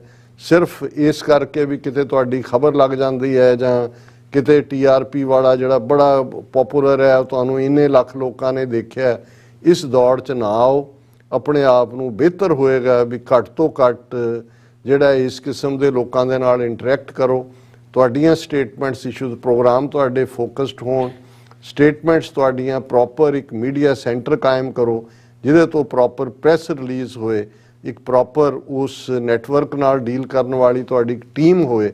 ਅਦਰਵਾਈਜ਼ ਹਨੇਰੇ ਸਵੇਰੇ ਪਹਿਲਾਂ ਇਸ ਕਿਸਮ ਦਾ ਕਰਾਉਣਗੇ, ਫਿਰ ਉਹਨੂੰ ਹੀ ਆਧਾਰ ਬਣਾ ਕੇ ਝੂਠੇ ਕੇਸ ਬਣਾਉਣਗੇ ਔਰ ਫਿਰ ਜਿਹੜੀ ਵੀ ਐਕਟੀਵਿਟੀ ਹੈ ਉਸ ਦੇ ਉੱਤੇ ਫੁੱਲ ਸਟਾਪ ਲਾਉਣਗੇ। ਮੈਂ ਟੌਪਿਕ ਤਾਂ ਨਹੀਂ ਡਿਸਕਸ ਕਰਦਾ, ਲੇਕਿਨ ਗੁਰਬਾਣੀ ਵਿਚਾਰ, ਕਿਉਂਕਿ ਜਿਸ ਕਿਸਮ ਦਾ ਮਾਹੌਲ ਅੱਜ ਪਹਿਲੇ ਸੈਗਮੈਂਟ ਦੇ ਵਿੱਚ ਅਸੀਂ ਜਿਸ ਘਟਨਾ ਦਾ ਜ਼ਿਕਰ ਕੀਤਾ ਉਸ ਨੂੰ ਲੈ ਕੇ ਵੀ, ਔਰ ਅੱਜ ਜਦੋਂ ਮੈਂ ਗੁਰਬਾਣੀ ਸ਼ਬਦ ਵੀ ਸ੍ਰੀ ਰਾਗ ਦਾ ਦੇਖ ਰਿਹਾ ਸੀ ਤੇ ਅਲਟੀਮੇਟ ਟਰੂਥ ਕਿ ਤੁਰ ਸਾਰਿਆਂ ਨੇ ਜਾਣਾ, ਇਸ ਦੇ ਉੱਤੇ ਇਹ ਬੇਸਡ ਸੀ। ਸ੍ਰੀ ਰਾਗ ਮਹੱਲਾ ਪਹਿਲਾ, ਘਰ ਦੂਜਾ, ਮੁਕਾਮ ਕਰ ਘਰ ਬੈਸਣਾ, ਨਿਤ ਚਲਣਾ ਕੀ ਧੋਖ, ਮੁਕਾਮ ਤਾਂ ਪਰ ਜਾਣੀਏ ਜਾ ਰਹਿ ਨਿਹਚਲ ਲੋਕ, ਦੁਨੀਆ ਕੈਸ ਮੁਕਾਮੇ, ਕਰ ਸਿਦਕ ਕਰਨੀ ਖਰਚ ਬਾਂਧੋ, ਲਾਗ ਰਹੋ ਨਾਮੇ ਰਹਾਓ।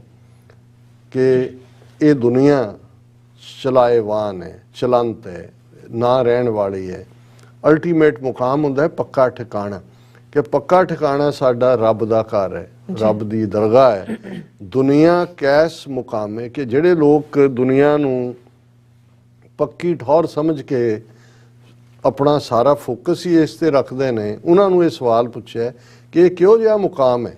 ਜੇ ਪੱਕਾ ਮੁਕਾਮ ਹੁੰਦਾ ਦੁਨੀਆ ਕੈਸ ਮੁਕਾਮੇ, ਉਹਨਾਂ ਨੇ ਕਿਹਾ ਵੀ ਨਹੀਂ, ਇਹ ਪੱਕਾ ਮੁਕਾਮ ਨਹੀਂ ਹੈ। ਕਰ ਸਿਦਕ ਕਰਨੀ ਖਰਚ ਬਾਧੋ, ਕਿ ਜ਼ਿੰਦਗੀ ਨੂੰ ਜੀ ਸਿਦਕ ਦੀ ਸਿਦਕ ਰੱਖ ਕੇ ਆਪਣੇ ਜੀਵਨ ਦੇ ਅੰਦਰ ਤੇਰੇ ਸਿਦਕ ਦੀ ਕਰਨੀ ਹੋ, ਇਹੀ ਤੇਰਾ ਖਰਚ ਹੋਏਗਾ ਜਿਹੜਾ ਤੂੰ ਅੱਗੇ ਦੀ ਯਾਤਰਾ ਦੇ ਲਈ, ਜਿੱਥੇ ਤੇਰਾ ਅਸਲ ਮੁਕਾਮ ਹੈ, ਇਹ ਤੇਰਾ ਪਹਾੜਾ ਹੈ ਰਸਤੇ ਦਾ। ਕਰ ਸਿਦਕ ਕਰਨੀ ਖਰਚ ਬਾਂਧੋ, ਲਾਗ ਰਹੋ ਨਾਮੇ। ਔਰ ਇਹ ਜਿਹੜਾ ਖਰਚ ਬੰਨਣਾ, ਇਹ ਨਾਮ ਦੇ ਨਾਲ ਜੁੜਨਾ, ਨਾਮ ਦੇ ਨਾਲ ਲੱਗਣਾ। ਮੁਕਾਮ ਕਰ ਘਰ ਬੈਸਣਾ, ਨਿਤ ਚੱਲਣਾ ਕੀ ਧੋਖ। ਕਿ ਵੀ ਇੱਕ ਪਾਸੇ ਜਦੋਂ ਅਸੀਂ ਸਮਝਦੇ ਹਾਂ ਵੀ ਦੁਨੀਆ ਸਾਡਾ ਠਿਕਾਣਾ ਹੈ, ਪਰ ਇੱਕ ਅੰਦਰ ਧੁਕ-ਧੁਕੀ ਤਾਂ ਲੱਗੀ ਰਹਿੰਦੀ ਹੈ ਵੀ ਤੁਰ ਜਾਣਾ। ਇਹ ਬੜਾ ਟੈਂਪਰੇਰੀ ਹੈ, ਦੁਨੀਆ ਮੁਕਾਮੇ ਫਾਨੀ, ਤਹਿਕੀਕ ਦਿਲਦਾਨੀ, ਮਮ ਸਰ ਮੂਏ ਅਜ਼ਰਾਇਲ ਗ੍ਰਿਫਤੇ ਦਿਲ ਹੀਚ ਨਾਦਾਨੀ, ਕਿ ਸਾਡੇ ਸਾਰਿਆਂ ਦੇ ਸਿਰਾਂ ਦੇ ਵਾਲ ਮੌਤ ਦੇ ਫਰਿਸ਼ਤੇ ਅਜ਼ਰਾਇਲ ਨੇ ਫੜੇ ਹੋਏ ਨੇ। ਔਰ ਦੁਨੀਆ ਮੁਕਾਮੇ ਫਾਨੀ, ਇਹ ਤਾਂ ਫਾਨੀ ਹੈ, ਜਾਣ ਵਾਲੀ ਹੈ, ਖਤਮ। ਮੁਕਾਮ, ਇਹਦੇ 'ਚ ਵੀ ਸ਼ਬਦ ਇਸਤੇਮਾਲ ਗੁਰੂ ਨਾਨਕ ਸਾਹਿਬ ਨੇ ਕੀਤਾ। ਮੁਕਾਮ ਤਾਂ ਪਰ ਜਾਣੀਏ ਜਾਂ ਰਹਿ ਨਿਹਚਲ ਲੋਕ। ਮੁਕਾਮ ਤਾਂ ਉਹਨੂੰ ਹੀ ਕਿਹਾ ਜਾ ਸਕਦਾ ਹੈ ਜਿੱਥੇ ਹਮੇਸ਼ਾ ਪੱਕਾ ਟਿਕਾਣਾ ਹੁੰਦਾ ਹੈ। ਨਿਹਚਲ ਲੋਕ ਜੋਗੀ ਤਾਂ ਆਸਣ ਕਰ ਬਹਿ, ਮੁੱਲਾ ਬਹਿ ਮੁਕਾਮ, ਪੰਡਤ ਵਖਾਣੈ ਪੋਥੀਆਂ, ਸਿੱਧ ਬਹਿ ਦੇਵ ਸਥਾਨ। ਕਿ ਜੋਗੀ ਜਿਸ ਆਸਣ ਤੇ ਬਹਿੰਦਾ ਹੈ ਯੋਗ ਕਰਨ ਦੇ ਲਈ, ਤਾੜੀ ਲਾਉਣ ਲਈ, ਯੋਗ ਸਾਧਨਾ ਲਈ, ਉਹ ਸਮਝਦਾ ਸ਼ਾਇਦ ਇਹੀ ਮੇਰਾ ਪੱਕਾ ਮੁਕਾਮ ਹੈ, ਪਰ ਉਹ ਵੀ ਤੁਰ ਜਾਂਦਾ ਹੈ। ਇਸੇ ਤਰ੍ਹਾਂ ਜਿਸ ਮਸੀਤ ਦੇ ਵਿੱਚ ਮੁੱਲਾ ਨਮਾਜ਼ ਪੜਾਉਂਦਾ, ਉਹ ਸਮਝਦਾ ਕਿ ਭਾਈ ਇਹ ਮੁਕਾਮ ਮੇਰਾ ਪੱਕਾ ਹੈ, ਤੁਰ ਮੁੱਲਾ ਨੇ ਵੀ ਜਾਣਾ, ਤੁਰ ਜੋਗੀ ਨੇ ਵੀ ਜਾਣਾ।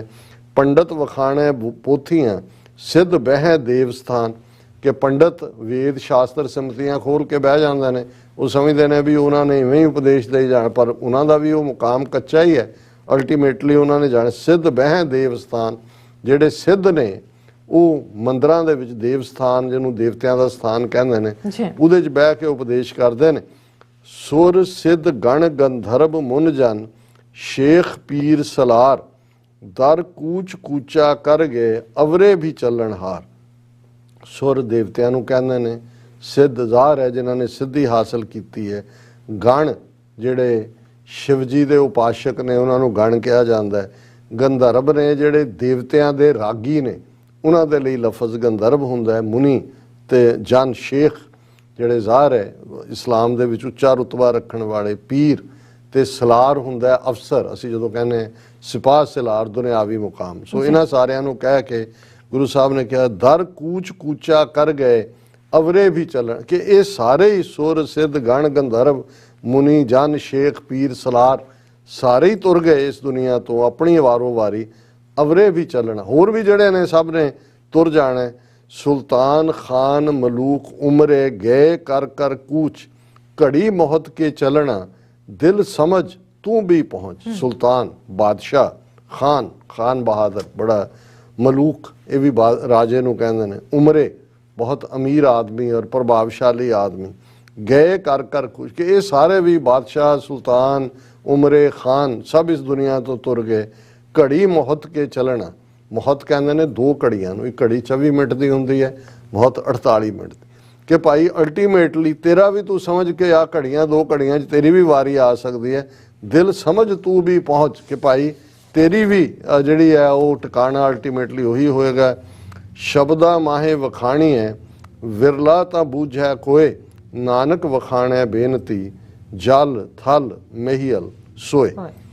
ਕਿ ਨਾ ਤਾਂ ਇਸ ਨੂੰ ਤੁਸੀਂ ਸ਼ਬਦਾਂ ਦੇ ਵਿੱਚ ਬਿਆਨ ਕਰ ਸਕਦੇ ਹੋ ਇਸ ਅਲਟੀਮੇਟ ਹਕੀਕਤ ਨੂੰ, ਔਰ ਵਿਰਲੇ ਨੇ ਜਿਹੜੇ ਇਹਨੂੰ ਸਮਝ ਸਕਦੇ ਨੇ।